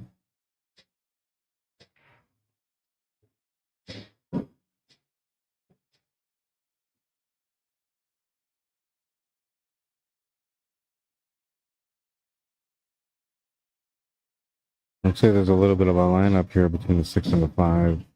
John sees it too, and he's going to call it to the side pocket. I don't mind this shot because, you know, like you're shooting away from the 6 ball, so you're already in a legal position to shoot it. And not too far off from being straightforward here. Ooh, nice shot. And he avoids a scratch. That worked out really nice. That was a good safety, though. Dave did the right thing. He did exactly what he's supposed to do, but unfortunately for him, the lineup was there for the combo, and Sean Jamieson delivers a nice little combo. He's got to figure things out for the next shot, but look at this nice little combo. He even moved the one ball out of the way, and then avoids the scratch. Woohoo! That was good. And so now he's using, you know, that pocket as a opportunity to be able to play a safety. And that's smart, because now you kind of left the ball by the corner where you have an easy escape shot. You're forcing your opponent to open up that area where the rest of your solves are tied up. 8-ball's tied up, so he's going to open that up right now, too. Oh, no rail. That's going to be a ball in hand. Kind of worked out okay. He should be able to make the 2, but I guess he can just try to shoot over top of the 8-ball and just drop back into that 14-ball and 3-ball, open them up that way. Or play a safety, I guess it's another option.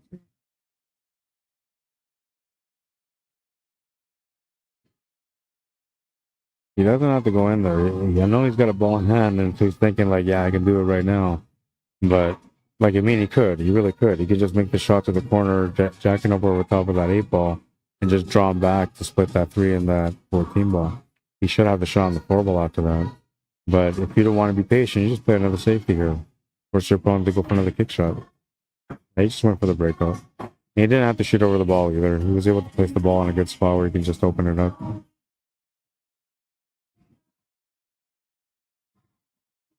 And that was the magic right there, man. Just getting that shot out of the way, opening up that table the way he did. Not much else required here except for some good potting. The shot on the 3 to the 4 is going to be important here. Not going to get the shot on the 4-ball.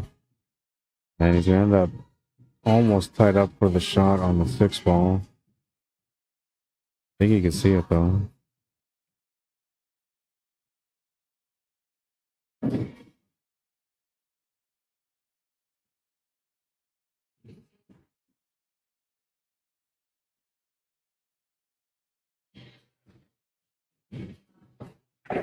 Oh yeah, he was fine with that ball. That was no problem.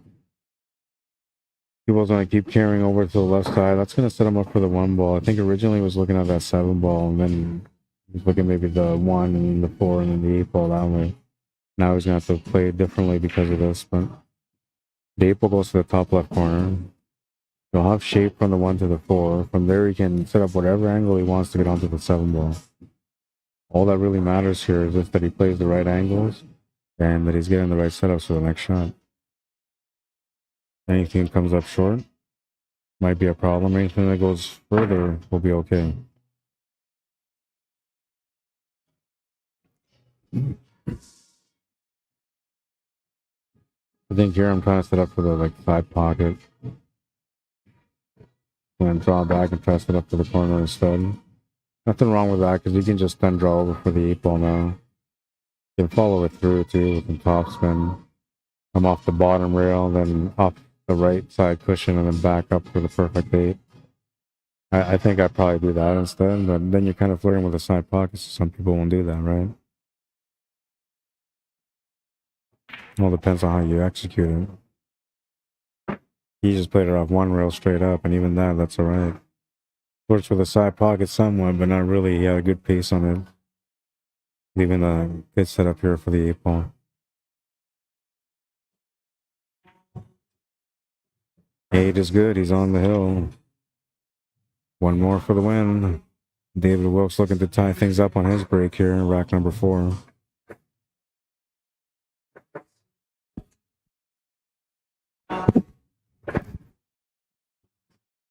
Daniel Zamula, how you doing? Welcome to the stream. Ellen Lynn Green. What's up, Valdas? Welcome, man. Parabolica Sensala. Bienvenido. Vladimir Skreblo, welcome to the stream, or Scriblo. Joseph Paul Jambrick II, welcome to the stream. Gabriel Falquez, welcome. Gabriel Falquez. Sergio Hatrick, how you doing? Chris Martinez. Thank you for tuning in. I know it's late, but you got some pool to watch, and this was gonna, I thought it was gonna end up being a split. I thought they were gonna split, and from what I understand is that Ron did ask for the split, but David said he'd rather play, so they're playing.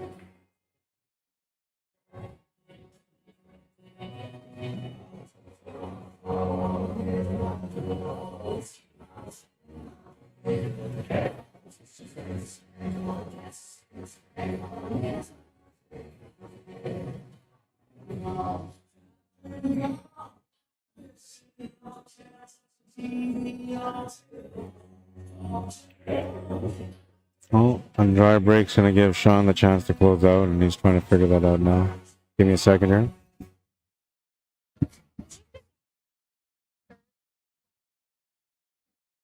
Get a black shirt with like a white symbol on it. You walked out of this ball. Curtis? Sure. He got a pizza. He was sitting over at that little table over there. He was here right from the beginning when I got here. He was here not till not too long ago. Hang on, let me see. Okay, so this is a list of people that were here. David and Barry are still here. Kyle's still here. I know Jordan. I know Kyle. I know Wade paid. That's Sean. Okay, that's Sean. So then, yeah, it would be Curtis.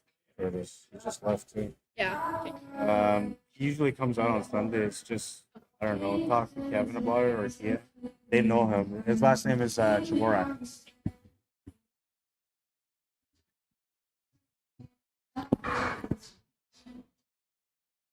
All right, resume the match.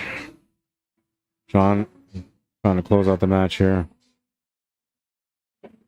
Shape on the 15 ball will be the answer. He's got a shot. He's going to have to take it too. No choice. Angle here runs him towards that 2 ball. And if he doesn't hit that 2 ball, he'll hit the edge of the 6 ball, which could push him towards the right side cushion near that side pocket. But it shouldn't be a problem, I don't think. Taking the shot to the corner will be okay, but then he's got a tougher finish unless he gets a good lineup. Oh, man. Almost scratched the cue ball there. Tucked into the side of the horn. And I don't know if he can see this 9 ball to go to the side pocket, but that's the only option he's got if he's got one.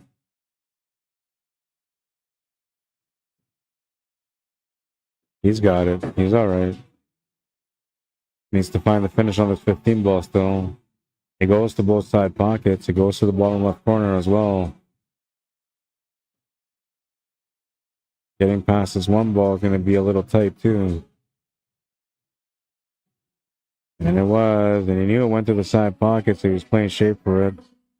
Just missed the shot. Now because he missed the shot the way he missed the shot, that ball's tied up, and Dave will have a chance to be able to work things out with some safeties here. Perfect little rack for him to be able to maybe tie things up. His good friend Barry was already dressed up, had his jacket on, he was ready. He figured that Sean was out and that was going to be it. But Dave's at the table and he's got a chance here.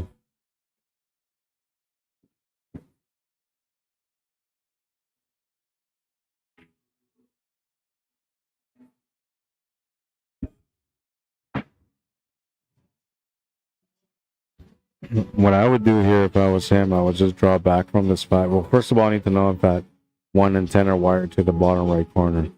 If they are, then I would play the 5, drop back, get as straight as I can with that 1 ball so I can play that combo in with some follow through, so that way you're not going to make the 1 ball, obviously, but you're not going to give them anything on that 15 ball.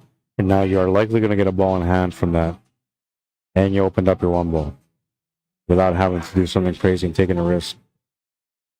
We'll see if he sees it or not, but that's the way I would do it. I would just draw back off this 5, set up for that 1-10 combo, and just try to leave that white ball where it is right now, somewhere in that line. Even if your opponent was to hit the 15 ball, it doesn't matter. You got lots of options to get out and your ball's broken up. He's got a breakout angle here, though, so you can change things up. A couple of escape shots, too. Gonna miss the breakout, though. This is not good, because this is an escape shot for the breakout. So you don't want to take this ball. Maybe take the 7 ball to the corner. 2-way shot. You're not really going to do much if you give him the shot anyway.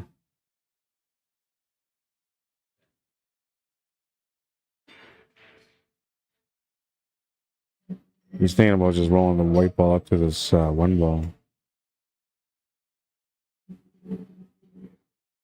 You could always play a safety here too, just go off the side of the 4, make the 4 go off to the cushion, and then back in front, and using the white ball to get trapped behind that 4 ball somehow, just play a little touch shot. He's just gonna make it. All right. Oh, he was calling just a shot. Okay. So he was trying to make it, but he called just a shot. Smart safety. I don't mind it. He's not going to do anything crazy here. If anything, he's just going to go for a side rail kick shot. Can do a job maybe, but too risky. You can try to just do a roll-up free safety to that 10 ball. That would be all right. But if you don't hit it, but you could hit it, it's there. The only thing is you don't want to overhit it, because now you're going to open up that 1 ball and leave the shot. I like the side rail kick shot.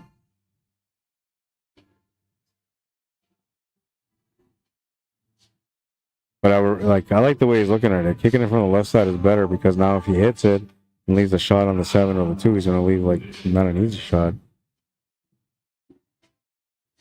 Oh, he's playing the long rail kick safe. All right, and so ball in hand for David Wilkes. He'll have a chance to tie things up.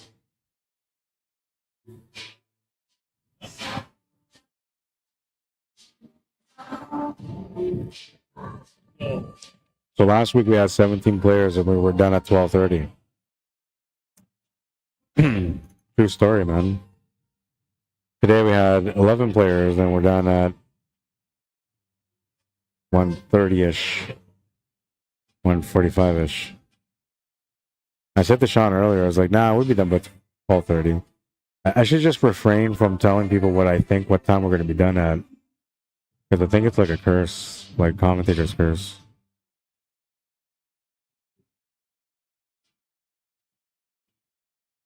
Happened to me in the last job that I did. I just did a job and I thought the job was going to be done by like 2 in the morning. So if it would have been done by 2 in the morning, it would have been, let's see,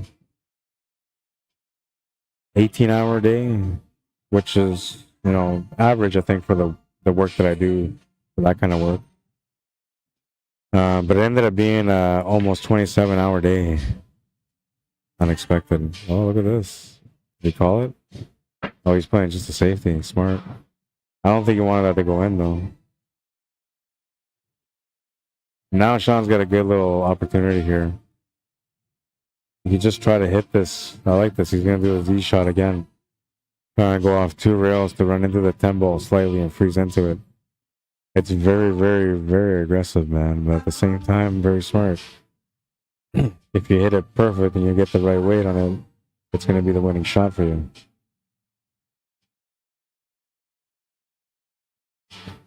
Oh, he hit it, but no rail. He didn't hit a rail. It's a ball in hand. The good thing, though, is that he hit it, so it kind of changes that 110 idea now. But if that possibility is there now, that's what I would do if I was Dave. I would just play the 1-10 combo, make the 10 into the corner, follow the cue ball with top spin to push that 1 ball ahead again, and to push the cue ball ahead some more, leaving your opponent a really tough option on the 15 ball on a do or die. That's the way I would play this right now, because he doesn't have any breakouts. Now, the other thing you can do here is just try to like do a freeze hook to the 15 ball and just bank that 7 ball down to create a breakout ball. That's what he's going to do. He's just going to play the ball down and try to create a breakout option. Only thing, though, is he didn't freeze the ball up to the 15 ball, so he's giving Sean Jameson a chance here.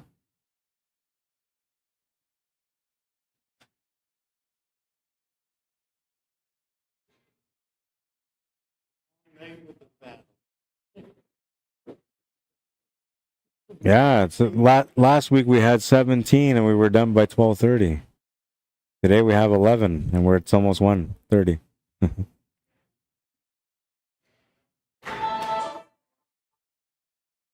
Not bad. He hasn't given him the breakout option, and he's brought his ball down into an area where he can use it for a breakout. So didn't quite turn the table over him, but he's created a possibility of doing so. Pretty smart, pretty clever.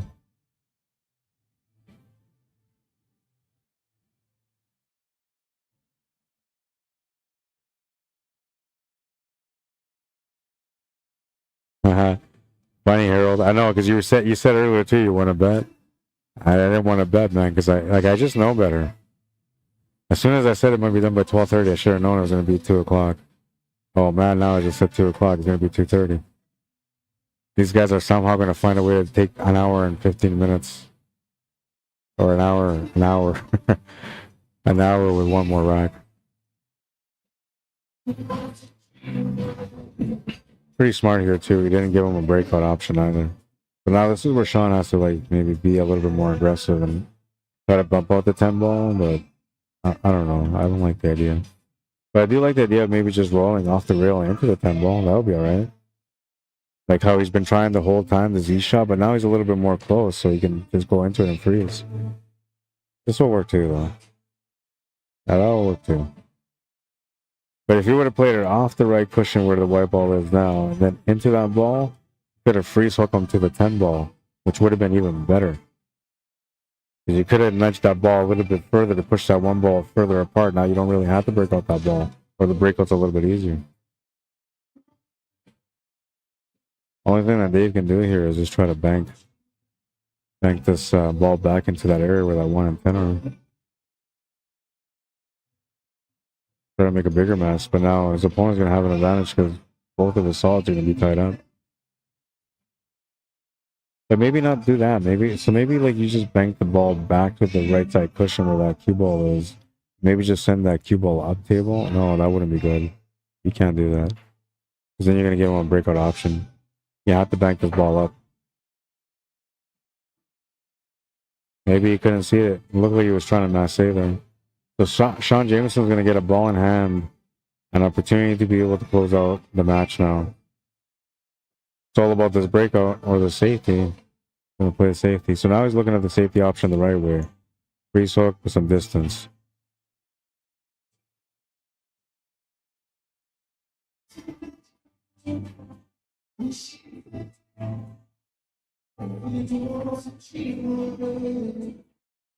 And he's tied up the 1 and the 7 a little bit. This is going to give Dave a long rail kick shot, though. And he's got a little bit of a one-pocket background. So a shot like this is not something that he's not familiar with. The only thing here, though, is that if he hits this ball and he doesn't make the ball, he's going to turn the table over for a loss. So you have to hit this ball and make this ball. He's kind of all in a tough situation.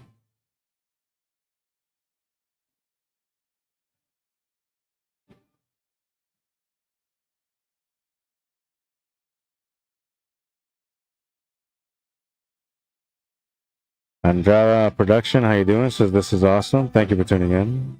Jim Corey says, how's the tournament going? We're done, man. This is the last one right here, and looks like Sean Jameson just outsmarted his opponent to take the match at 3-1. Thanks for tuning in, everyone. By the way, if you're enjoying the stream and you happen to tune into for YouTube for the first time, you can subscribe to my channel. This is the way I usually work. I don't usually take many breaks, and I'm always talking on the mic. But today I was a little bit, distant from the mic at times. But my name is Arriagada, and this is the way I work all the time, and my commentary is usually the same way. Very descriptive, teach a lot. You'll enjoy it. All right, so Sean's going to win that. 3-1, that's it for that match. I'll give them their money, and then I'll say some goodbyes here. But yeah, to subscribe to my channel, all you got to do is close the chat, and then when you close the chat, it'll show you the option for subscribing. And also, if you want to like the stream on YouTube, that would help as well. Helps to get more people onto the stream. More people will notice who I am and the work that I do. So you can also do that by leaving the chat. But if you want to say goodbye before you do that, just say something on the chat, because before I go, I'm going to make sure that I check all the last comments there for anyone that says thank you or wants to tell me, do a better job, guy, or whatever. I got to pay these guys his money. Give me a second. I'll be right back. Y'all do your comments on the stream, and I'll do a quick closeout.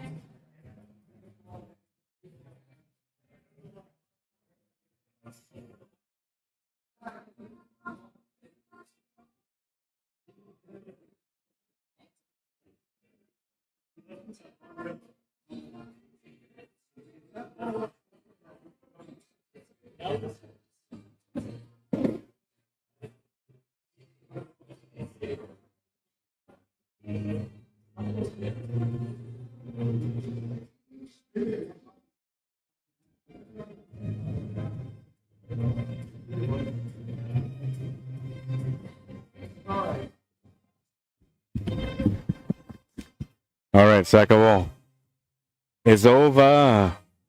3-1 is the score, the final score, and well, I hope you guys enjoyed the coverage, man.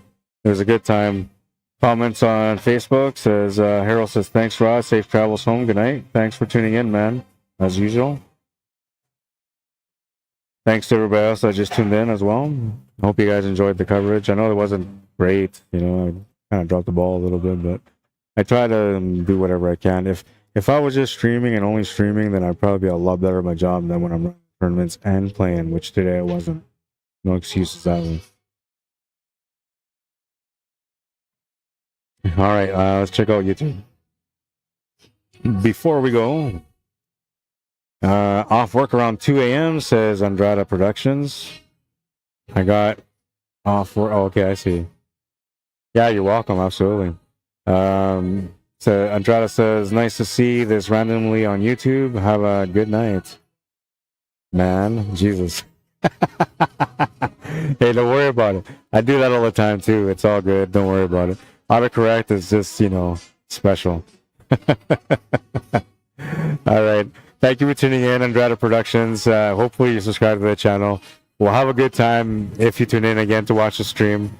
For those of you that tuned in today, thank you for tuning in. You guys are awesome. Thank you for taking the time and interact and to hang out with me and to, comment on the stream as well. The laughs, the good times. I know, it was late, but you guys toughed it out. And I'm grateful that these guys ended up playing the championship match because I was hoping that it would have happened. I didn't convince anybody to say, hey, play it out.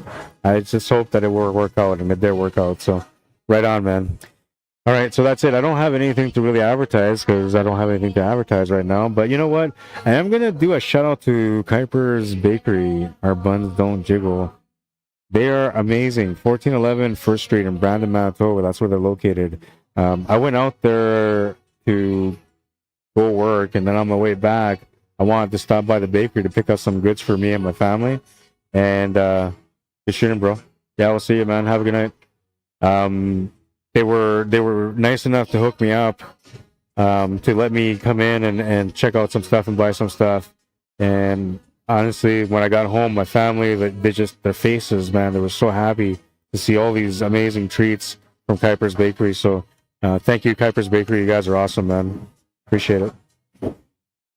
All right, and well, we're gonna do one more for Brock, because oh, not that one. Sorry, Brock. For this one here, because I really enjoyed working with Brock. Really nice guy. His business is a solid business too. Been around since 2010. Brock's Office, supplies for your business. If you guys don't know who they are, go check out their website, brocksoffice.ca. Hangar as well. If you guys want to come check out the Hangar, 121 Scurfield Blvd, 204-560-2929. That's how you get a hold of them if you want to book a spot for you and your crew. All right, I got to get out of here though. Gotta take things down. I gotta do lots of things. YouTube. If you're on Facebook, never found me on YouTube before, I'm under Arriagada /CSL Manitoba. CSL standing for Q Sports Live Manitoba. And anything and everything that I stream when it comes to my work, I do indoor events, outdoor events, sporting events, concerts, billiards, anything that you can think of. It all gets streamed on my YouTube channel, so you get a chance to watch that all on my YouTube channel if you subscribe to my YouTube channel. For those of you that found us for the first time on Facebook, make sure you guys like and subscribe our Facebook page. When you guys do, you get notified every time we go live. We do go live a lot. We have a lot of great events coming up this year that you guys are going to be able to enjoy on there. And we look forward to seeing you guys on the streams. Thanks for tuning in, guys. I appreciate it. Let's go to the last highlight, whatever the highlight was.